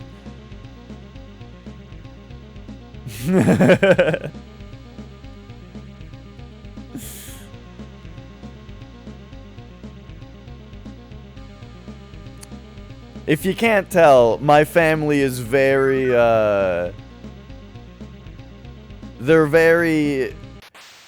my family tends to sort of show our love by giving each other a hard time, and, how else would you say it? Basically very strong peer pressure, and everything needs to be a borderline argument. So, if ever I seem like overly devil's advocate, or overly contrarian, overly argumentative, and that kind of thing with you guys, I'm sorry. Please blame my upbringing. I get to pretend that it's not my fault. I'm just kidding, though. That's like a fallacy, or I guess maybe you would call it, that I try to reject. The idea that, like, just because you can explain why you are a certain way means that you get away with it, or that kind of thing. I sort of... I mean, of course there are times where that's applicable, or that's reasonable, you know? Of course. But, you know, I like to minimize that type of thought, you know what I mean? Like, for example, like I have a problem with anxiety and depression, you know? And if ever those things sort of affect my relationship with somebody, you know? Where, like, I've got,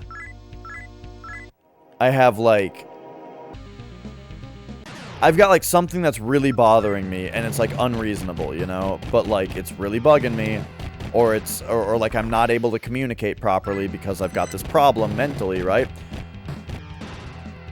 I don't say, like, you gotta bear with me because of this problem I have, you know? Instead, it's like, I gotta recognize it, and I gotta deal with it, you know? And I gotta, like, try to let it affect me as little as possible, and the amount that it does affect me, those consequences are gonna happen, you know?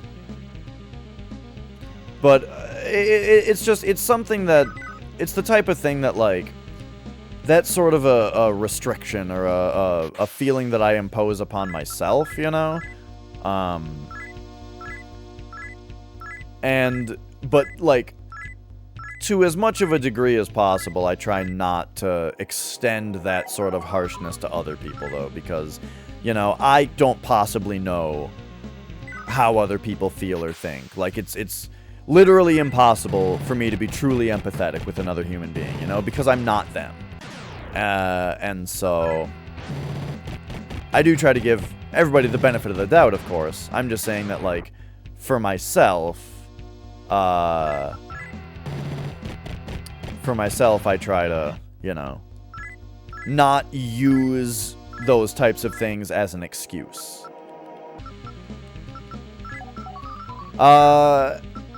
Hitomi? Oh, dude. She's, the thing is, she has 40 base intellect and magic, so I think that that's a lot of it. She's also level 77, which is pretty damn high, I think. So I've been dumping the rest of her stuff into speed now to get her to kind of go a little bit earlier on the turns. Dash is looking pretty beefy as well. He's got maximum strength and speed. And then his luck is almost maxed now as well. He's pretty smart, too.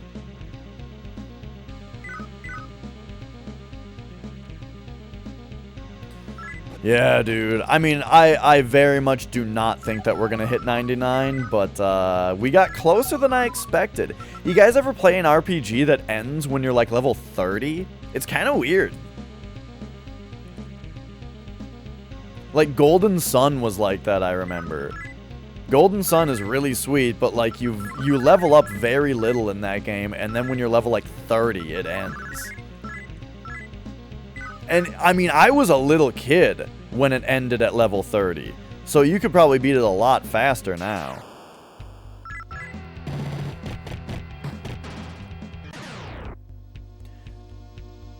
Alright, so these enemies, we just talk.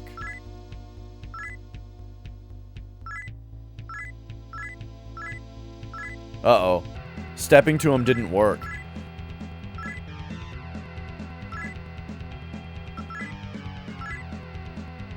Money me. Okay.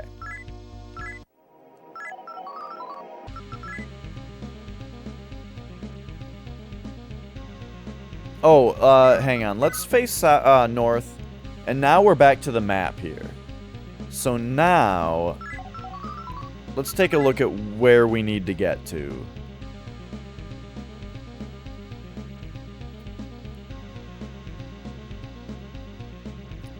Yeah, those guys have been weird this whole game. Those types of enemies.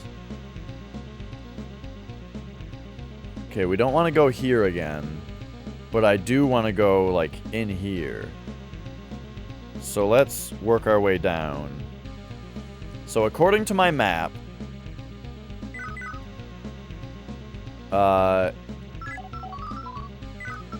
it would be safe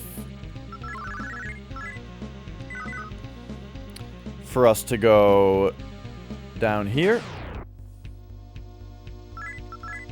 I'm just gonna escape, actually. It's just so much easier. Oh, except that this happens. I have been staying hydrated. In fact, I'm feeling the very early omens of having to use the restroom.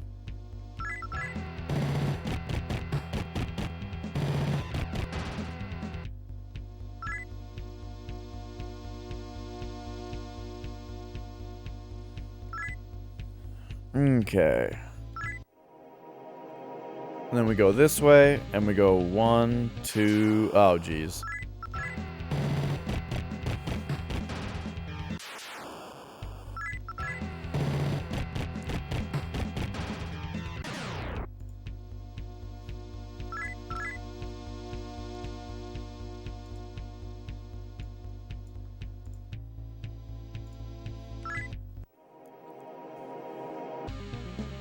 Alright, so what's going on? We are right here. Boom. Boom.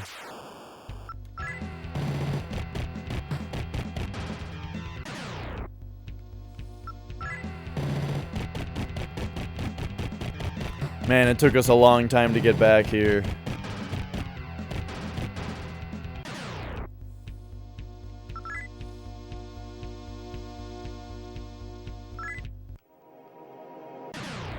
Oh my god, go away!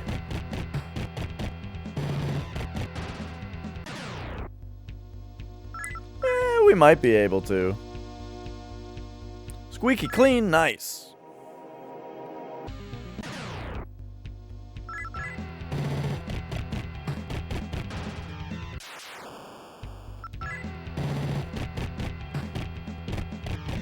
Yamada no Orochi.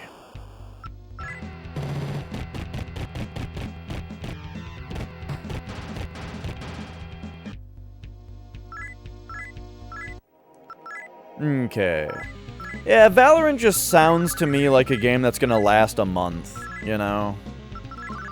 Not that people shouldn't try to have new games, but, you know, when you don't have any new ideas. Alright. So let's make sure that I am where I think I am. I am wherever I think I am.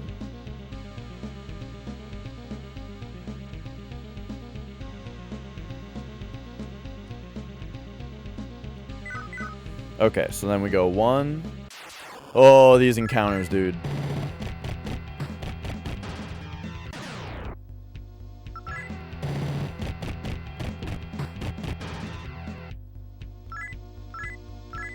Two, 3. Now we can go down. Hit a wall there. Go west.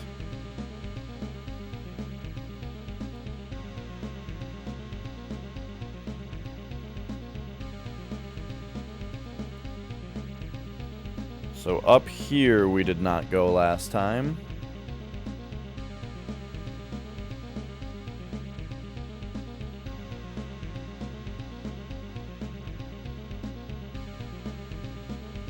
Interesting.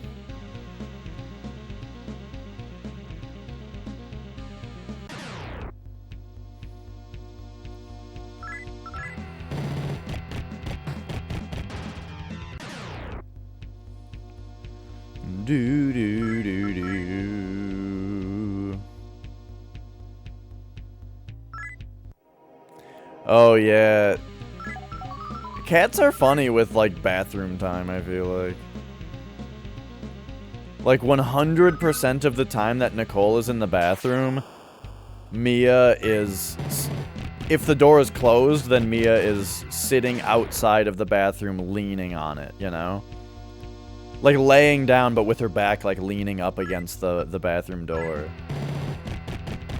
As if she wants to be woken up right when it's open, you know what I mean?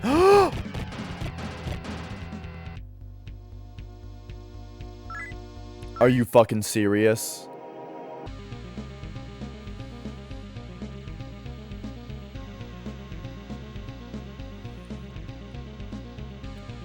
Dude, instant death attacks are so much more annoying than anything else in the world.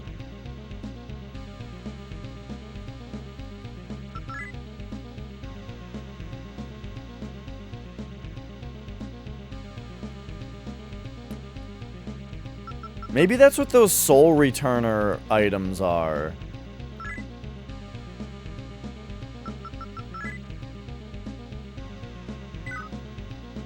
I gotta try it. I feel like I gotta try, like, the soul returner idea.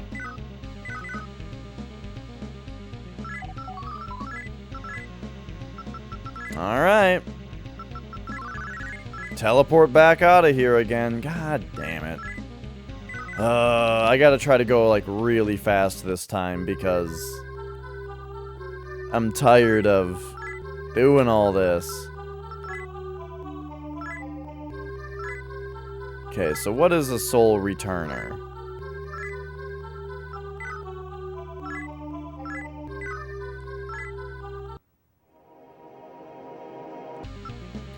I kinda doubt that it does what I think it does. But we'll see. Alright, get rid of a stack of beads. Now we can pop in here.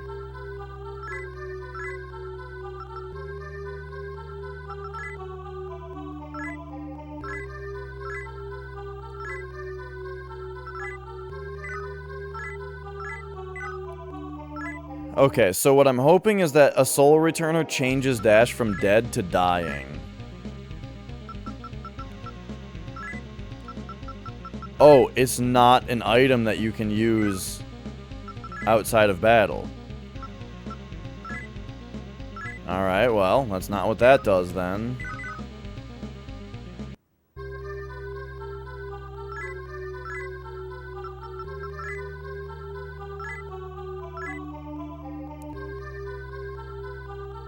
Yeah, I don't think anything does what I think. I don't think there's anything that does that. What? Wait, why would reviving... What?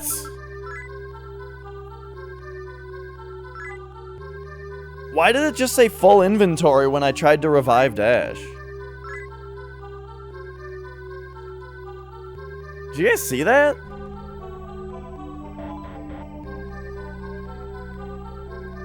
What? How strange. Alright, I do gotta run to the bathroom. Oh, jeez. Oh, you would kill for a Final Fantasy XIV stream? Really? I did stream it one time. Or maybe twice. If I get back into it, then I probably will stream it here and there. I will be right back.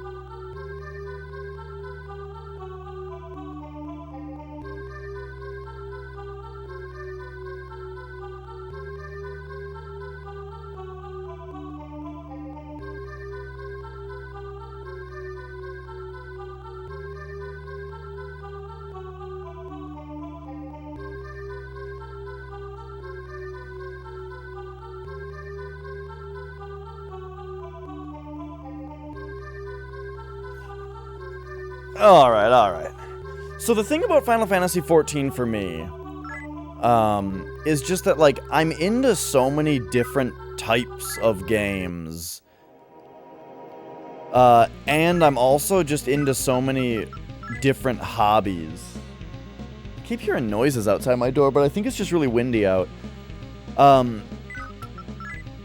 into so many different types of games and also so many different hobbies that it's hard to justify having time for an MMO anymore. Because during that time, I could be, like, playing rhythm games, which I really like because you get better at them and you feel skilled at them, you know, and that's fun. Or, like, working on music, working on editing YouTube videos, you know, like, I sometimes I, like, stress myself out because I've got so much shit that I do, you know, that I try to work on and keep up with.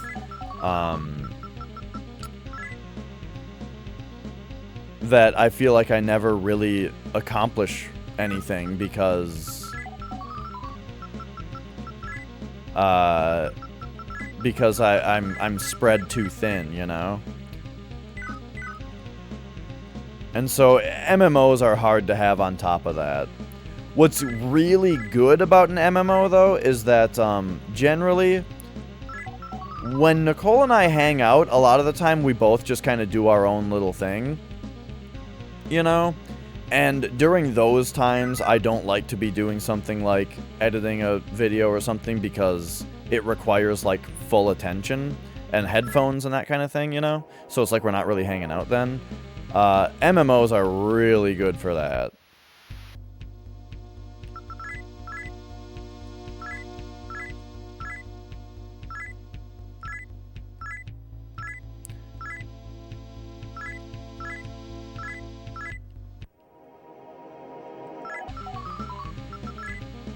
Okay.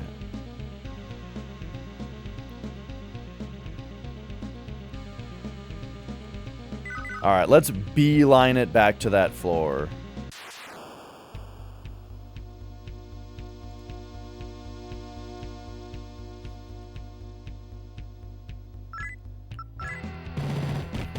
Right now I've got this camera set up to where, like,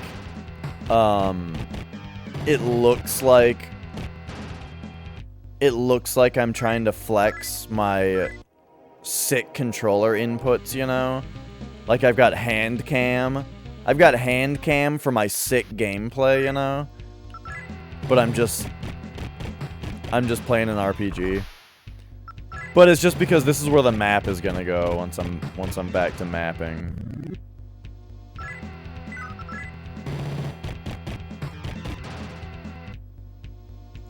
Dang though, look how dark it is.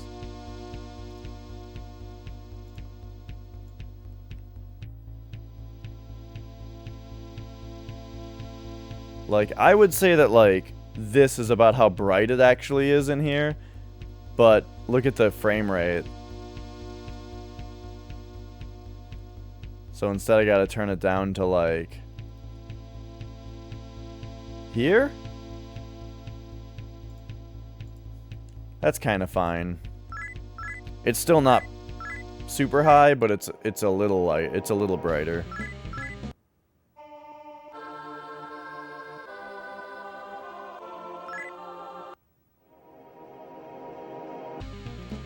Now this is where we go left right away, right? Nope.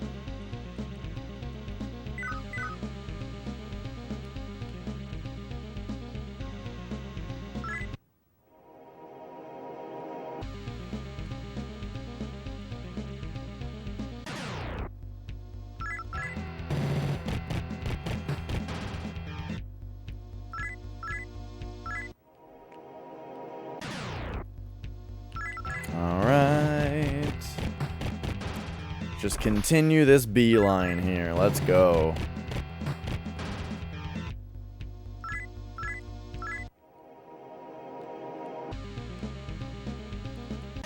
And yeah, I guess I gotta be more afraid of enemies like this that do instant kill attacks.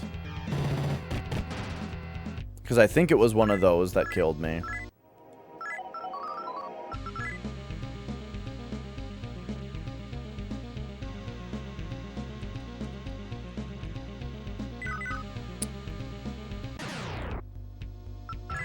Alright.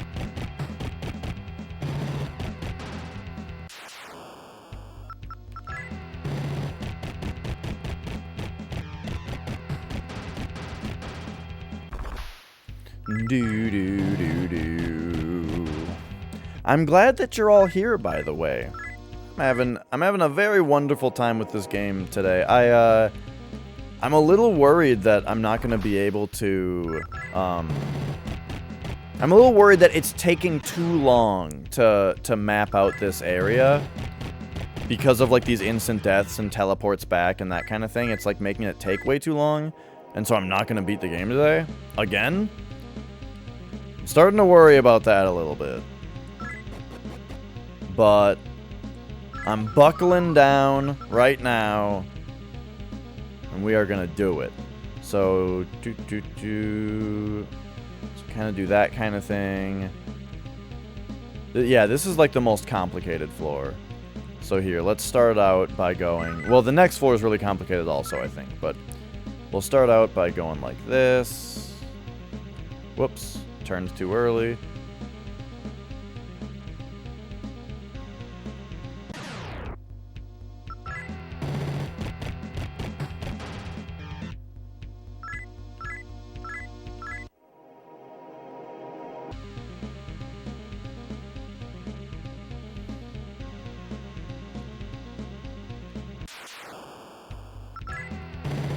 Yep. But yeah, Final Fantasy XIV is just, it's a really good game. Like, I just think it's really nice. Like just the environments look nice, and it makes you feel good to be in the world, you know? And I really like that out of a game. A game that just takes place in a nice place. That was something that, hang on. Nicole is texting me.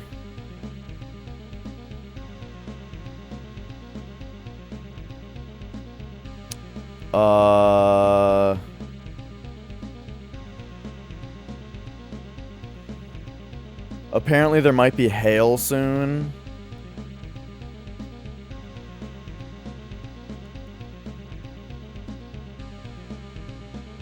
And that sucks because my car...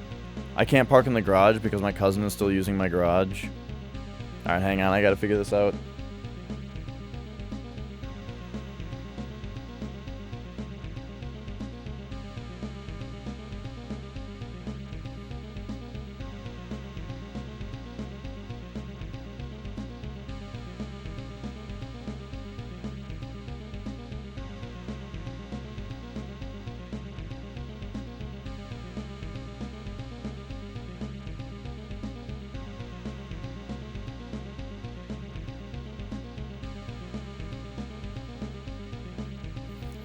I just gotta figure this out. My cousin is trying to get her car out of my garage, but apparently there's something wrong with the shocks or something and it won't move. But now I'm hearing that it might hail today. So, just trying to figure out when I can use my garage again. Like, I really liked living with my cousin overall. But I think, like, the annoying thing about it was that she's had a project to, like, make the car pink. She got this bug, like, really cheap off like, a police auction, right? And it was a red bug that was, like, super rusty and shitty looking, right? But, like, it runs fine. Or at least it did. So, she's been stretching, pink vinyl over it to make it a pink car. Like a matte pink. And it looks great. She's doing a really good job. It looks really good. However, she's been using the entire garage for the last, like, 8 months. Doing it. You know? And, especially now that she's moved out, she doesn't live here anymore. I'd really like to have the garage back. So anyway, that's something I'm dealing with on the side. Cause like the thing is, my car got these 2 dents and a big scratch going through it is on my car now. And that wouldn't have happened if I had parked in the garage, you know, if I was in the garage. But instead, I've been parking on my driveway for the last several months, and not only did a bunch of damage get on my car, but pretty sure it was one of her guests. One of the drunken children. By children, I mean, like, you know, people just old enough to drink, right? You know, coming in and out of the house. I don't know. Anyway, the point is, first there was that. I'm already pissed about that. And now, I'm hearing that we might have hail today in the weather. I would be very upset if I got hail damage on my car because I can't park it in the garage that I'm paying for, you know? Sorry to rant to you guys about it, but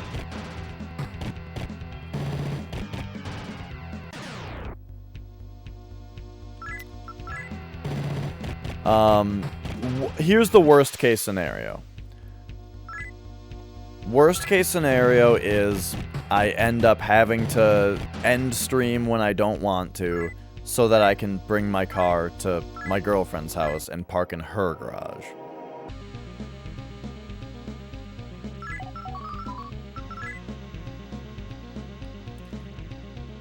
Should we just play this game tomorrow, though?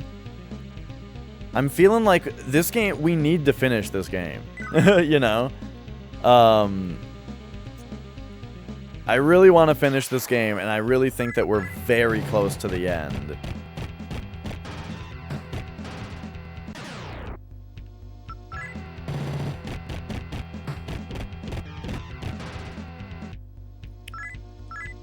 And I don't want to set it down for 3 more days now.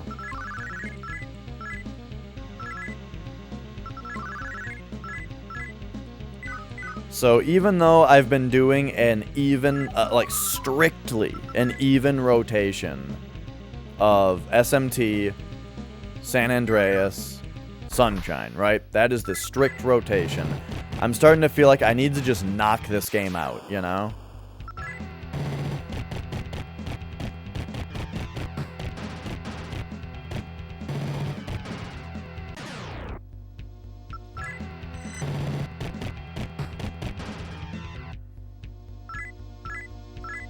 Knock this game out, knock San Andreas out, even, you know, then Mario Sunshine, we have all the time in the world.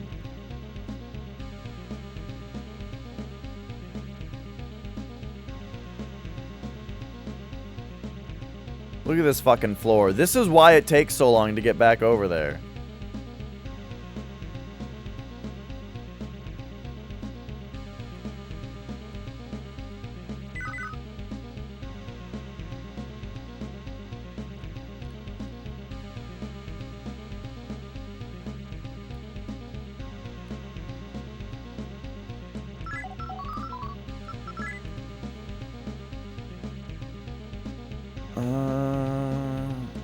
Okay.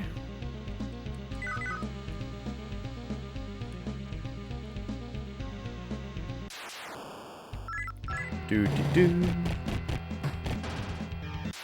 Yeah, it's really windy out.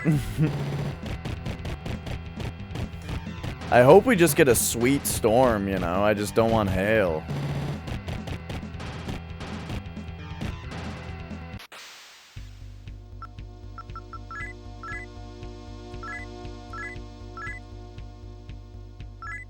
Let's see, you want to smile, and then when they intimidate, you battle stance, and kaboom, there we go.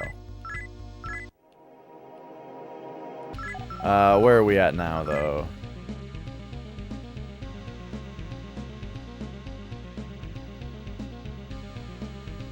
Oh, just me ranting like a big whiny baby about IRL things.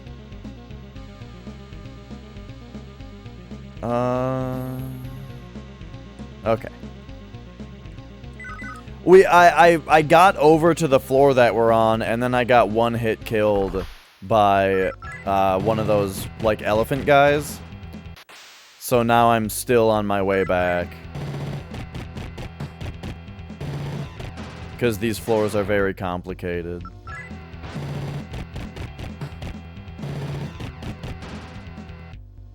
Oh, no, Soul. Okay, maybe you don't remember, but when I was drumming last, you asked me a question about, like...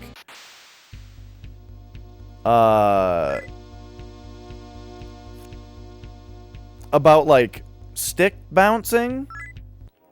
And at the time, as I was, like, doing the drumming, I wasn't... I didn't super understand the question, but do you remember what it was?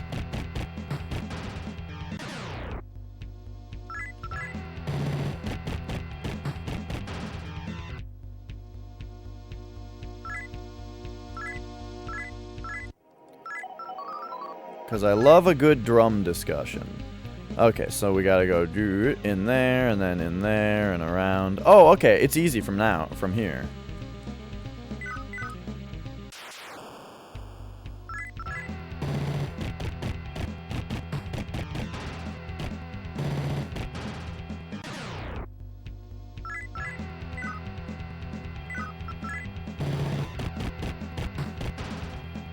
Do. Okay, these are the guys. I just gotta not fight these guys anymore. They kill me.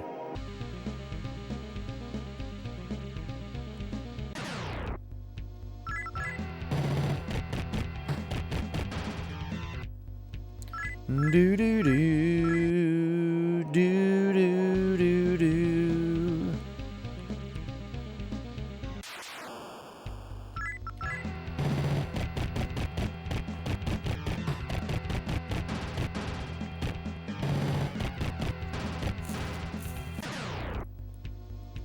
Hang on, I gotta text Nicole back.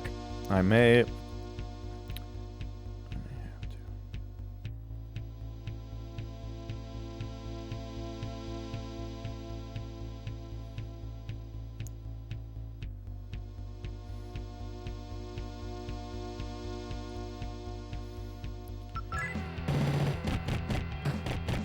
Oh, there's another thing I should be doing.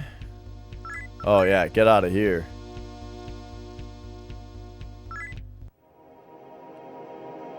SMT, May 8th. Hang on, let's refresh.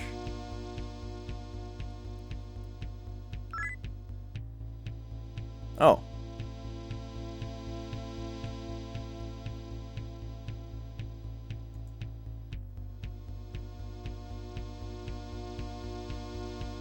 Just trying to catch up on the old archive. Which is why I would really... Okay, when I was doing some rolls, I was missing some notes. and you thought it was the game. But when I roll on my snare, my sticks don't seem to bounce very well, which is how you cheat triple snares. Wondering if I was holding the sticks too tight or was not bouncing. Oh, I see. See, so I'm just not very good at double strokes or drags. Is the true answer. My left hand is very bad at double strokes. And, but as far as, like, actual rolls go, like, left, right, I feel like that I should be okay at, but I'm just not super good at timing it at this point. But if it's like a quick, like, double stroke or that kind of thing, I mean, I can kind of do them, but not really. Yeah, it's just a thing that I generally need to work on is all. So, like, when I do rolls, a lot of the time I do it all with my wrists, you know? Which means it's not fingers, which is faster, right? And it's not, like, half speed double strokes, right? I don't do either of those things very well. And I'm working on it, but it takes a lot of practice. And so when I'm playing Rock Band and I'm given a roll, I'm just, you know, I default to using my wrists, which is really slow. All right. Oh, also, a lot of... I don't know if maybe some of these details didn't come through on the game very well or on the capture very well, or if they were just hard to notice. But a lot of rolls also have, like, hurtas in them and stuff, and hurtas are... That's a whole nother thing that I have not practiced enough yet.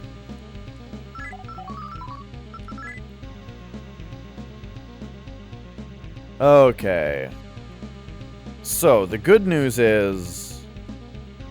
we can clearly see where we need to go to next. So if we go down here and down here.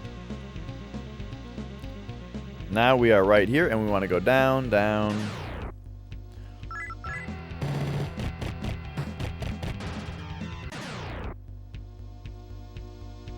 Well, oh, no, that is a technique, Noah Soul. That is good technique. That I need to learn how to do. Double strokes are great.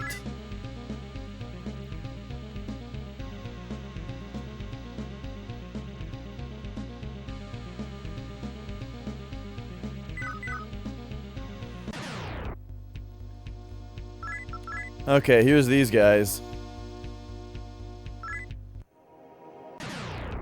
Okay, here's these guys.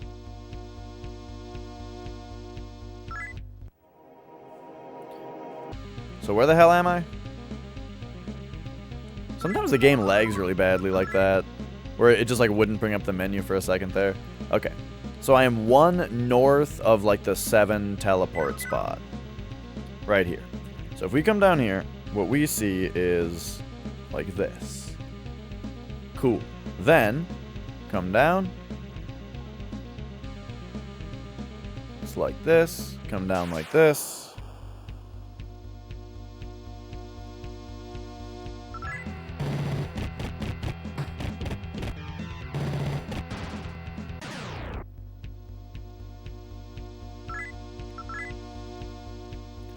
Not dealing with these guys.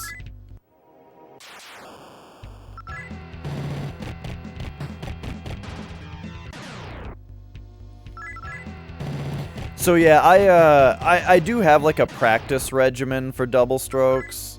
I use that same, you know, rhythm alphabet to practice double strokes with. But man, it's just it just takes a lot of practice for a long time.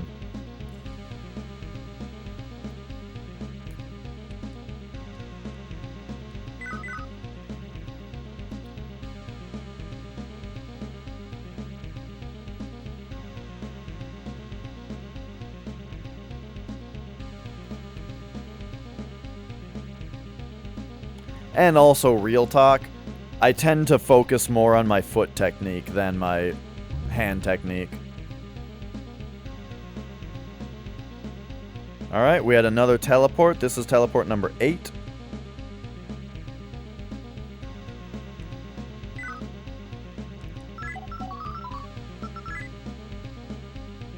That sent me here.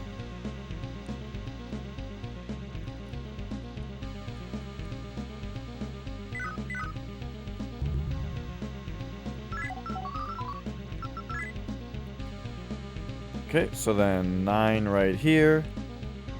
Sent me right here.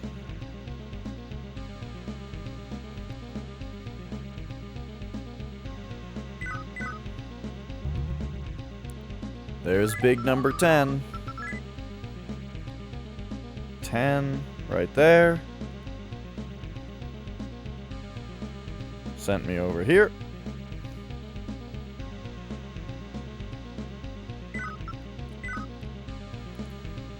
And that is a one-way door out. Gosh, so we're not even done with teleports yet. So now we'll go... taking a look at the map here. We still need to check this area out.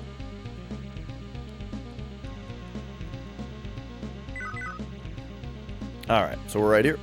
Go boom. Boom, boom. Boom, boom, boom. Up.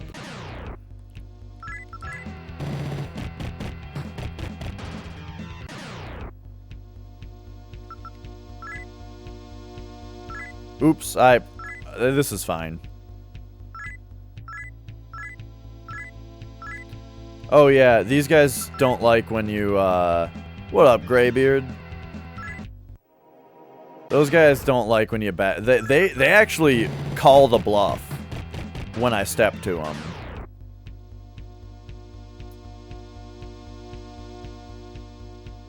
Buy a chair or buy wireless components and sit on bed. I'm going chair. I think you need the chair. What up, Mars?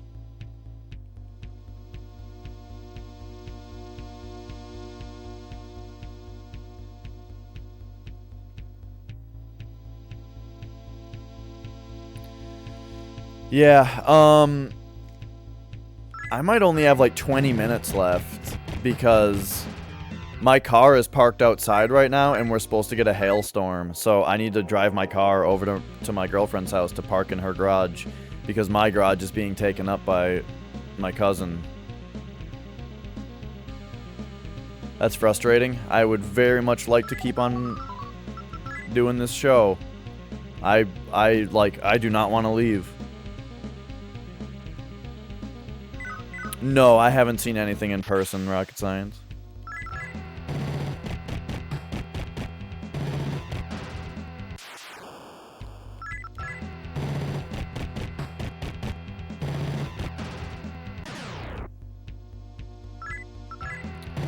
A single one off guard, let's just get him.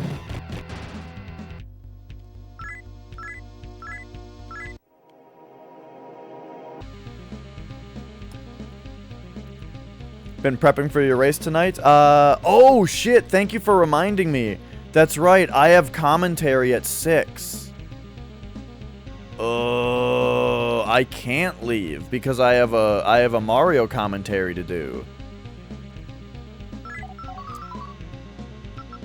That's awesome, Mars. I would be feeling very comfortable right now if those were the times I was getting during practice.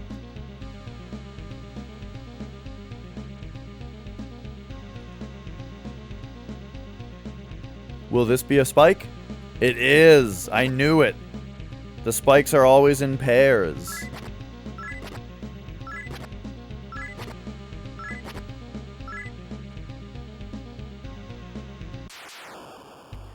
Well, yeah, that's... Okay, so that's extra frustrating. That now I feel like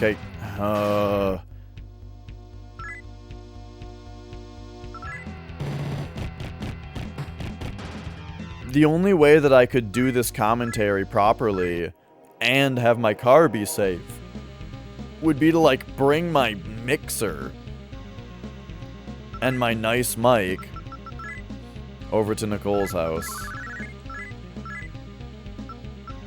And I might just have to do that. Now, it's very likely that there just won't be hail.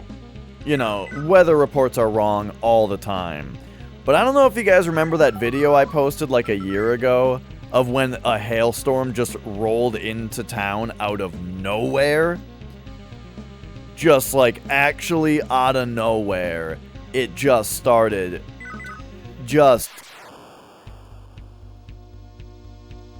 It was just getting romped outside.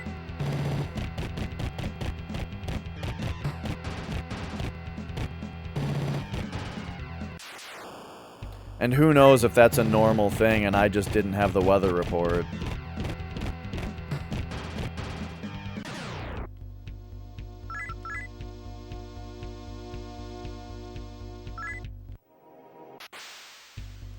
Go away!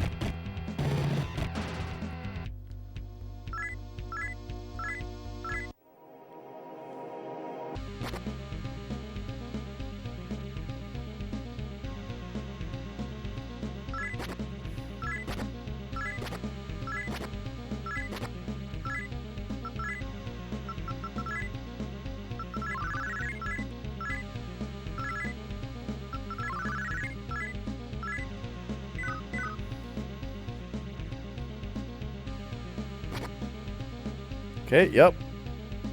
Spikes are always in pairs. I actually forgot about that this time.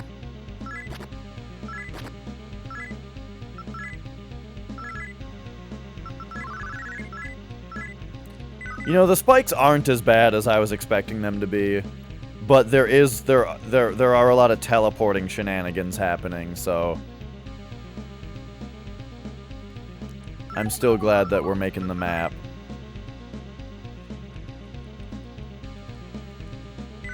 Just wanted to make sure that I was lined up right here to make sure that this wasn't supposed to be a room in the corner.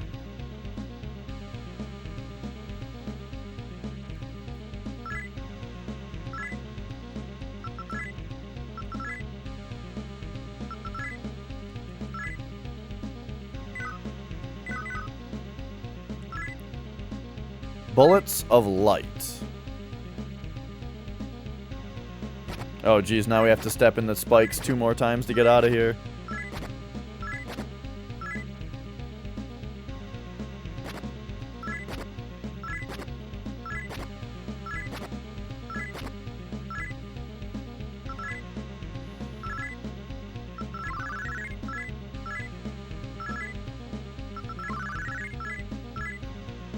It's interesting how it does a lot more damage to the guys with more health.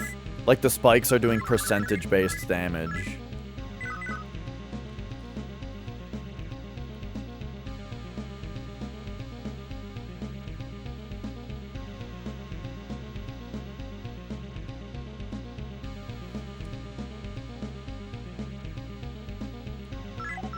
Okay, that's interesting. So I've been almost everywhere. So I wonder how to access the rest of the teleporting. Or the rest of the teleport spots. Maybe we gotta leave.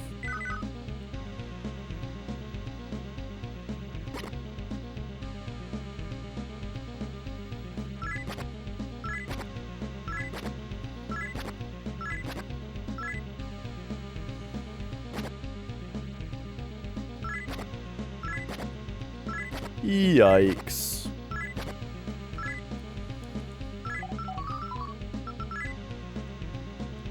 Whoops, I meant to go, magic, he told me.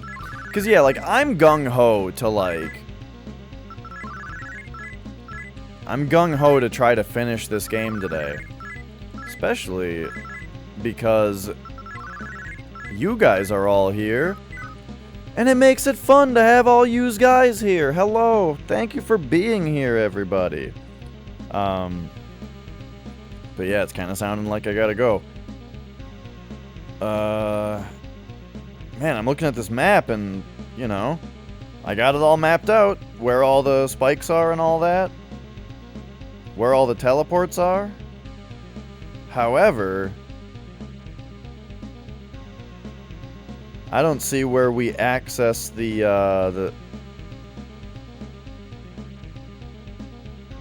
rest of it. It looks like we probably have to take the exit. Oh, Nicole's calling me now. One moment.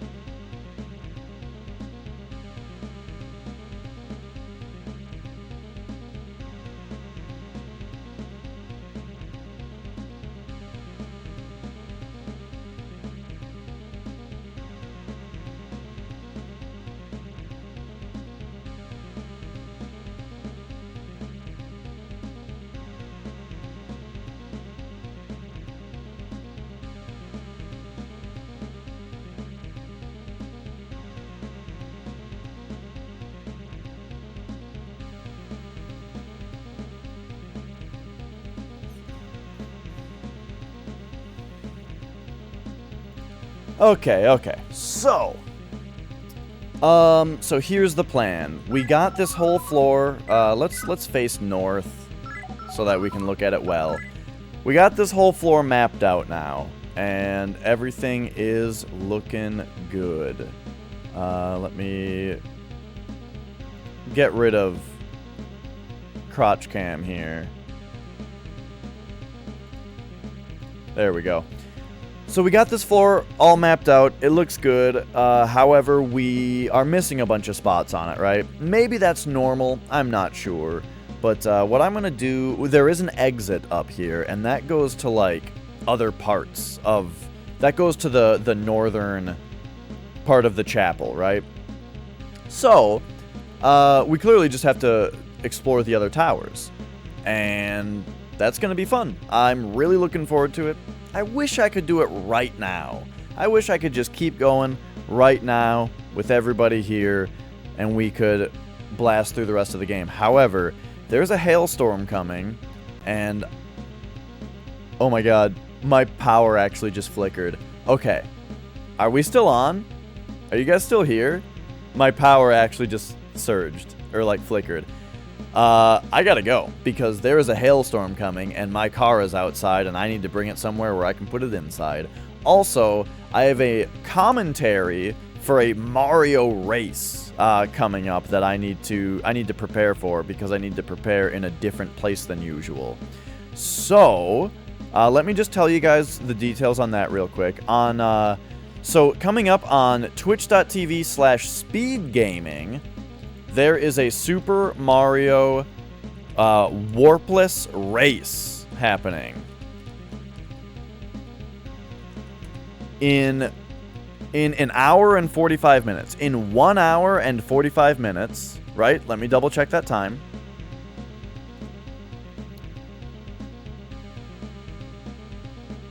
Nope. It's sooner than that. It's in 45 minutes. In 45 minutes... there is a race of Super Mario Bros. Warpless happening on that channel, which I will be commentating. So I'll let you guys know in the Discord also when it's about to happen. But for now, I need to go get my shit set up somewhere else. So thank you so much for being here. It was a really fun stream today. I thought today was a particularly good stream with just, I don't know, the game was fun, the discussion was good. I thought it was great. I had a really good time. In fact, I think I'm going to make up for the kind of cutting off right here by I'm going to be back to this game tomorrow is what we're going to do. I'm going to play this game tomorrow and we're probably going to beat it. Probably, right? I know I keep saying it, but we are probably going to beat it tomorrow. I think. If not, we're at least going to try. So, I'm going to teleport back here. We're going to pop back in here and save the game before my power goes out. There it is. So thanks once again so much, everybody, for watching. It was super fun. I had a great time. I hope you guys had a good time. I hope I helped you out on your Tuesday, and you certainly helped me out on mine. It was fun. I will see you guys tomorrow morning, for some more Shin Megami Tensei. So hath we decided. Let's take a look at who is streaming here that I can send you guys over to. Just roll everybody on over to the next thing. I am seeing Swishface is playing Final Fantasy X blind. I can't watch that. That's the next game I'm going to play. So I'm going to send you guys over to Jimmy McGinger, who is playing Final Fantasy VI blind. So how about that? Blind playthrough of Final Fantasy VI. Also, he's a really great streamer, so I hope you guys enjoy the show over at Jimmy McGinger. Have yourselves a wonderful night. Bye!